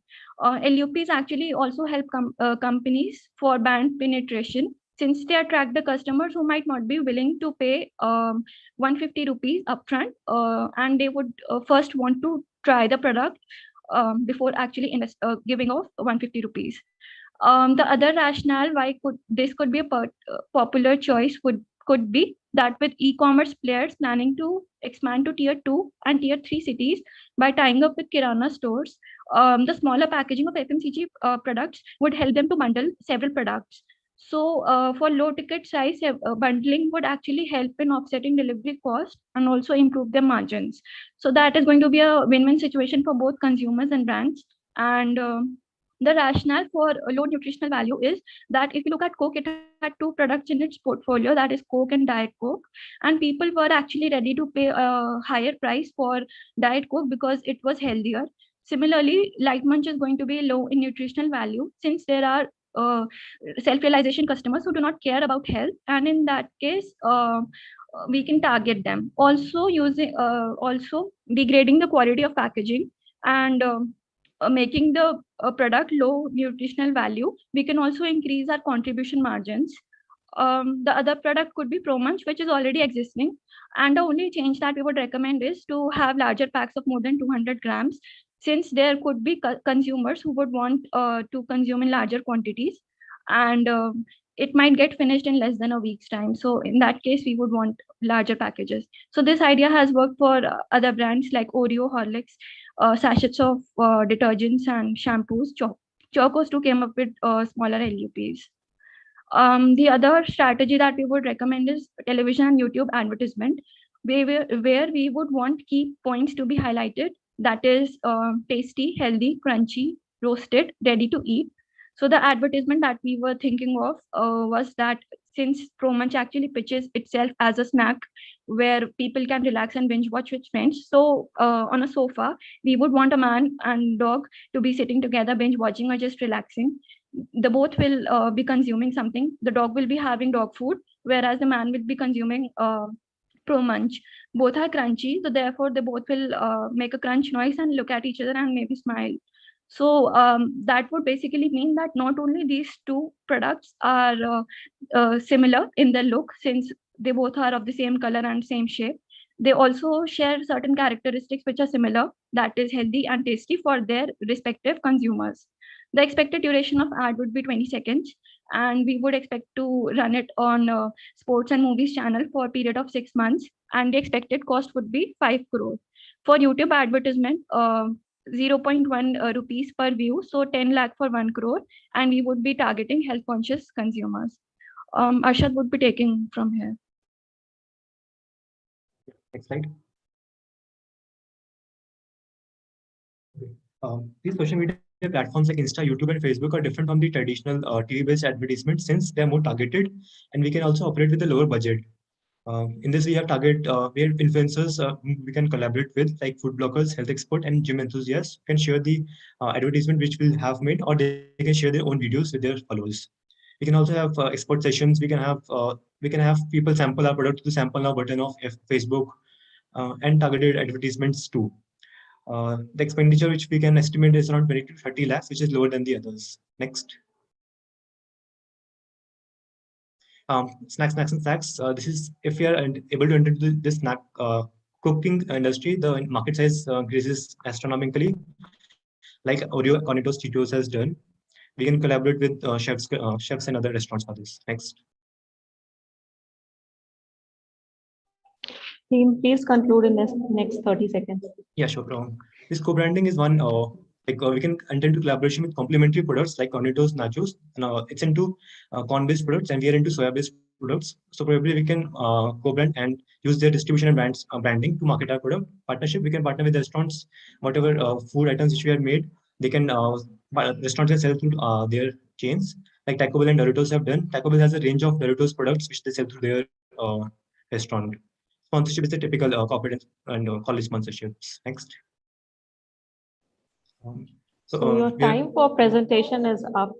I think we'll have to move to the question. You can just conclude in one line before we go to the. These are the different retail chains. These are different from the typical retail chains because they target different segments, richer segments, health conscious, educated segments. Next. Yeah, this is the roadmap which we'll be taking. We'll starting with the fictional character, then introducing new SKUs, then advertising, then snacking industry, then the part. Yeah, that's it. Okay, so we go to Mr. Parth. Do you have any question for the team? Your one question. I think very detailed and crisp presentation you guys have shared with us. Professor Manoj, you have any question for the team? I mean, I saw the whole presentation, a lot of great effort which you have put in, but I'll also, in general, suggest that, you should also look for practicalities when you are actually trying to say something has worked for some other companies. For example, if you're talking about getting Kung Fu Panda on your wrapper, I'm not sure how much thinking you have behind what is the revenues which you are expecting to get this type of a celebrity.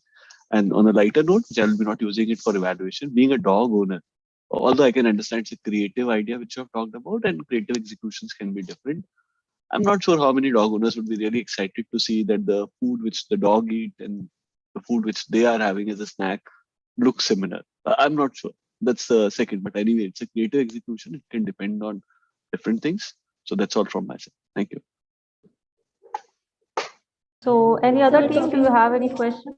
Talking about the feasibility of Kung Fu Panda, we had also recommended that they can design something on their own, like Pito Dito for 7-Up is something which is designed on their own, but then, yeah, that would need to be marketed in order to get famous.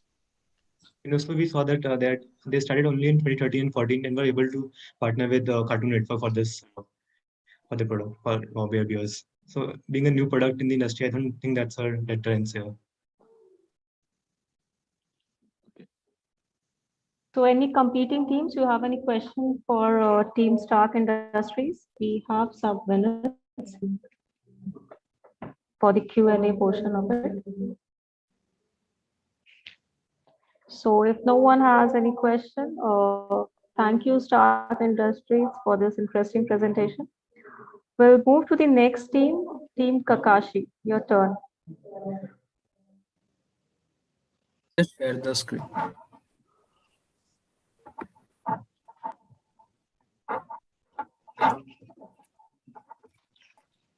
Your presentation is visible and your time starts now.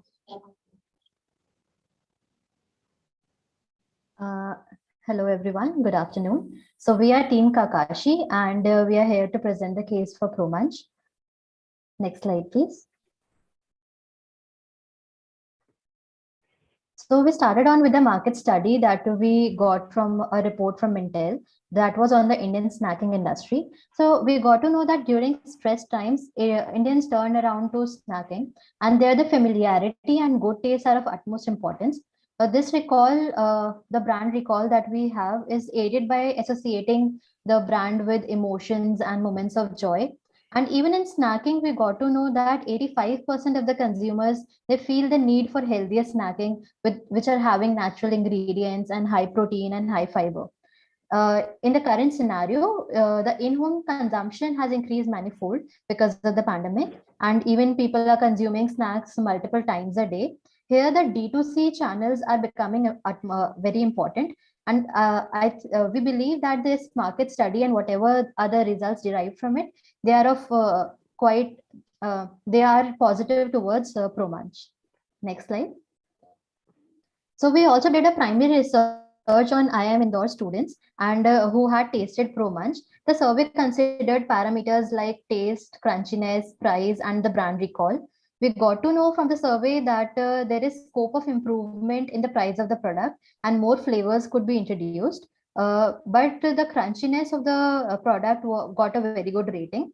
We also did 3 in-depth interviews with the people from IIM Indore, and we got very good reviews from the students, and they are quite willing to try it again.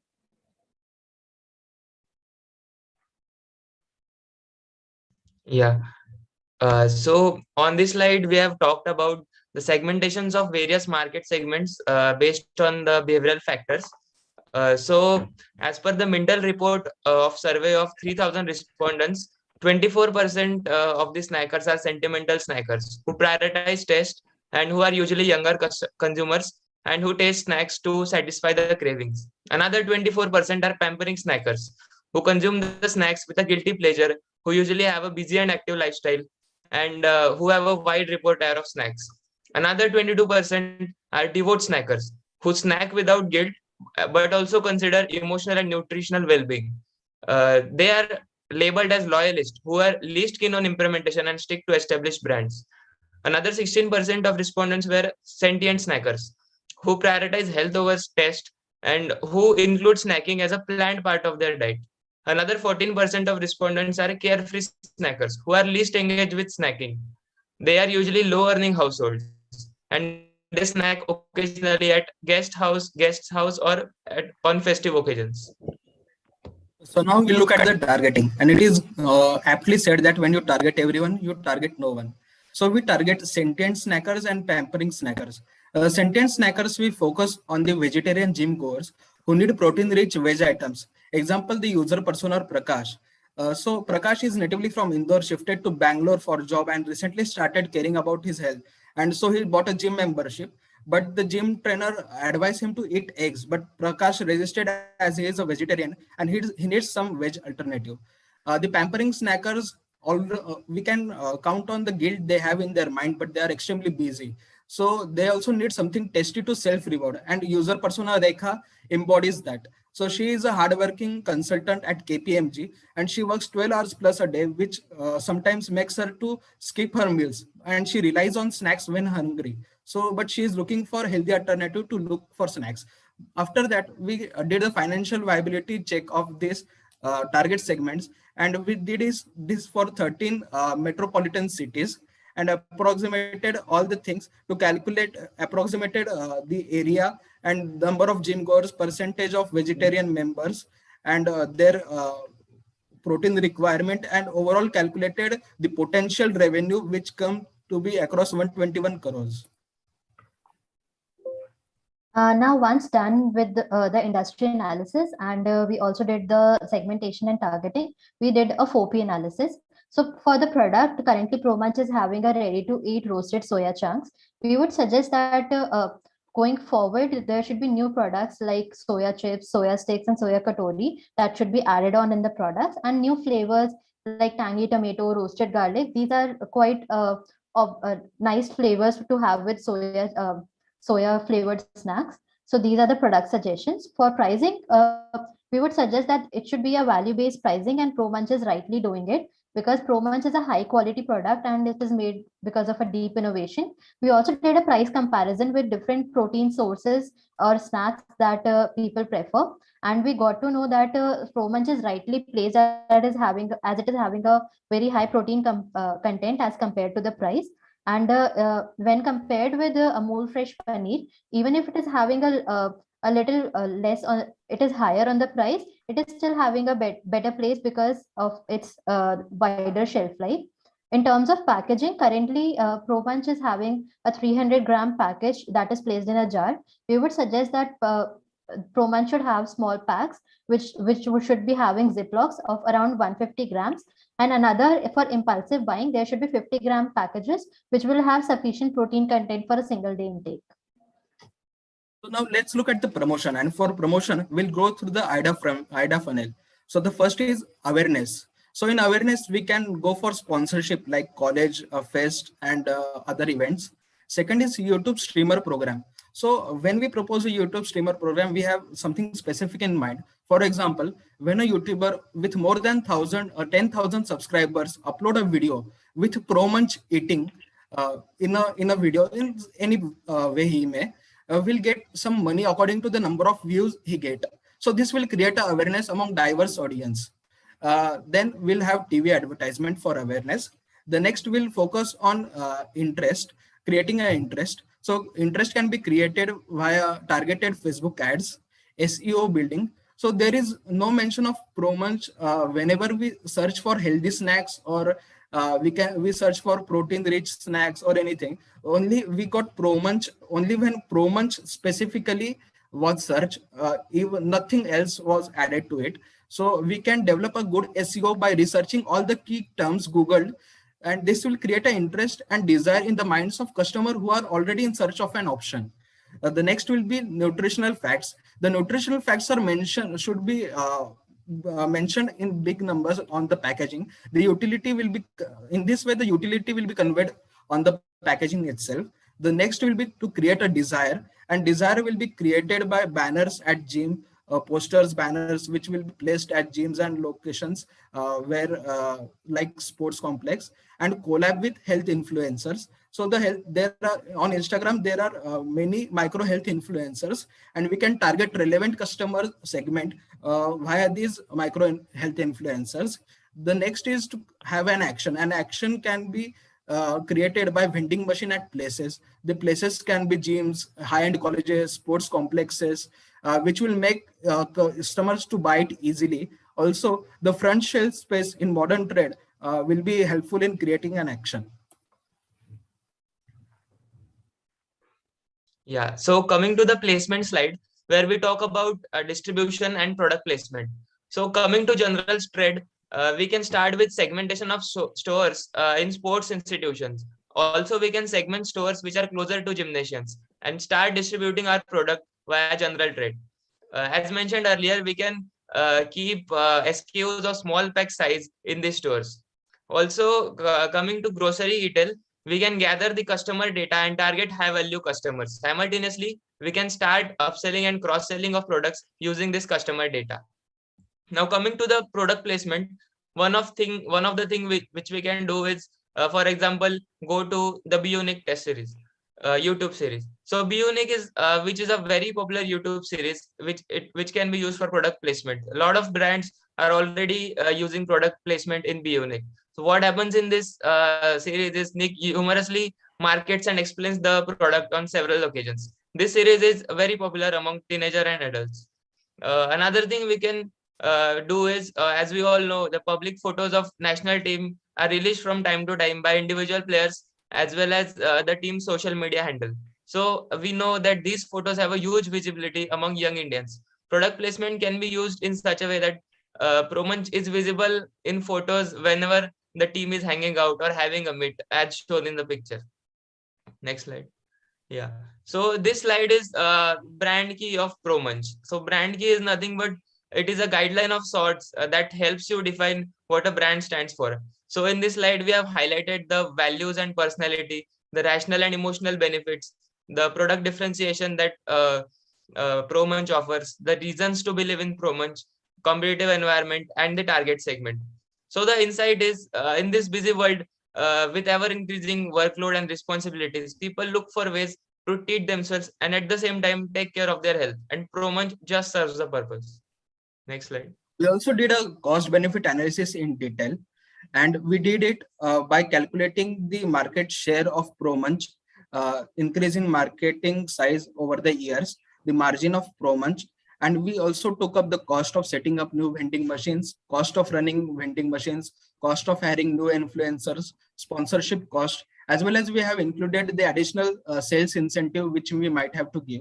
And we realized that the graphs we can see on the bottom of the slide that show the sales and overall profitability will be on a rise. Let's consolidate it in a few words. So the cost we have considered, the assumptions we have taken here were the annual growth projection of 20%. This assumption is based on the great potential of healthy snacking industry, as well as increasing health consciousness among people. The pro-munch net sales margin was assumed to be 20%. This was based on secondary research, as we were lacking of the information about the pro-munch. The discounting factor IRR we have taken as 8% based on the current market scenario and a bit demand. So inferences which we draw from the detailed cost benefit is, in the realistic scenario, our company will start making profits from second year onwards. According to the current estimation, the profits in the 10th year will be 64.45 crores. The NPV of the enterprise, which is only limited to a target segment, we are doing it for the limited target segment currently, is calculated to be 126 crores with an 8% discount rate. The cost benefit analysis underlines the fact this is a financially profitable company and the pro-munch should go ahead with the venture. Now, at the end, we have defined a timeline for the implementation of various recommendations that we propose. We split it into 4. First was the immediate, that should be done in 3 months. Short term, that should be done in 6 months. Medium term of up to 1 year, and long term of up to 3 years. So the SEO optimization of including keywords like health, protein, and snacks, it should be done immediately, along with their targeted FB and Instagram advertisements, the promotions through the YouTube influencers, and the product placement. They should be, and the small packets for impulsive buying, these should be manufactured and taken up in the 3 months, because that would be the right sampling period. Next goes the short-term period, in which we should go ahead with sponsorship in college fests to reach the youth population. The new flavors should be introduced as per the requirements of the youth. The product placement in front shelves of the modern trade and TV advertisements with the sports figures as brand ambassadors, they should be done in the short term. For the medium term, the expansion should be done in all the 23 metros using the modes that we are using now, like Amazon and other e-retailers. There should be introduction of new product lines of soya sticks and soya chips. The setup of vending machines in collaboration with gym chains and in airports and offices should be done. And along with it, we should also start on sponsoring the state level sports championship where fitness enthusiasts are located. In the long term, there should be expansion to majority of the tier 1 cities. The exclusive distribution through the general trade should also be taken up. The targeted upselling and cross-selling through customer data should be done. And at the end, we should also try to focus on the new customer segments, that is sentimental and devout customers, because and we should aim at building our own brand for pro-munch and get the customers devoted to our brand. So thank you. Now we are open to questions. So total of 6 minutes for question and answer. We start with Mr. Parth. So thank you for the presentation, for a detailed presentation. In fact, just wanted to ask, when you say national team photos, so do you think how easy is it to place the product on the table in front of them? So that I have used just as an example so that it would look good on a slide. But as far as costs are concerned, we have considered realistic costs, such as not the national cricket team photos, but other sports national teams can be used, which are comparatively easy to reach out to. Yeah, of course, but I think practicality should be taken into account also when you are presenting something. Yeah, we have considered the costs accordingly in our cost benefit analysis. Oh, okay. Thank you. Okay. Professor Motiani, your question. One simple question. I heard this gym example being given to us by a lot of students. Suppose I'm a gym owner, hypothetically. What would be a convincing pitch? Why I should do a partnership with this company? What is in for me? I'll put the vending machine, I'll convince my customers, they should always buy this particular product. What's in for me?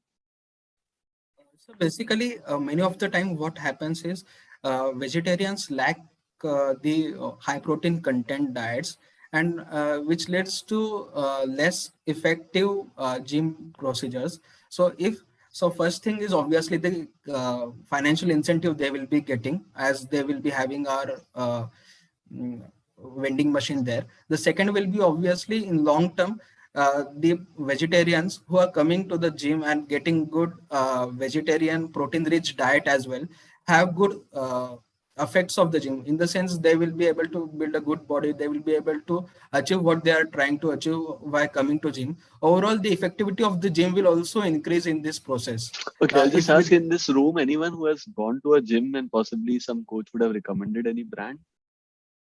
So not recommended in a brand, but definitely one place I went and they recommended a few powders, protein powders. Good. What is the price of that powder? Provided you decided that you will also do a little bit of Basically, study. I was not preferring protein powder to buy. So I spoke with few of my friends and they told me not to buy protein powder. It's not. Makes sense. But I'm just asking a benchmark price of those powders which were recommended by gyms. So I recently bought a protein powder. So it costed me around 5.5K for 1 kg. Good. And also with respect to the question you had asked, so what is in it, what's there in it for the gym owners? So as Sushant also said, they would get a very good answers to the vegetarian gym goers, because whenever I remember one of my friend last year in college, so we went to the gym and he was vegetarian. So the gym owner asked him to take high protein diets, but then when he said that he can't be eating chicken and eggs, so the gym owner didn't also have a very nice answer, because my friend was reluctant to buy protein powder. So in turn he told him to buy paneer, which has very less protein content as compared to Pro Munch. So the gym owners will also have a very good answer to this. I'm so sorry for this, but the reason I'm saying, although I never visited a gym in my life, but the amount of incentives these people take in order to recommend, it's exactly like an Indian cricket team situation, which Sir was trying to hint to. The amount of margins which they expect are very, very unrealistic. And maybe you might need to find possibly how feasible that idea could be, that gym starts to recommend this particular product. Okay. Right? Okay, no problem from my side, but I'm just saying a practice. And the same is true with the bars. If they come and start recommending this as a snack, we need to fix whether it's practically feasible or how easy it is for us to go get those recommendations. Right? So just another addition here was that when we are going to pitch to the gym owners, so definitely when we are asking them to pitch Pro Munch as a vegetarian substitute to the protein intake, they would be taking a commission on how the whatever is the vending done through their vending machine. And further, when they're setting up a vending machine in their gym premises, they will be having a vending machine rentals that would be taken up from us. So that would add an additional incentive, because their vending machine is going to take a very small area, but still they will be taking a rent from us, and that would be an additional income for them. Fine. One take. Okay. Thank you.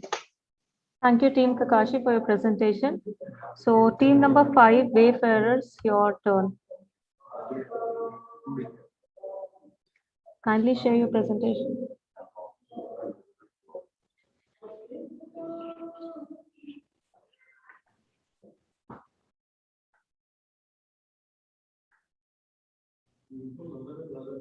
Is my screen visible? Your screen is visible and your time starts now. Good afternoon, all of you. I'm Dr. Arpita Sen, and with me I have Dipayan from NMIMS Mumbai. It's a famous quote by Eric McAdams, who is a world famous personal coach, that if you keep good food in your fridge, you will eat good food. Hence, over the last decade and especially over the last 2 years, emphasis has been on healthy snacking. Now in 2020, the value of savoring snacks market in India was about 5.5 billion US dollars, and it increased even further during this pandemic. The approach we adopted was design thinking instead of a big bang approach, as the product at hand is relatively new compared to the competitors like Fortune, Nutrela, Saffola, and Ruchi Soya. In the empathy stage, we did a qualitative explanatory interviews, we did focus group discussions, and we triangulated the findings with quantitative surveys. We did a brand survey and a buying behavior survey. We then took in-depth doctor interviews to get nutritional insights to help us better position our product. So in the right side, you will see the aims which we had defined by the use of these interviews. Next slide, please. Due to online media, we had a lot of opportunity to do a pan-India survey across demographics. This exercise helped us to concentrate our marketing efforts on whom are we going to target while we are placing the product. So Deepansh, if you can open the Excel sheet. So while he is opening, let me brief you about what all we did. Our responses were varied across age, income, geographical, and professional demographics. We also did some other analyses like brand awareness and brand loyalty survey, which are depicted in the separate tabs. Next slide, Dipansh. So in the define stage, we did a acres brand equity model based on whatever. So we understood from this survey. So the first thing was awareness. Pro-munch lies in the consideration set. So it shows that there is low brand awareness. Our research showed that only 30% of our respondents were aware in the nutritional category, and the rating was 3.18 out of 5. Hence, we decided to concentrate our efforts on the awareness and consideration stage of the marketing funnel. The perceived quality is efficient with a rating of 3.5 out of 5. Now, due to its high shelf life and unadulteration, this particular segment has a high score of 3.96 out of 5 as compared to that of our competitors. So this is our opportunity to bank on since the ratings are high. Quality of packaging was seen as a proprietary asset of Pro-munch. Hence, however, the status is weak with a rating of 3.37 out of 5. So hence we need to rethink on our SKUs. Then brand loyalty seems to be moderate to high with our respondents rating 3.74 to 5. Interestingly, 58% of the users are willing to switch from other brands to Pro-munch if the price is decreased marginally. So our suggestion is for phase 2 launch of this product, we can concentrate on smaller SKUs with lower pricing. Differential pricing on the company app can help customers land on the company page where they can see other products. Also, the company gets better data on the type of customers if they land directly on the page. Now, since we are aware of the gaps in consumer perception, our solution will be tailor-made for specific issues. Next slide, Dipansh. Here we took expert interviews and then we zeroed in our target audience and target margin. Since the protein content of soya is higher and is a good source of minerals and micronutrients, this will be a must-to-pack items in the backpacks of our defense personnel who are working in borders, where normal high-protein meal availability is a concern. For pregnant women or women trying to conceive, isoflavones in soya release phytoestrogen, which reduces the amount of LH and FSH, which helps in regulating ovulation. Now, gluten-free soybean is good substitute of protein for senior citizens. Of all restrictions in protein sources for senior citizens, soya is the least censored. Hence, people with digestive problems can easily rely on this. Apart from the niche target segments, there are general segments like mothers who are worried about their kids' food. These soya chunks can easily be mixed with noodles and other fast food items and can be camouflaged, so the kids will get something healthy in everything they eat. The pandemic has taught us to be self-sufficient, so young couples doing a high-demanding corporate job require something to munch on, and they dislike cooking a lot. Taking a personal example, I'm a married woman who is pursuing her MBA. So in between classes, when I have very short time and I have to cook for my family, I will always prefer something which is handy. The sixth target group is the travelers, because the packaging is so beautiful, it is easy to carry and can be packed safely in the backpack. So hence, these are our 6 target segments. Now, the next slide will show the specific results from our buying behavior survey. Since 3.84 on scale of 5 people get influenced by expert ratings, so it is our recommendation to include the expert ratings in the packaging. We studied the influence of different media and then we phased our advertisement plan accordingly, which we are going to show later. Next slide. So in the ideate stage, we defined our approach, which is the idea approach shown in the left side of the slide. So our consumer segments are convenience seekers who are nuclear couples, then brand buyers who are health conscious buyers, casual buyers who are college going students like us, and relationship seekers like defense personnels and old age people. Dipansh, will you please show the buying behavior Excel sheet?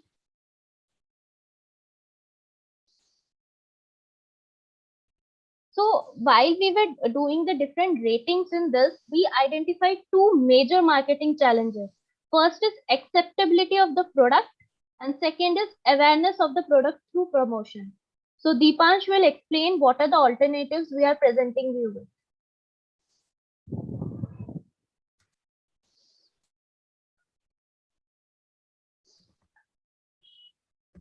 Sorry. Yeah. Yeah, so convenience seekers. So basically, for double income couples, we will set kiosks and snack machines in corporate parks and canteens, engage people through games, give away some packs as promotional offers in supermarkets and multi-brand retail stores. So that's how we can possibly market double income couples. And for nuclear couples, we can target them using digital ads through social media. Moving on, for convenience seekers, which are dense snack eating states, especially like Surat, Varanasi, Jodhpur, we could possibly do billboard advertising on roads and possibly on highways as well, conduct awareness sessions in retail stores, and conduct radio contests to make people aware about the benefits of snow snacks. For brand buyers, we could possibly make a small video which we could publish on the social media platforms with the campaign Soya Namkeen Khao, Bhook Mitao or Protein Pao, highlighting the nutritional value of soya snacks. For casual buyers like college students, we could possibly collaborate with the canteens to advertise. We could do branding through a web series like TBF or AIP, through ads on OTT platforms and YouTube advertisements as well as branding in sports competitions to reinforce the concept of a healthy snack.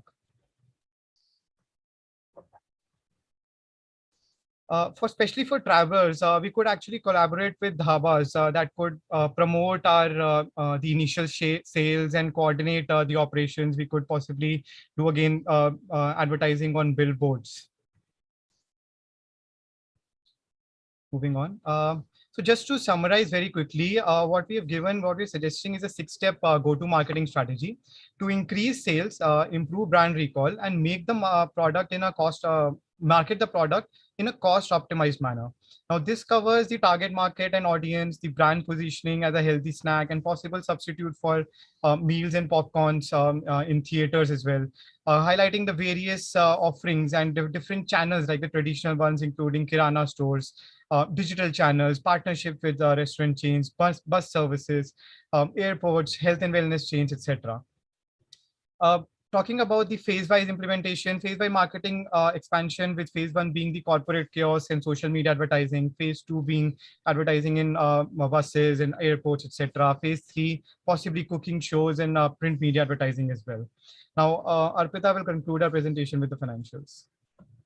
We presented our prototype after analyzing the cost-benefit analysis of each marketing strategy, and hence we phased it into a 3-year plan with a focus of 1 to 2 channels on each year. Our total cost is 3.3 crores. Dipansh, can you show the Excel sheet? So in the Excel sheet, we have shown the breakdown of each channel.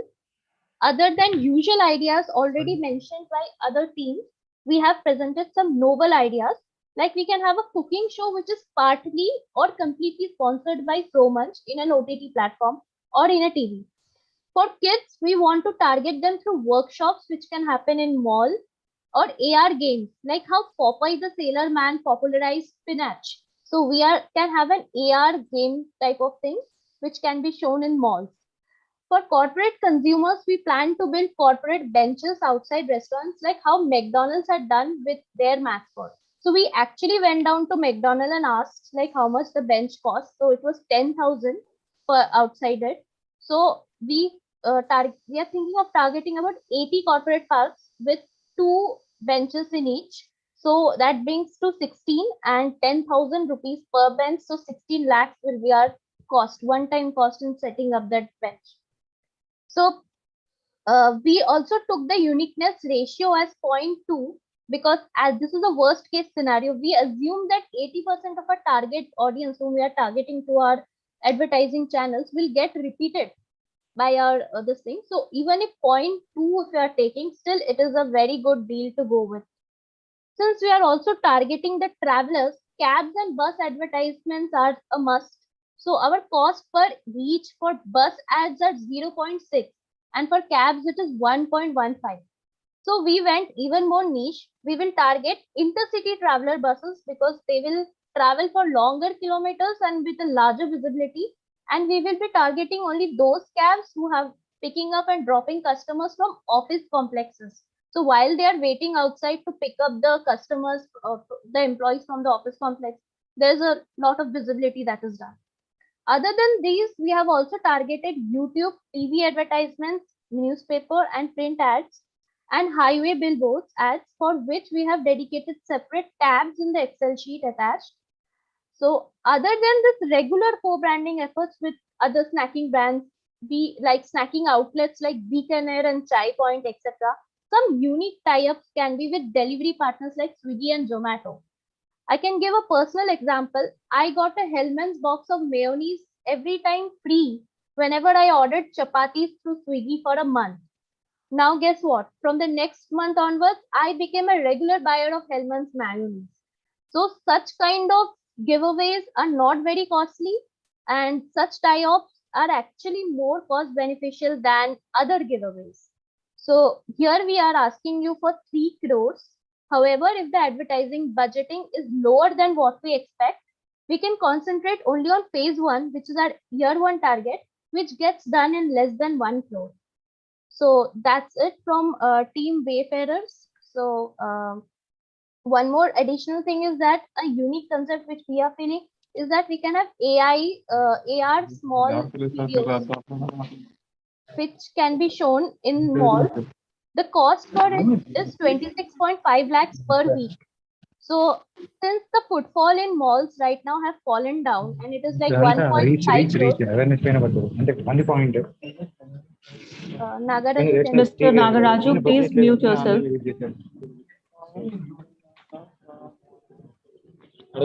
Since the footfalls have even fallen down, we are considering 20% of the turnovers. So we'll just concentrate our efforts on those weeks where are festival weeks. And even doing that, our cost actually comes down to only 26.5 lakhs. So with that, we'll be actually targeting around 1.5 CR footfalls. So these are some of the unique insights which we got based on our detailed survey analysis. So I guess if we follow these things as priority number 1, we'll be able to scale up ProMunch to a much larger height. Thank you. Thank you, Wayfarers, for ending just in time. So any question, Professor Motiani? You have a very interesting presentation and there's a lot of hard work which is being done. At least it appears to be. So a couple of quick questions. First, you did a survey, right across India. Who are these people? Were randomly selected? No, we actually had selected them across various demographics, as we mentioned. That I understood. So suppose I am sitting in Rajasthan, how I got this survey? So first we forwarded it to all the students who were, because our college has a pan-India student network. Great. And so just from a student network, you wrote a certain survey. So yeah. Are you sure these people are actually your target customers to whom you want to sell ProMunch? Or these are some people who got a survey who filled it? No, actually we had also targeted it to defense persons, student networks, mothers, and since I'm because there are few interesting things which are very, very counterintuitive in general marketing. For example, if we come to know that packaging is renewable, 80% people will start using this particular snacks. Yes. Defense personnel in India who is saying in the middle of a war, we have an issue related to food for which soya snack could be a interesting alternative. I think these are too tall claims to make to believe. They're pretty tall claims. I'm not sure, maybe this is the person who thinks it in this particular fashion. So I can give you an answer to that in this way, because since I am closely associated with a defense background in my family too, so their emphasis is carrying those type of snack things which are like which cannot be like this was just like that, because in those altitudes the cleaning and all is very difficult.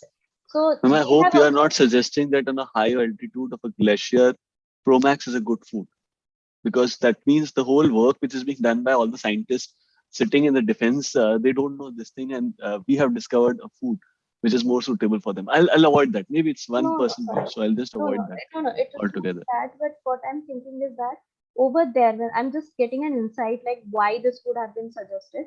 Maybe there, because one thing is told that we should not litter the backgrounds. First of all, not to leave any trail behind, and secondly, for an environmentally, we have to be more conscious, because over there waste management mechanisms are very less. Ma'am, again, sorry. Question is related to the survey. Because these people came in randomly, right? You contacted friends come, that's a perfectly well way to do a survey. But when you are making a claims like brand loyalty, are you sure these people were very well aware about this particular brand of snacks when they were filling the survey? No, that is exactly why we got in the preceding question to that question only our responses was we had rarely heard of the name, very rarely, and never. None of the options were above that. So the awareness was very less. But they answered the remaining questions on the basis of if we tell you that this brand is recyclable, sustainable, environmentally friendly, would you take it? And So then last then they question answered from it. my side, can you just tell me who would be a typical customer? You might have seen many presentations, people are talking about a typical customer for us looked like this. For example, you said DINKS, double income, no kids type of a family. So is there any particular type of a customer whom you have in your mind who thinks the best, most suitable for us to start targeting on? So because I'm a doctor, so I can say the best, other than everyone will be targeting double income groups, all companies. But what we can gain is targeting the senior citizens, sir. Because we have a sufficient amount of population in that, and soya chunks is the least censored food item among all protein sources. People with uric acid problem, gallstones, with transplant surgeries and bypass are not allowed to eat any other protein sources. So for them, this is the best source, and no other company till now has targeted that. The second will be defense personnel, sir, because none of the companies have marketed considering them as a focus. Okay, great. Thank you. Sorry, Parth. Mr. Parth, a very quick question from your side. Yeah, so when you say we know other companies targeted defense personnel, so how do we target them specifically? So as mentioned, we'll be having workshops, first of all, especially tailored for them. So workshops on health and nutrition that can be done by Dr. Arpita Singh, I'm so sorry. Generally, for your information, when people consume anything in the uniform, it is being procured by government. There's a pretty elaborated system for that, right? Just for your information. Thank you.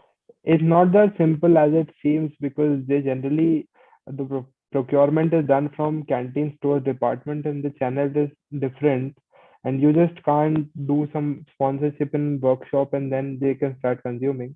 And coming to other question, when you say 80% of the respondents will buy ProMunch if we are using environment and eco-friendly packaging, so how many people did you survey out of the total people, if you say that? So 194 was a sample size. So that's why we, based on our sample size, we got that as a response. Maybe if we have a huge sample size, we'll get a bit more detailed info on it. And so were they reluctant on having something related to health, or they were just adamant to buy the product just for the packaging sake?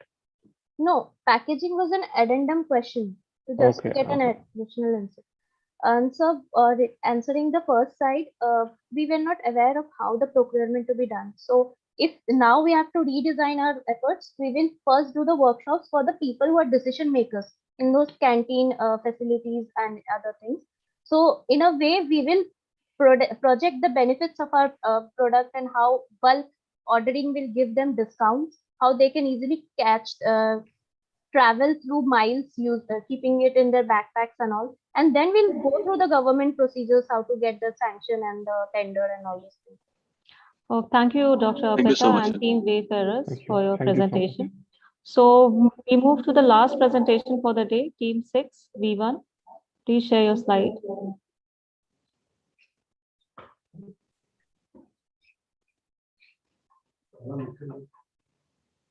Your slide is visible and your time starts now.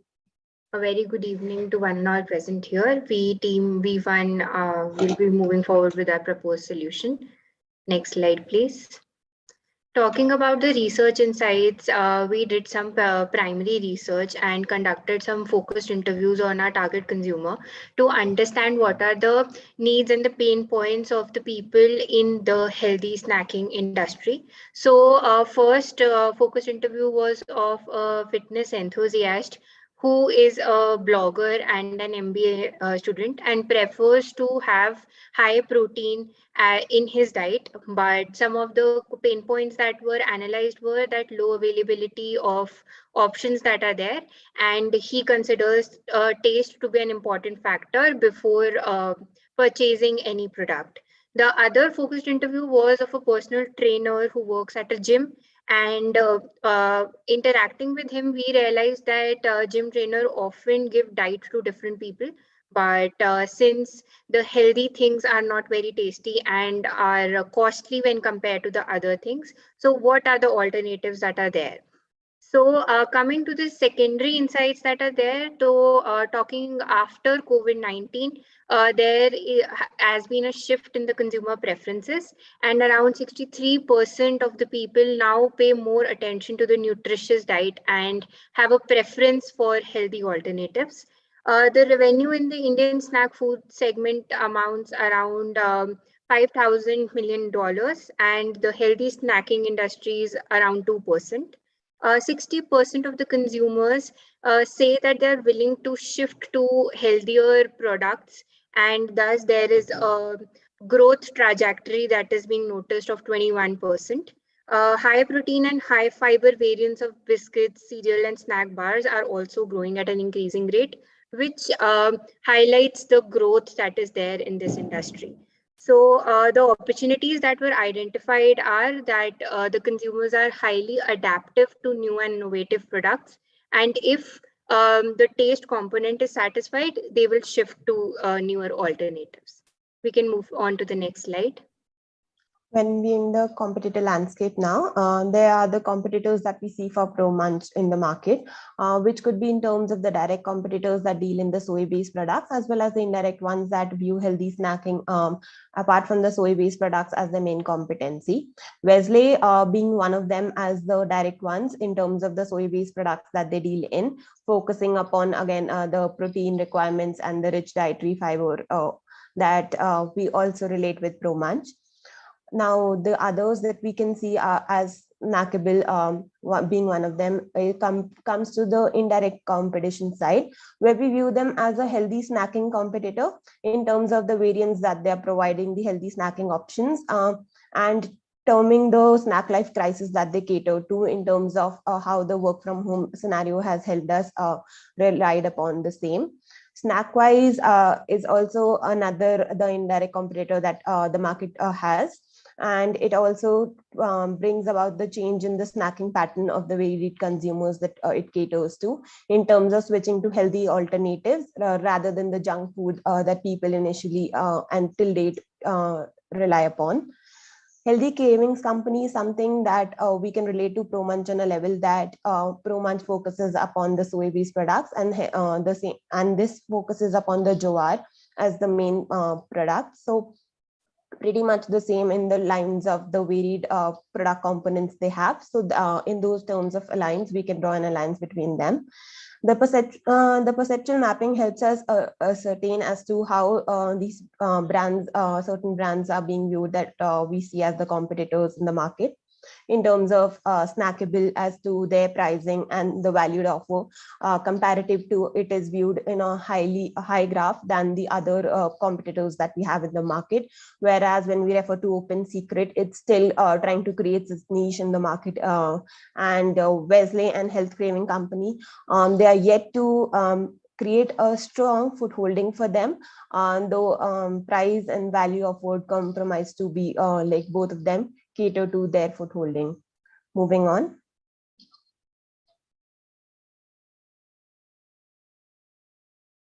Yes, So, talking about the product positioning and sales, our central idea is to position ProMunch as a healthy and a fun brand, which people can actually munch on very easily whenever they are hungry, at home, or either when they are traveling.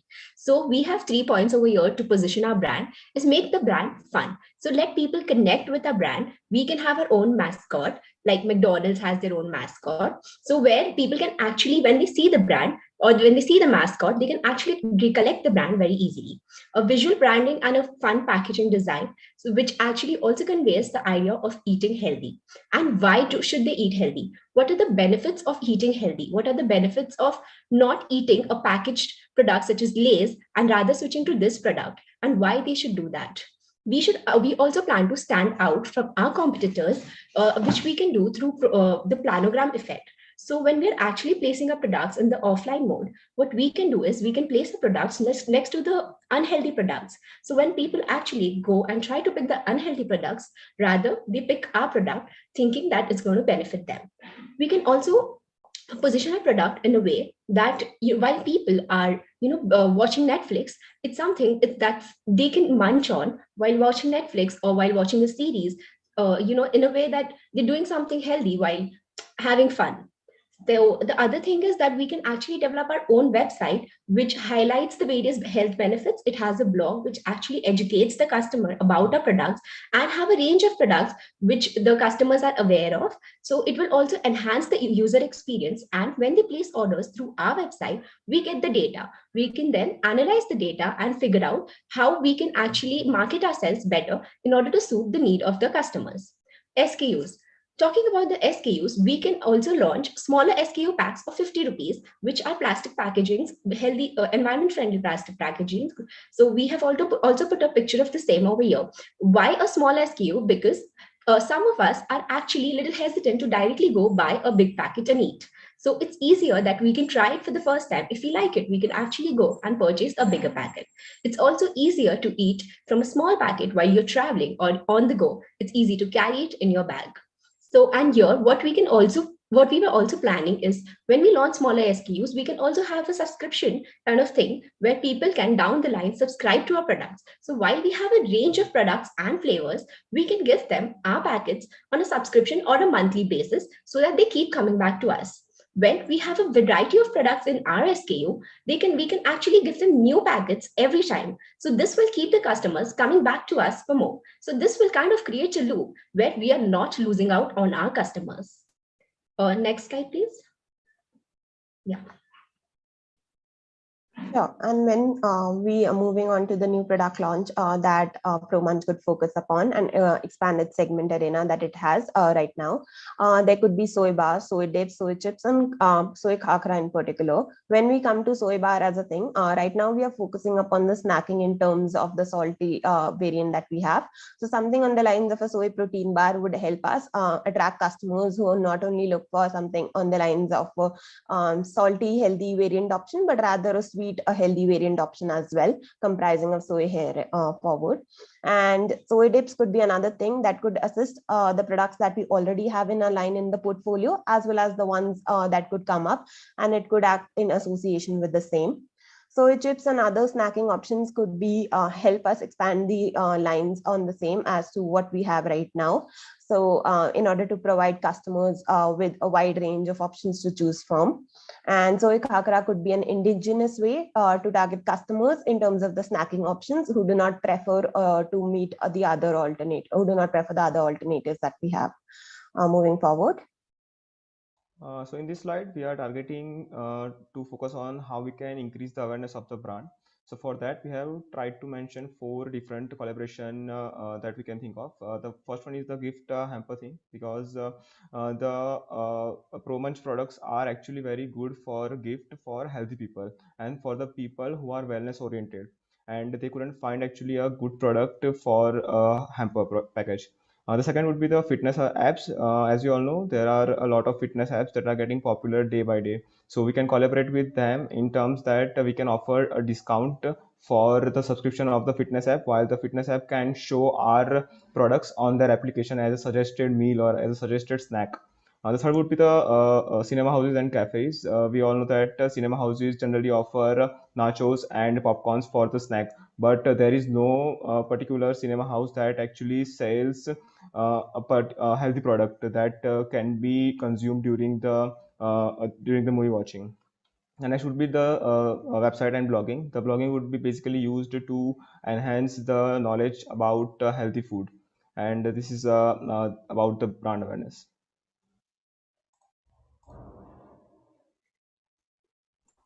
Talking about the social media marketing, there are various ways in which we can actually engage with our customers on social media. We can make social media as our advocate. So here, what we can actually do is we can move beyond our product post towards a category post and post where we have user-generated content. So where the customers are actually engaging with us on a direct channel. So we can have a My Healthy Shift where customers can actually post why they prefer Pro Munch over other products or how is it making a difference in their life. We can also have content marketing where we are educating our customers. We can have, we can actually celebrate our fans where customers post about the Pro Munch subscription box or the package which they have just received. So when we repost this, the customers actually like to get featured. When they get featured, they have a higher brand loyalty towards us.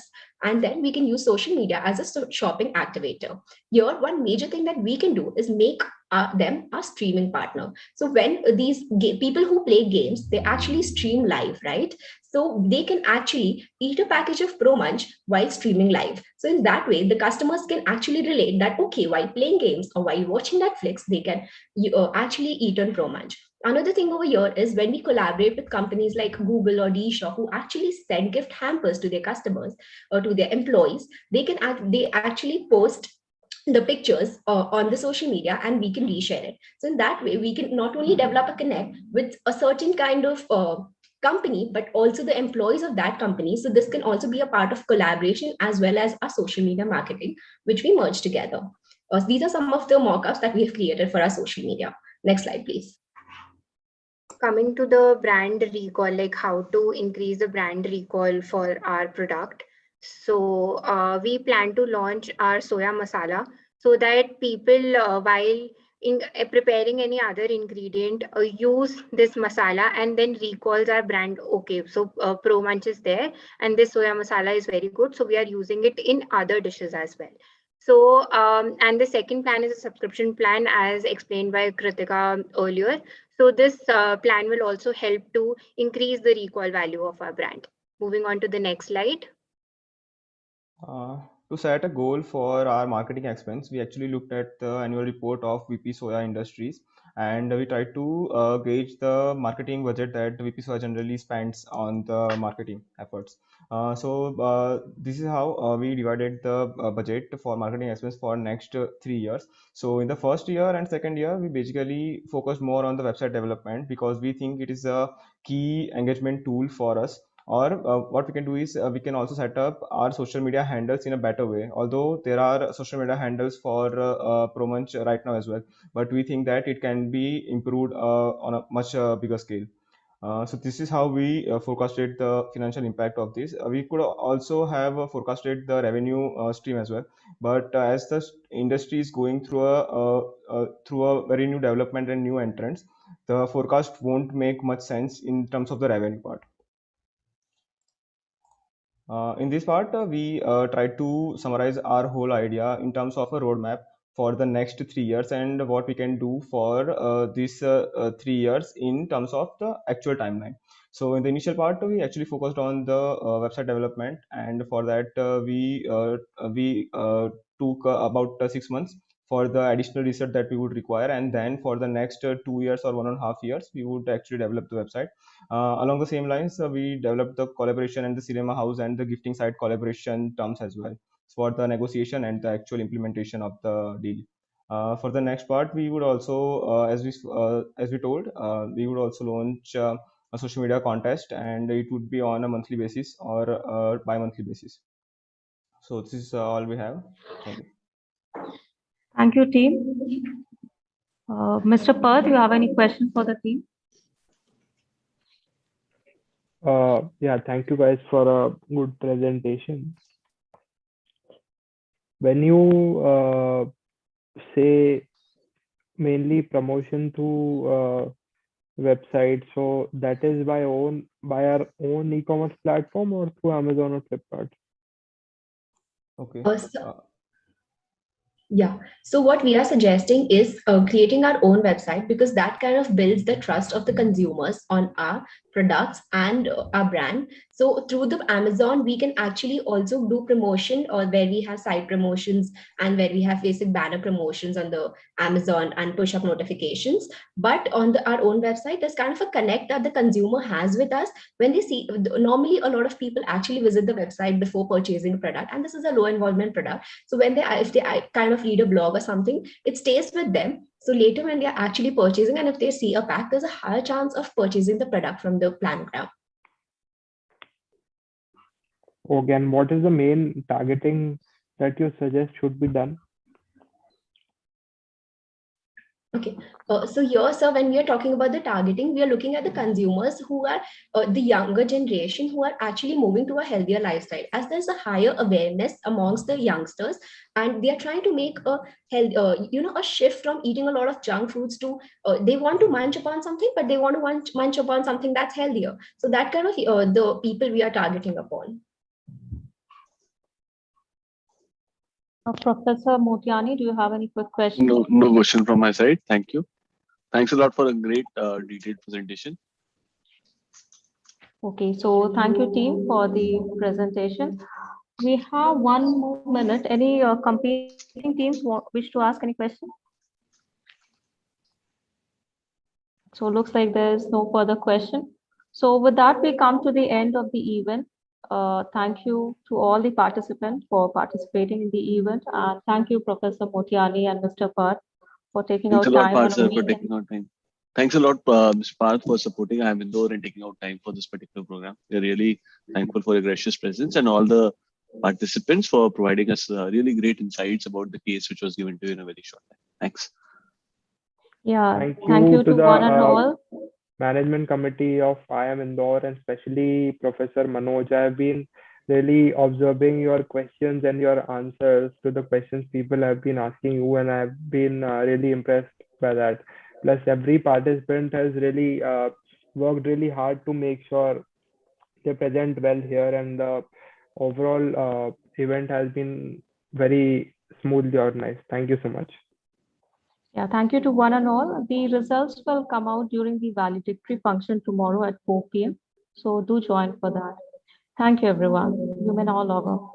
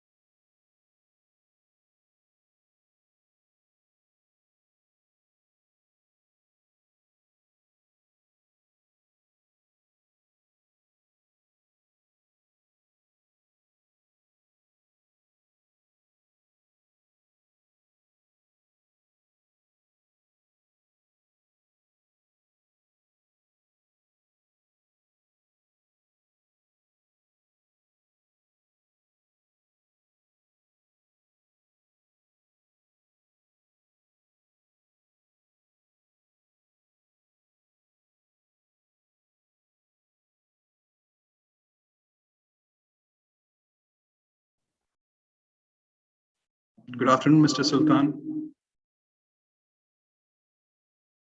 Am I audible? Yes, good afternoon. You are audible. Okay, great. Maybe we can begin in a couple of minutes. Sure, I'm all set. Give me a moment.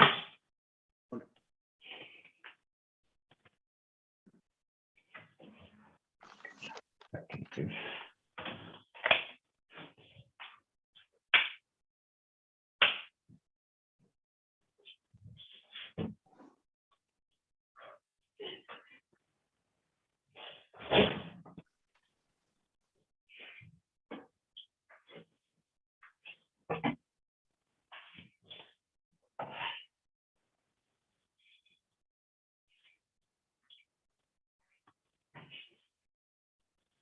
I'm ready to start whenever you're ready. Yeah, just about in a minute. Is my voice clear, audible? Yes, you're perfectly audible. Sure, thank you.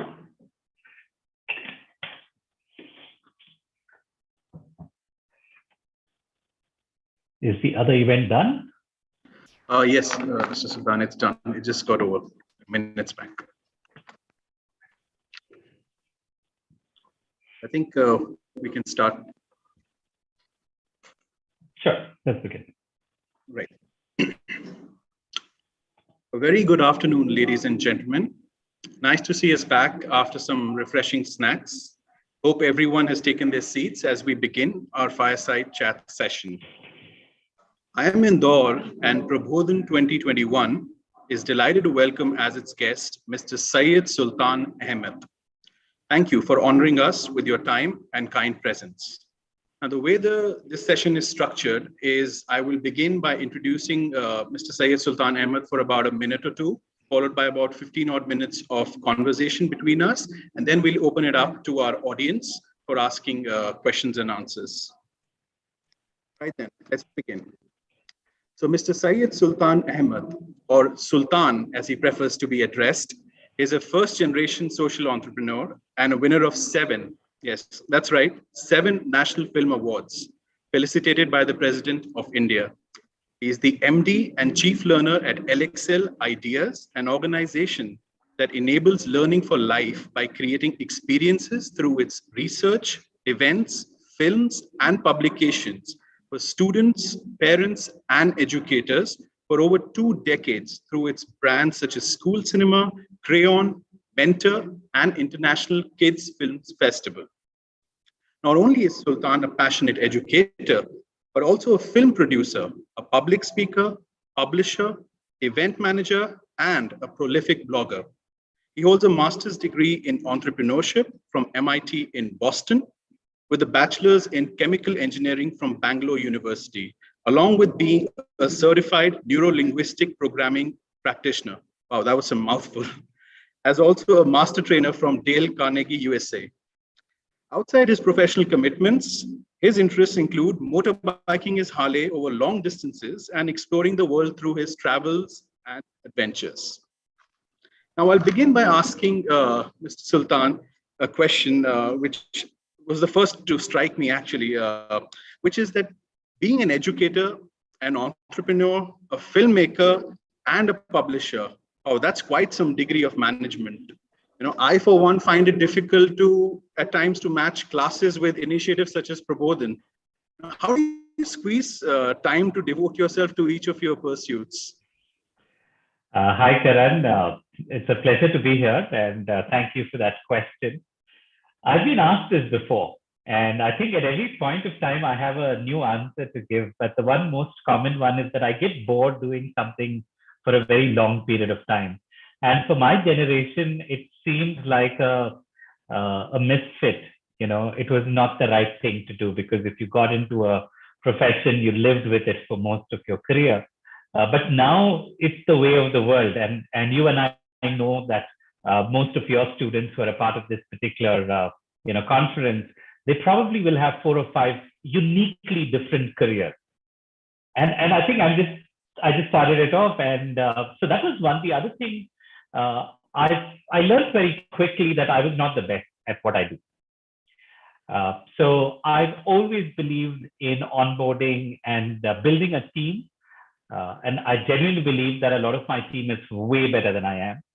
So once I start something, I think I have a team that takes it forward and does much better than what I would have ever done. So that allows me to dabble, and it keeps my interest levels very, very high. But from an education standpoint, if you ask me, I am an educator. And my work, I believe, is the best way to teach children is to create experiences for them. And in fact, I believe you can't teach children. But the interesting thing is that children learn. And my role as an educator, as a parent, as a school, as a college, as an institution, is to create that environment, create that experience. So at Electoral Ideas, we create experiences through our events, through our films, through our publications. So for me, it is all about education and making it a lot more relevant to children. Two ways of looking at it. It satisfies both for me. Yes, that does so. So I would like to then ask to continue this further, that in one of your talks at TEDx Bangalore approximately 5 years ago, you had mentioned the idea of not teaching children, but rather have them learn from experiences, as you mentioned, that are both engaging and entertaining.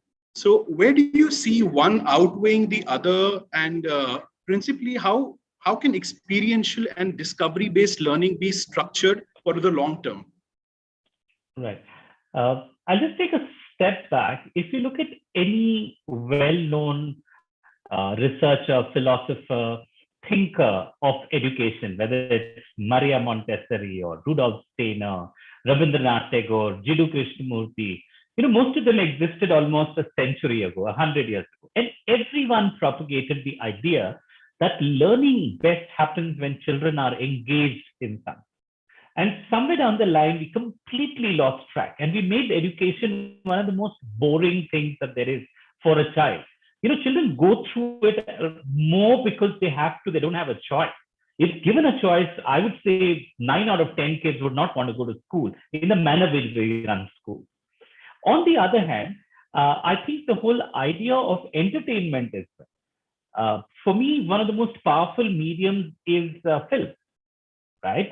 It's a medium. I've actually published research papers in the international journals as to how films can impact society. Film is a medium that can change, it can communicate, it can educate.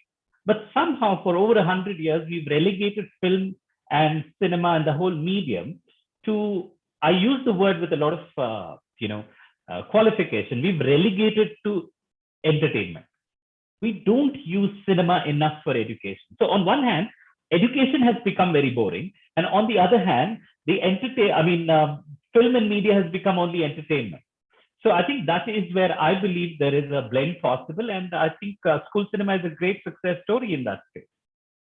Otherwise, in education, in the name of education, there's nothing but test prep, coaching classes, and edtech. That's all we know in this country and in most parts of the world. And I think it's a shame. It's a shame that we cannot think beyond tests and exams about education. And we don't think of the life that children have to live. I just take this moment here, Karan. LXL literally means learning the X factor of life. Because I believe learning has to be to live a better life. It's not about just getting a livelihood. That's interesting. So you mentioned a few educators. A person that I also, follow quite a bit, Mr. Sal Khan from Khan Academy. He said that if you want to learn something, work on it until you master it before moving to an advanced concept. So, but in the education systems that all of us grew up in, we all learned at a fixed and constant pace. How do you see it moving forward into the future? Would you have any points on that? Unfortunately, our schooling systems were better 20 years ago. They got worse 10 years ago. They are terrible now. A lot of times when you look at the education system, you need to look at India in different segments. Of course, you do have a certain segment of schools right on top, which are as good as the best in the world. But when you look at the larger masses, 70% of our schools are government schools, and the less said, the better. Right? And then if you look at the 30-odd% of schools which have 40% of our students going, The largest segment in that 4 lakh odd schools is the low-cost private schools. You know, the schools that charge 10 to 20,000 per year as their academic fee. And the quality of education is abysmal. It's terrible.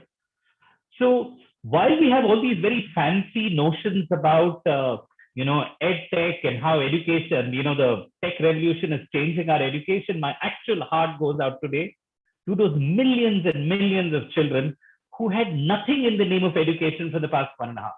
They have had nothing at all. While when you talk about, schools having adapted and they have moved online classes, it's a small fraction of this country that has gone in. So the gap has actually increased.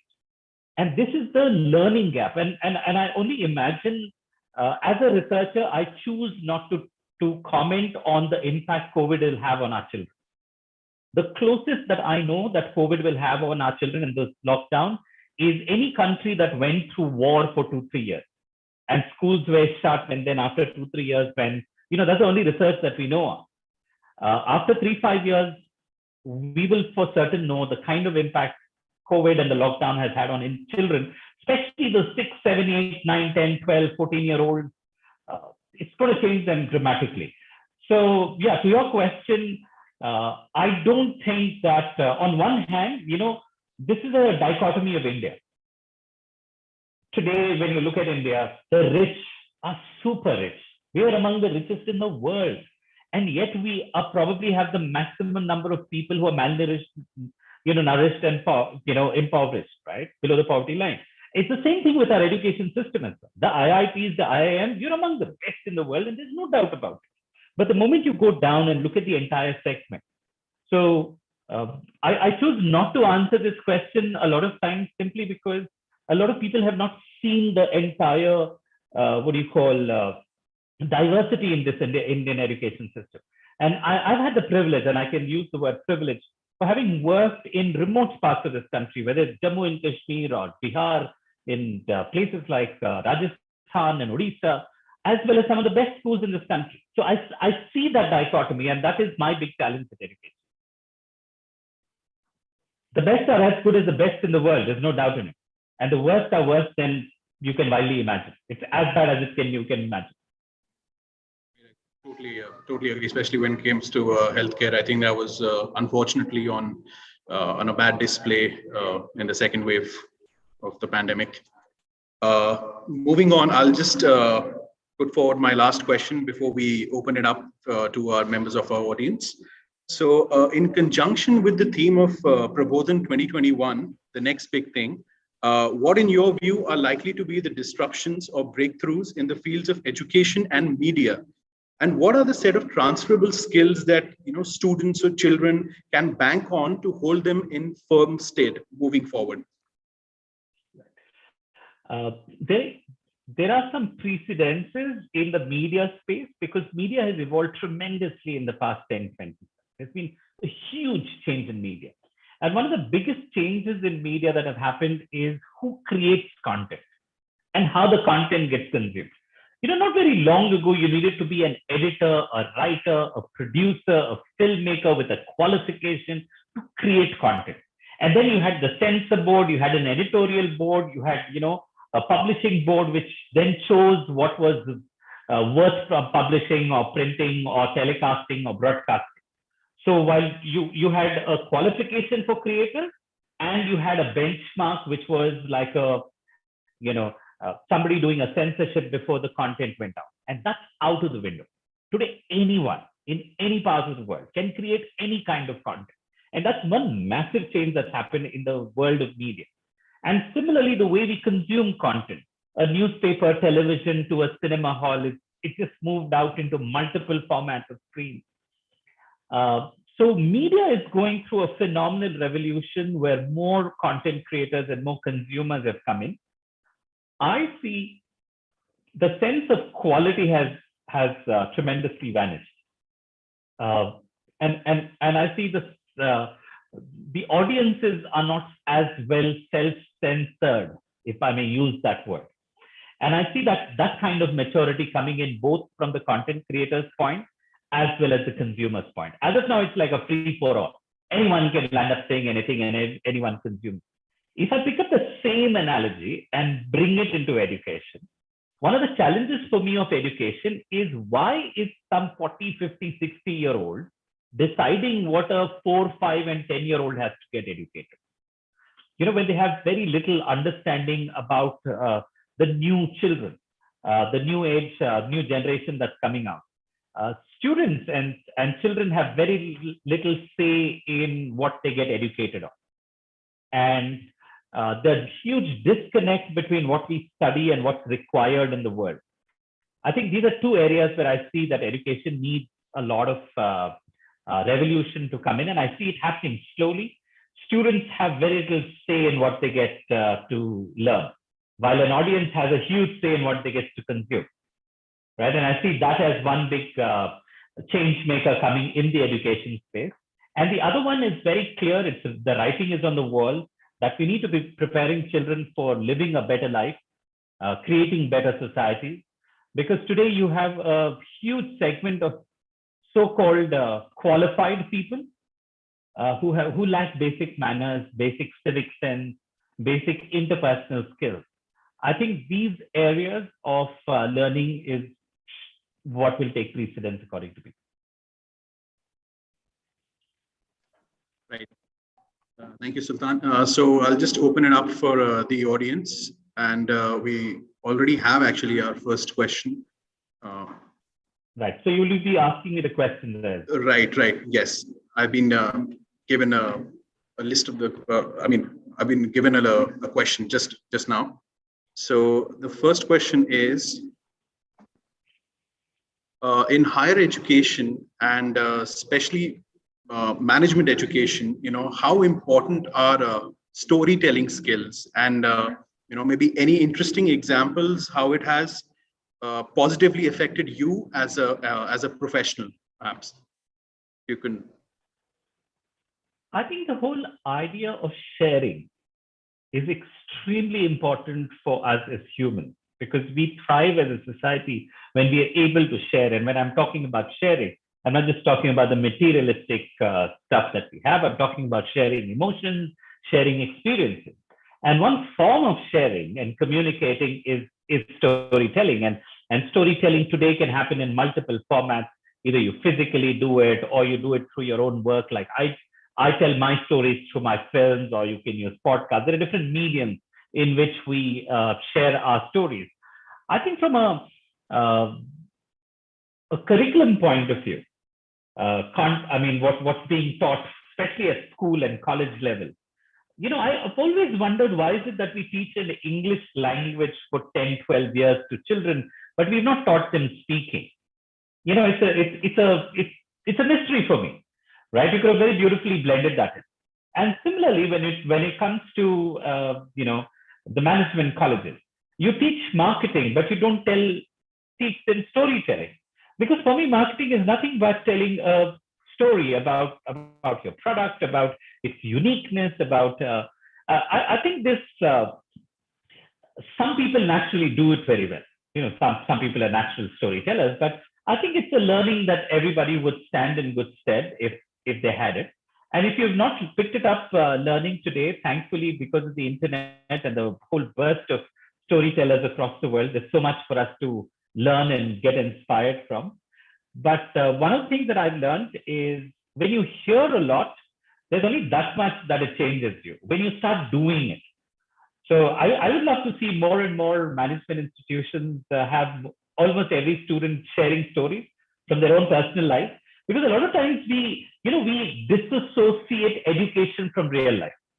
We believe that I will able to tell my brand story very well. Dude, if you can't tell your story, your brand story, you will never say. So start off by talking about your life, your stories, what's happening in your life. If you can narrate those stories really well, then you can talk about any new technology or any new brand or any new product as well. So I genuinely believe that storytelling is one of those human skills that keeps us human and will continue to do as in future. And would love to see a lot more encouragement for it. So go on to the next question, which is, after engaging with children, one second. Yeah, after engaging with children across nations, have you observed any difference in children's psychology towards acceptance, learning, and adaptability of new ideas? Are they already influenced by positive or negative traits of local culture? Interesting question. I've had the privilege of teaching children in over 19 countries. I should have done my 20th, thanks to the lockdown, it's still not happened.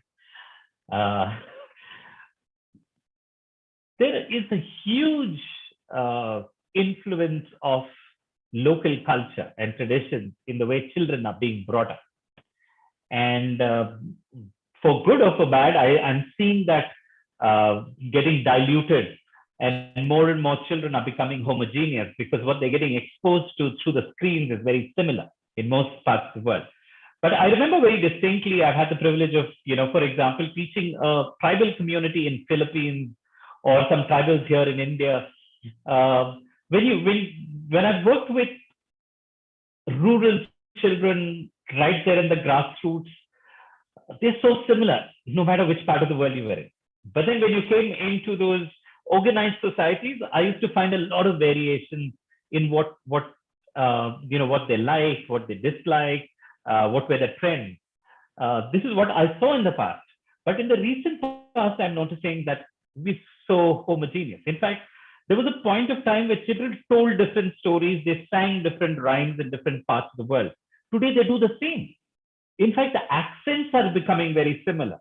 So if you go and meet a child in Dubai or meet him in South Africa, or you meet him in India, the accent is also very similar.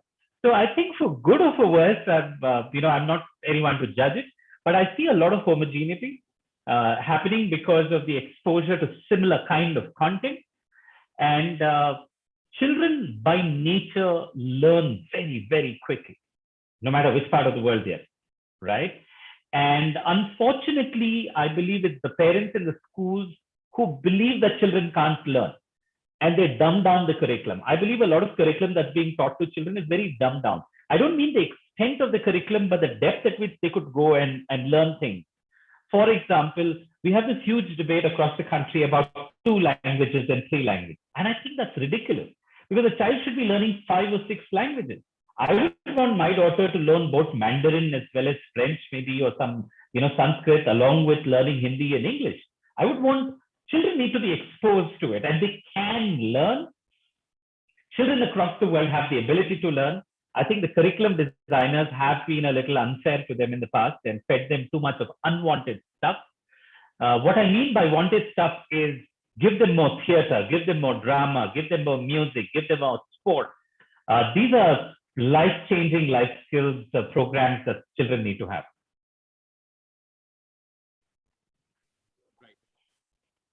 Now, moving on to the next question. Right. It says that out of the 7 national awards, you have won 3 of them for family values. Now, with the growing encroachment of technology into personal spaces, how do you think we can give back the family value? How do you think we can give back the family value that they so espouse? Right. For all of us, Karan, the ones who grew up in the 2000s and the 90s and we went to the schools, one thing that I see massively missing in children of today is just that family time. At least we sat down together as a family and watched television together. At least that we did. We watched cricket together. If you remember, I mean, these were distinct memories. And when you went back to school or college, you had something common to talk about because all of us watched the same roadies and we watched the same kind of program. Cut that to today, right? It's just so varied. 4 people sitting in a house, mother, father, daughter, son, all 4 on 4 different screens, have nothing in common, very little conversation happening on a dining table. So what it does is, if you look at the growth of a child, you've got the social, emotional, and intellectual growth that happens normally. Physical, we all know there is a physical growth that happens and we can see it. Apart from the physical growth, the growth that we can't see is social, emotional, and intellectual. Somehow we believe that school and college will provide us that intellectual growth, and it does to a great extent, to be very fair, right? It does cater to a lot of it. But the social and emotional growth has always happened with the family, with the people in the human interaction. And there's a huge lacuna over there. And this is where we felt at LXL that, we need to talk to children about issues which for my generation was absolutely normal, because we learned it from our parents, grandparents, neighbors, aunt, someone down the street, or from our teachers. But today the children are missing out. And that's the reason why we got into this whole space. The idea was not to win the award, but we were very clear we needed to talk to children about issues ranging from, why do I get angry? Because ever so often we've heard this term, you should not be angry. But I think anger is one of the most beautiful emotions. It's the one that drives us to achieve. Underlying anger is one of the biggest influencers in achievement, right? So emotion is not right or wrong, and you need to talk to that child about it. Or you need to talk to children about bullying or ragging. You need to talk to them about adolescent issues or sexuality related issues. Or you need to talk to them about simple things about respecting elders, or environment, or culture, or religion. Some of these issues which are so important for a proper society to exist, because it's not happening at home, we started doing that through our film. And thanks to the national award recognition, but I think the bigger recognition we have is school children watching our films in their schools and having debates and discussions around those topics. And I think it's absolutely worthwhile doing it.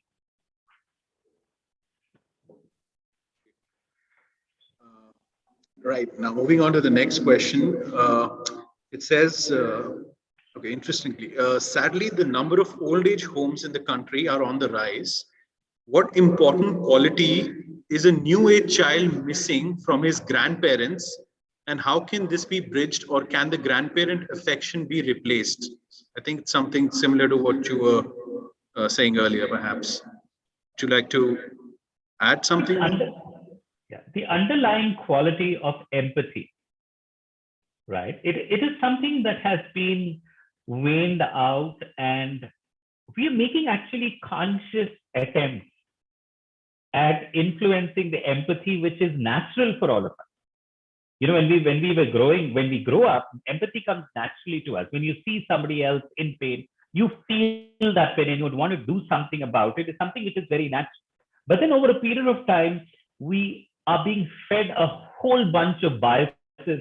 WhatsApp University is at a different level these days, feeding in biases. And empathy is the quality that I need if I have to empathize with an animal, take care of street dogs, or to the environment, because I need empathy for the environment. And same thing, whether it is my granddad or my own parents tomorrow. Today, it's my granddad and my dad's not taking care of him. And tomorrow, it's my dad who's in the old age home. So this quality of empathy, unfortunately, is highly, highly undermined in our society. And what a pity. It's a society that has lived on,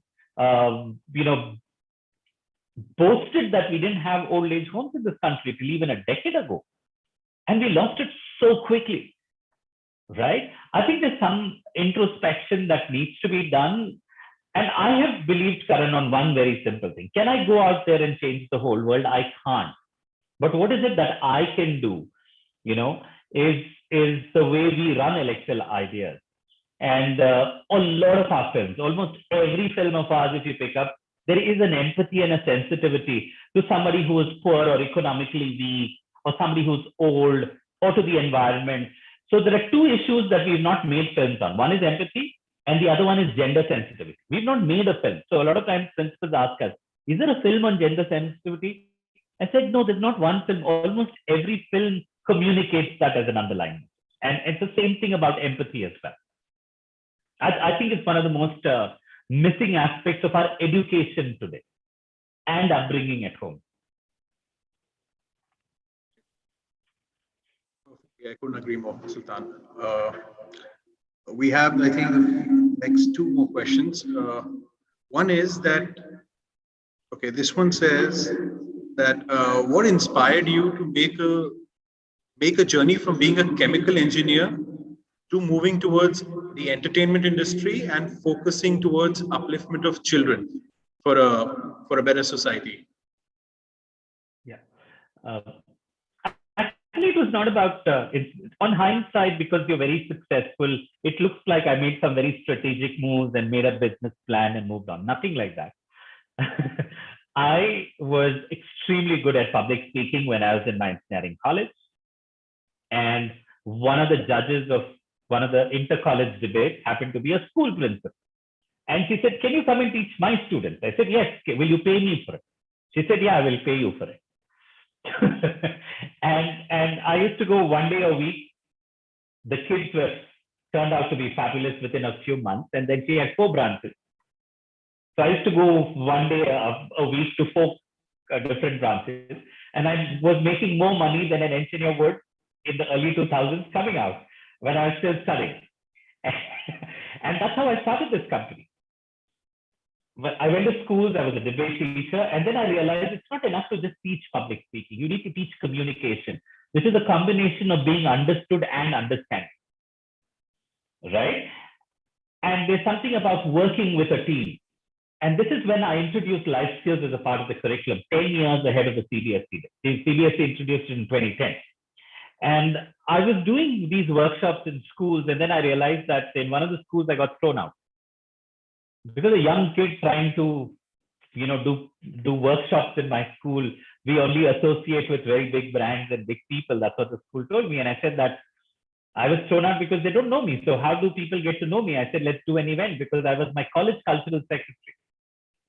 I was participating in events and hosting events. So I started doing events, and today Crayon happens to be India's most successful children's events company ever. Whether it's the Holics Kids, Pogo Amazing Kids Award, PELB, NSE Financial Quest, all the big events are done by us.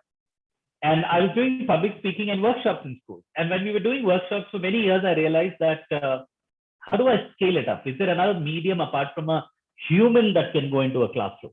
Because workshops are always done by individual facilitators. And that's when I got fascinated with the idea of cinema. And then I said, let's try it. And it worked. And here I am. So it's always been a journey of how can I do what I'm doing better, right? So today we're doing our events really well. So now we've completely digitized, starting next quarter, we should be completely digitizing our events. I think there's one question which everybody talks about, innovation, quality. I think it's a question, how can I do this better? Life is all about the questions you ask. And if you ask me, I'm absolutely not happy with the work that I've done. I think there's just so much more I could do better. And I think that burning desire to do better and be better prompts us to do better and better work. So I am sometimes a very difficult boss to work with, because I'm never happy.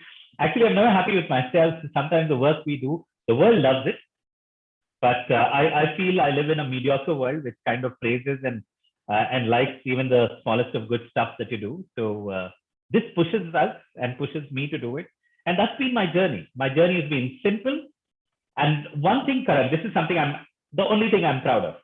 From day one till now, I've always believed that learning has to be for living a better life, not about getting a job. And that's why I chose not to teach math and science and start another edtech company.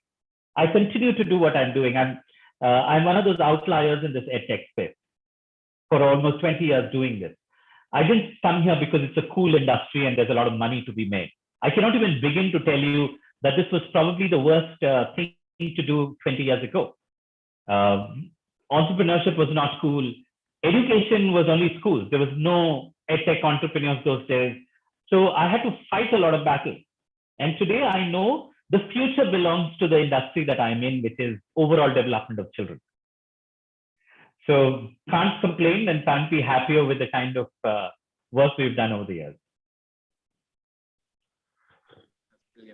So taking a cue from the entrepreneurship that you just mentioned, there's a question that's come in the last question saying that how in particular did the master's degree, I believe in saying the master's in entrepreneurship from MIT help you? Right. Karan, I'm going to answer that question not just in perspective of this course, but in learning in general. So when I started off my career, I was speaking to school principals and doing training programs for school teachers. and I was a chemical engineer. I always had this at the back of my mind saying, on what authority, on what qualification are you trying to teach them or change what they're trying to do? And I have always been very mindful. And this led me to a journey of learning, and my learning is broadly divided into two parts. One is the formal learning and the other one is the informal learning. The formal learning has led me to a journey of doing media pedagogy, neuro-linguistic programming, hypnosis, counseling, and entrepreneurship also came about the same way. And I genuinely believe that as a person, you have to constantly learn. And I'm told that that's one of the biggest life skills you need today is to consistently learn all your life, right? But I did it with the fear saying, I don't want to get outdated, or I don't want someone to believe that I don't have the authority to change the way I'm changing things. On the other hand, Karan, there's also the informal learning in my life, which has contributed actually a lot more than the formal learning. My informal learning includes my bike riding, my horse riding, I've been an RJ, I've been a television host, I've hosted a lot of events, I've been on stage, I've been into theater. I've done all of these experiences which have taught me as much. In fact, I can do a one-day workshop on horse riding and managing team. Right? Here you've got a half a ton to a ton beast that who has a mind of his own. Unlike the motorcycle, the horse has a mind of his own, and he can drop you and kill you at any point of time. And yet, for you to manage to control him and to have him move in your direction, it's almost like running a team in an organization, literally, right? So, to answer that question specifically for me, it's not one course of mine that's changed the way I look at my life or the way I do, but I think my life will continue to be a journey of learning. And having said this, formal and informal, my biggest teacher is my travel. I cannot begin to tell you how much you learn when you travel. Not this organized travel, 7 days trip to organized trips. No, just take a ticket, land in a country, go figure it out for a month or 2 months. The world is your biggest teacher. So MIT has been an outstanding course. It was a course on entrepreneurship for existing entrepreneurs. So it's changed a lot of ways in which I run my organization, and it's been highly, highly useful. But I think learning consistently has been my biggest strength.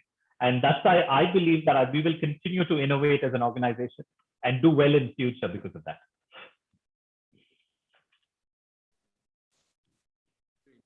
So we've just about run out of all the questions, and I guess we're right on time as well.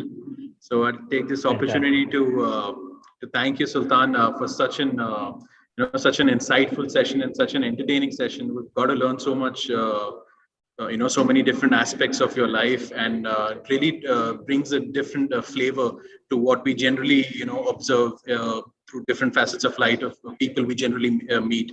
So thank you so much for, sparing time on a Saturday afternoon.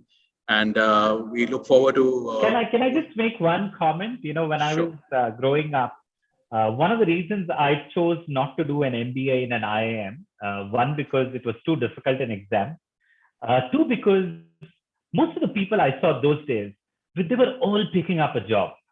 They all aspired to take a job and they just went and did a job. I'm so glad it's changing, and it's changed so much, because you guys are supposed to be among the best in this country, right? Entrepreneurship is the way forward. And let me tell you, there's no qualification enough that will take the fear out of you. It is scary. It is bloody difficult. But at the end of it all, I cannot even begin to tell you, it's completely worth it. So I would love to see a lot more of these young, smart guys who are among the cream of my country go on to do a lot of new things rather than just join another organization and help them grow and their valuations grow. So I'd love to see more entrepreneurs coming out of the IIM, which I'm already seeing, by the way. Right. Surely. We'll pay heed to that. Thanks so much, Sultan, once more for sparing our time for this session, and we look forward to more such fruitful deliberations with you and more such associations in the future. Hope you enjoyed it. Thank you. Such a pleasure. Thank you, Karan, for having me. All right. Thank you. Thank you so Thanks, much. guys. Bye-bye, and good luck to Bye. everyone. Yeah. Thank you so much. Bye-bye.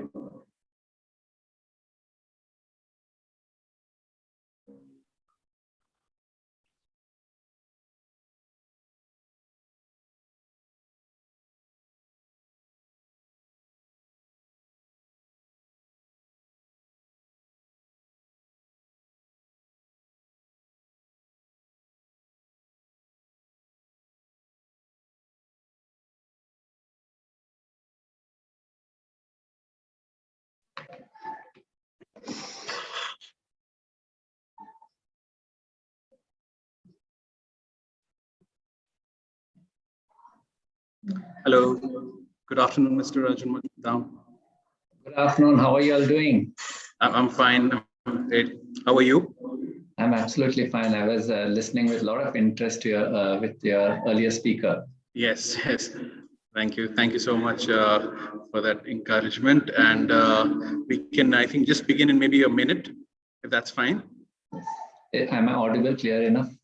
Yes, you're perfectly audible. Am I also? Yes, perfectly. All right, great. So we'll maybe begin in just about a minute? Yes, please. All right.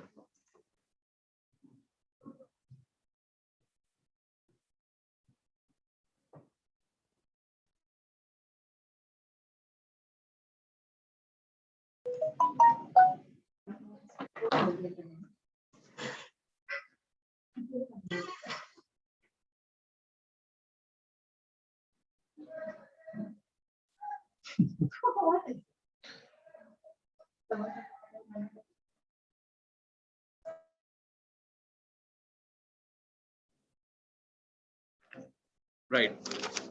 Let's begin.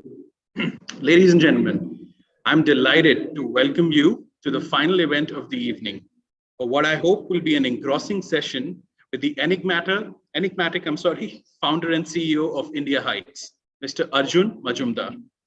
Again, I hope to structure this session by beginning with a brief introduction of our guest, followed by an interaction of roughly about 15 to 20 minutes, which shall then be followed by a Q&A session with members of our audience.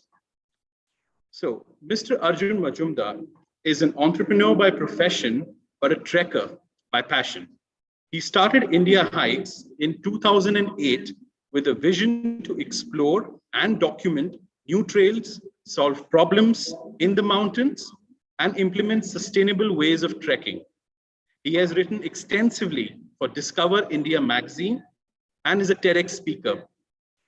He's often encouraged to speak about his entrepreneurial journey, but his favorite topic remains the impact of trekking on the mind, body, and spirit.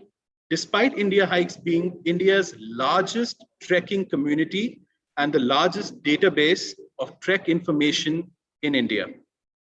When not running India Hikes, Arjun reserves himself to his home, where he likes to catch up on his reading. So I'd like to begin by asking the first question that, which is, I personally first heard of India Hikes through a term 2 case reading in business strategy, which was co-authored by one of our professors. But for the wider interest of our audience members, let us begin by knowing, how did the story of India Hikes get started? A long story, because we started in 2008, but it was much before that. Look, I've been trekking since I was almost 8-9 years old. And by the time I came to my 20s or so, I had been, I started trekking along with my friends. I would take them along with me. And trekking was not very easy in our country. It still not is, and it was not very easy then. So the problems of the trekking world would keep coming back to me every time I would go on a trek. It was not very easy to mount an expedition. I'm talking about maybe 15 years, 20 years ago. And not being able to do that and finding these obstacles that we had while going for treks, we would, sit together in a tent, all our friends together. And often the discussion would be, why is it trekking like this? Ye kyun aisa hai, wo kyun aisa hai? What can we do about it? These were very normal talks, and it still is. So that's, you can say that wanting to solve these problems of this trekking world gave rise to India hikes, because the biggest problem was information. We just didn't know where to trek and how to trek. So in trying to solve this problem is where this whole thing started. Okay. So moving on, then, what are the innovations, Mr. Majumdar, that you brought about in the trekking space, and what were the effects of that change? In a sense, how has trekking seen a change over the last decade or so, in particular, or let's say maybe since you started India Hikes in a little over a decade in 2008? Actually, some of the biggest change was, the first change is obviously information. The moment India Hikes started documenting trails and bringing it out, suddenly there was a change in our Indian society where people started imagining that they could do treks on their own. Earlier, very few people trekked in our country. It was only the diehard folks who trekked. But when India Hikes started bringing out that, we would explore, go and document them and bring it out and make guides actually for people to trek with. Not necessarily with India Hikes, but they were very good guides for people to trek on. You could just download it and just take it on your own. It opened up an entire new era of trekking in our country. Suddenly people thought that, I could go to the Himalayas on my own. I could mount my own expedition. I could do it on my own. And then even we came into that situation where we started even organizing this trek. So, even how treks were organized, the safety systems in our treks, which were largely brought in by India Hikes, how you manage the environment on treks, it was largely brought by India Hikes. So most of the treks that you see in our country today, most of the safety systems that you see in our country today, most of the environmental policies that you see in our country today, you could put it down to, having India Hikes has brought it into our country. So that's the kind of a place where we are in. Right. Okay, and then in that, taking it into the future. Let's say if we look into the future, what changes do you anticipate, and what breakthroughs, if any, are likely to take place? Let's say in a medium to long term perspective, in the next 5 to 10 years, so to speak. See, even though India Hikes is the largest and so many trekkers trek with us more than, you must not go by that. That is not the reality of our country. Very few people trek in our country even now. You cannot compare it with the Western world. You cannot compare with the developed countries like Europe or so. So what I would be seeing in the future in the next 5 to 10 years is we would be seeing a lot more people taking to trekking, especially in their own backyards, especially behind their homes. And even in the Himalayas, I would be seeing that. We would also be seeing a lot of intervention from the government, especially in, making trekking a mainstream sport and, being very conducive to trekking, because our government, very frankly speaking, were not very knowledgeable about the trekking world. Now, slowly they're getting wiser. They're seeing so many trekkers coming to the mountains. They're seeing even, institutes like yours coming into the trekking world. So the policies are changing, the forest policies are changing. So I would be seeing a lot more technology would come into trekking as we see, because the mobile phone is helping a lot in trekking. Even when we started India Hikes, mobile phone did not play that much role. Now mobile phone plays a very big role in finding your route, GPSing your tracks, knowing which trek to do, finding alternatives. So a lot of these things would come into trekking. But the biggest would be that more and more people would take to trekking in our country. So moving on, there is an aspect of artificial intelligence and machine learning that we keep on hearing, which is grabbing pace. On the other hand, people are trying to connect or reconnect with their roots. So, how does one explain this dichotomy of behavior, if I may say so, and can hiking, help in this regard? Yes, of course. The thing is that, look, technology, artificial intelligence, these are progressing the world, and more and more technology is telling people what the future is. Unfortunately, or I do not know whether to use the word unfortunately, but going back to the roots is also important to know how to deal with the future. So more and more people need to get connected with the earth that we live in, because we are not very connected with the earth. We don't know what is happening in the rest of the earth. We are very confined to a city. So going back to the earth, going to the wilderness, going to the nature and understanding nature for what it is, understanding the earth for what it is, even feeling the soil, feeling the mountains, feeling the snow and the trees and the mountains and the forests that you get there is very, very important for us to even plan for the future using this artificial cutting edge of technology that you're talking about. Because if you are going to use the cutting edge of technology without understanding the earth, you may be doing it very recklessly. You must keep in mind that your cutting edge of technology can solve a lot of the earth's problem. And not only that, but you must do it within the parameters of what the earth allows. Otherwise, we may be breaking boundaries which may not be very wise in the long term. It may be very good in the short term, but it may not be very wise in the long term to not consider the earth but just progress, because we can progress and technology allows us to progress.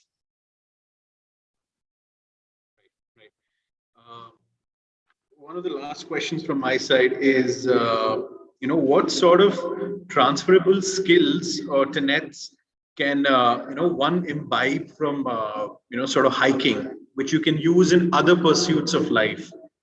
If you can, throw some light on that.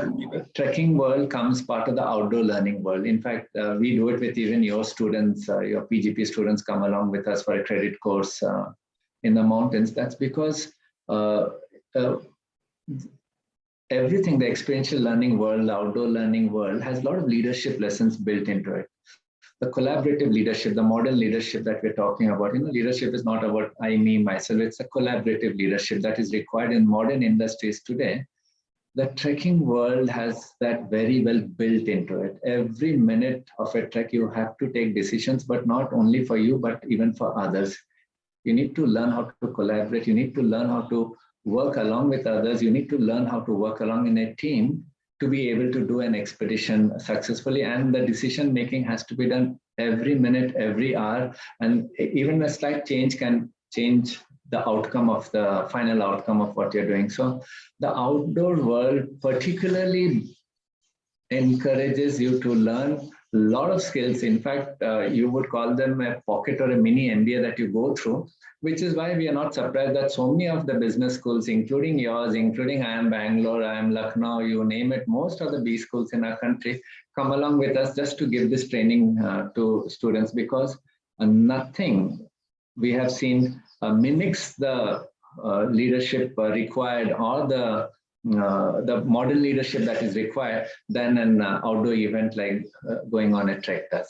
Of course, it needs to be set in a certain setting. It also needs to be designed in such a way, but anybody who's going on a trek will have a lot of learning to take back, and they can immediately start applying it in their life. They become more resilient, they become more confident, they learn how to handle difficult situations. In fact, most of our trekkers, when they go back home, they feel that they can take on life's problem a lot more easier. A lot of life transformational changes happen when the people go on treks, and most often than not, the person who's before and who's after a trek is a very different person, and these things don't come easily in our day-to-day life.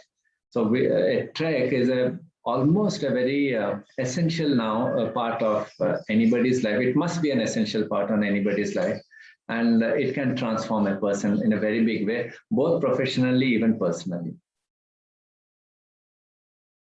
Couldn't agree more, Arjun. Just the last question from my side before I open it up for the audience questions is that what began at, I believe, the Rupkund trek, right from that till maybe your last trek which you took, I was reading that I think you started taking fewer treks, maybe a couple a year perhaps. So, what's been your most memorable trek, if there is one such trek, or maybe the one or two such treks, and why? This is a hard question, because every time I go on a trek, I think that this is the most memorable. It's such a nahi ho sakta, we keep thinking that. I went on a trek just 3 weeks ago to, we were trying to explore a new route to a remote meadows in our country, which is, inside many folds of the greater Himalayas. It's called the Gidara Bugyal. And I was thinking, where have I landed up? And we were all alone, just the 4 or 5 of us in our teammates. And for the next 5 days of our trek, we did not see a single person. And we were in this high altitude meadows. We were traversing through ridges. We were traversing through this mountain lands. There was snow, there was grass, there was forest, there was clearings, there was huge mountain views to see, which were just in the touching distance. I think when you see something like that, you lose track of all time and space, and you don't know whether it's a Monday or a Tuesday or whether it's November or December. You just lose track of everything. So even our last trek is very memorable. So yeah, we have done lots of memorable treks, and I think we'll continue to do a few more. But this trek to Gidara Bugyal just 2 weeks ago was very memorable for me. And what I've seen is the memorable part of it. One is the scenery, of course, but the company makes a very big difference. So if these two are in place, then every trek becomes very memorable. So now I'll just open it up for the audience, and well, there are already a couple of questions that have come through while we were chatting. So I'll just begin. Yeah, okay.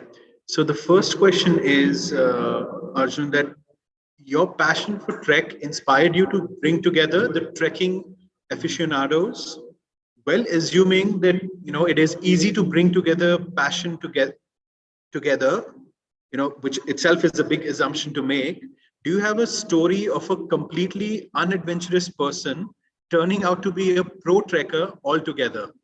And how difficult was it to onboard such a person or such people onto your platform? What were the challenges that you had to face? Oh, there are lots of such stories, See, I'll tell you what, trekking is in its infancy in our country. So most people who are trekking are usually first timers. So only when they get that first taste of it and they discover what the trekking is doing to them and to their senses, they are totally taken in by that experience. And they wonder, why haven't I done this before? So for us, it's not very difficult to make somebody a trekker and into a pro trekker. And most 80% of our trekkers are all first timers who are coming in. Even those who are working along with us in our India hikes, most of them have not trekked much. But once they start trekking and they've trekked with us, they say, no, now we want to work with you. So that happens, and it's not a very difficult thing at all. Trekking is very, very, very infectious.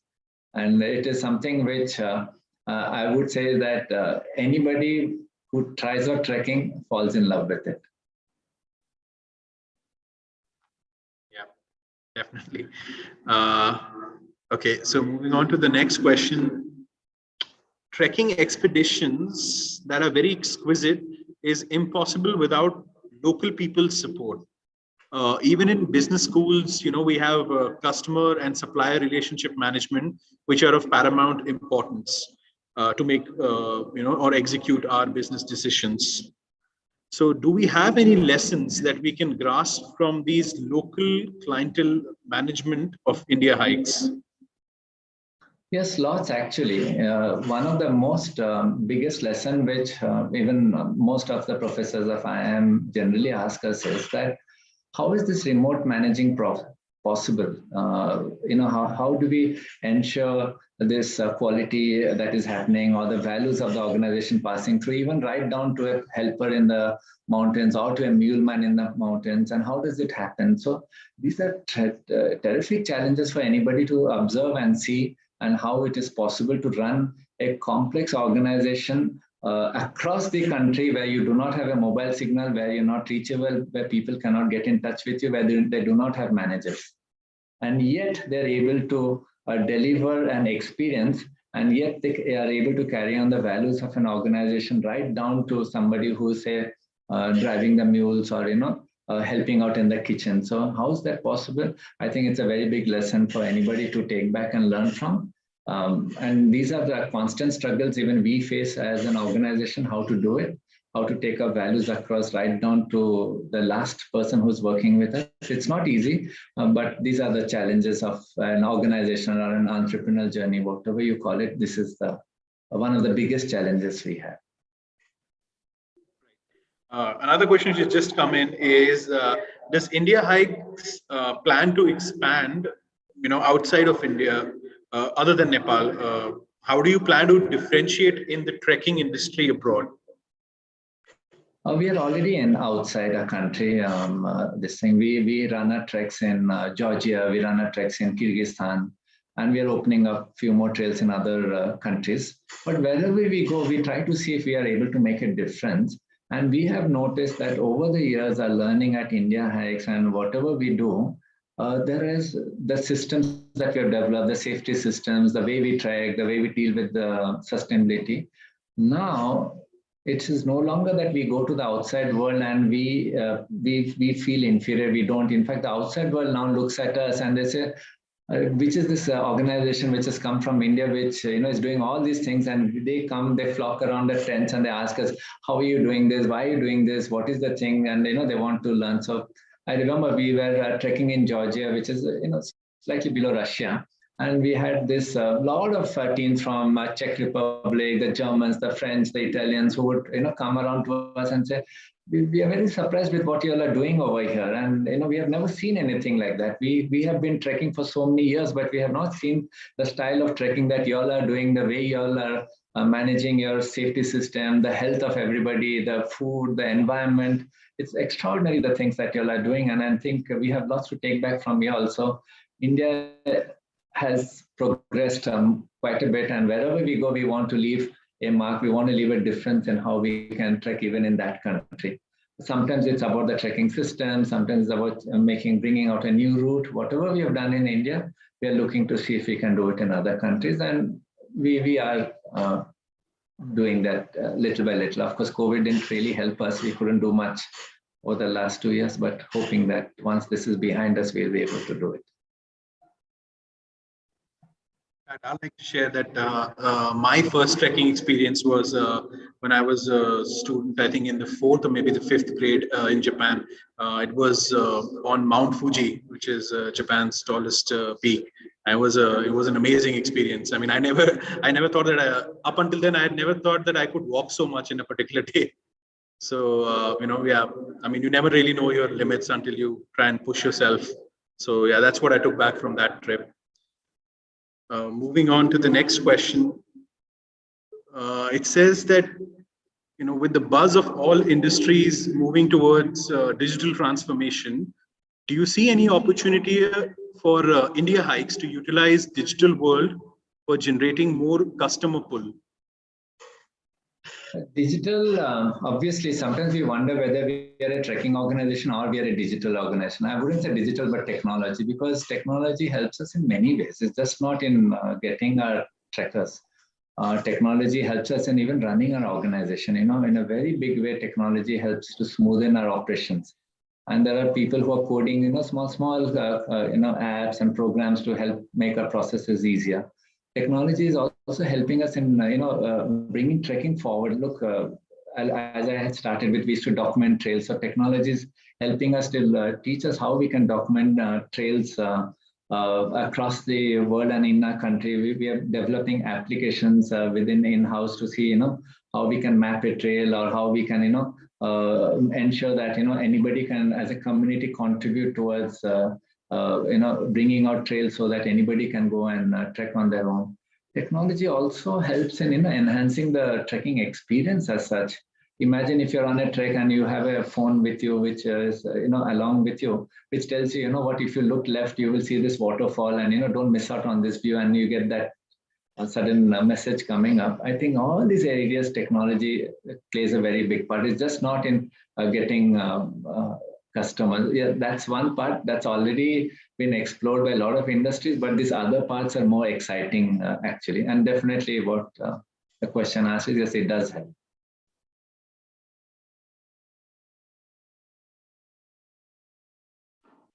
Moving on to the next question, we have, India Hikes is extending the hiking adventures towards the northernmost parts of India, such as Warman Valley Trek. Would you like to share any key challenges that had to be overcome while setting up the safe route for the trek? Yeah, it was very challenging because this is a very unknown trail which goes from the desert side of a country. You know, if you cross the Kashmir side, the other side is desert. The Ladakh side, the Zanskar side is very deserty. So this trail is from the desert side, which crosses the pass and then comes to the green side of the Kashmir that you all know, and it lands in the part of Kashmir which even Kashmiris have not seen. So it is a very remote trek. So the remoteness is always a challenge.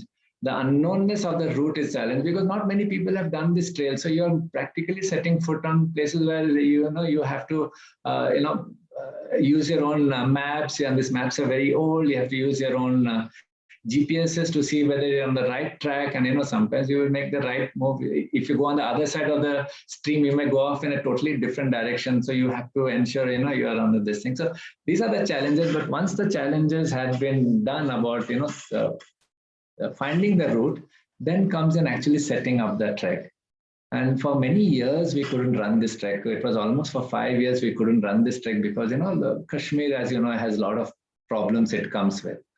So we didn't run the trek. It's only in 2021 that we ran our first group of trekkers to Warman Valley. And again, we had to recce this trek. Again, we had to do this again because the land changes, the terrain changes, the river courses changes, the villages changes, the political situations changes. So everything had to be done again. So I would say it is again explored again. Maybe in 2022, we would open it up for regular trekkers to do. But it is not easy to, just start a trek. It takes a little bit of all these things to be done. Right. So let's move on to the next question, which is that with nearly all tourism in the region halted, the Sherpa community in Nepal faces a precarious future as the pandemic heading to crush the trekking industry in Nepal. How would you view this, and what could be the possible solution for this? See, as long as the COVID is very much strong, yes, the world gets hit. But what we have seen in our experience is the moment there is a slight release in COVID, it bounces back very strongly. So I wouldn't agree too much that they have been very largely hit. Yes, during the peak of COVID, yes, it was that the moment COVID eased out and the government of Nepal started opening things up, things were back in shape. And the same thing that happened in our country also, it's our experience as well. The 2-3 months of COVID was very bad, but after that, it just zoomed back and it was in fact better than the pre-COVID times. So what happens in India will mirror in Nepal as well, because Nepal, as you know, is a much bigger market than in our country. A lot depends on the government of Nepal, how much they open the borders. But if Nepal government opens the border, then trekking is back in Nepal and no Sherpa must worry.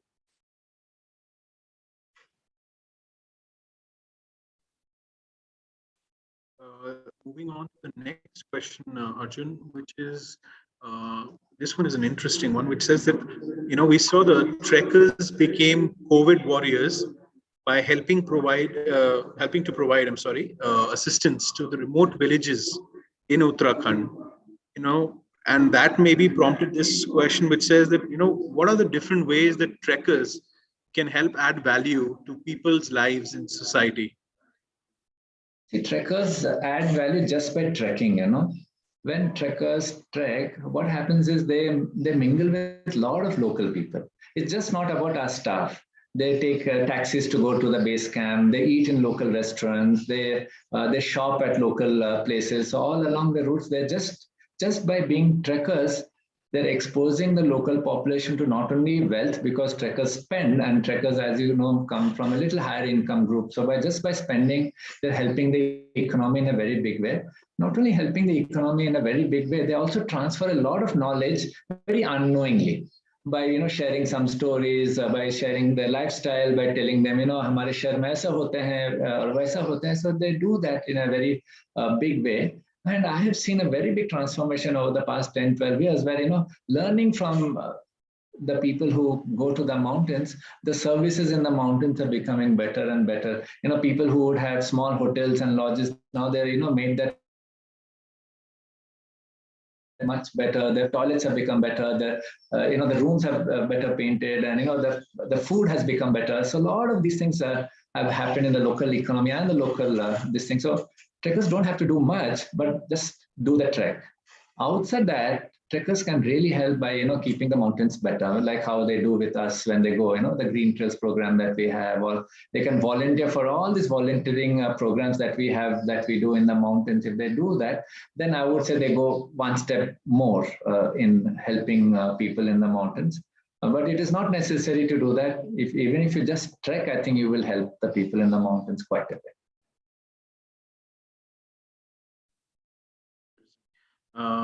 So moving on, I think it's the last question we have come out to, which is that, how does India High prepare, in particular about like first-time trekkers, and what are the medical precautions do they take before a trek?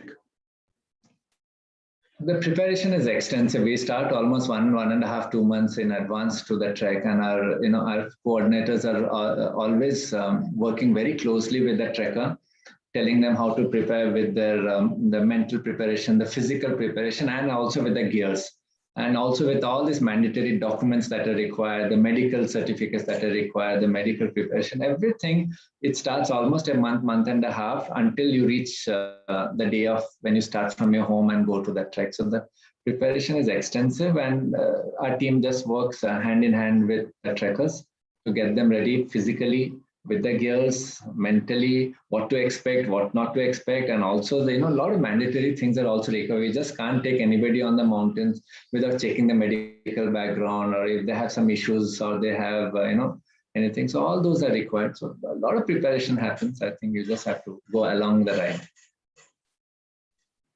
Well, I guess taking a cue from that, I might like to pinch a question here, which is that you said, my eyes lit up when you said it's about 1.5 to 2 months of preparation, since that's roughly the time we have left for our program.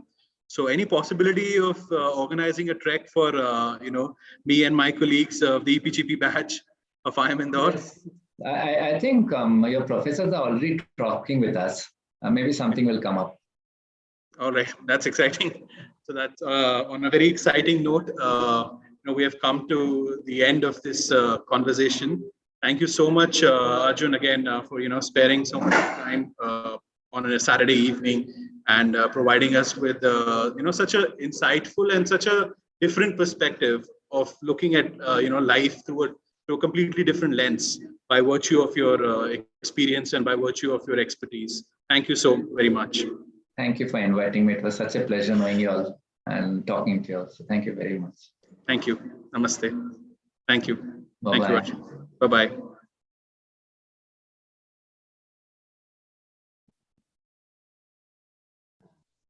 So with that, we come to the closure of day 1 of Prabodhan 2021. Thank you everyone for your patience and for being with us through this day. We meet again tomorrow morning, 10:15 a.m., same place. Thank you.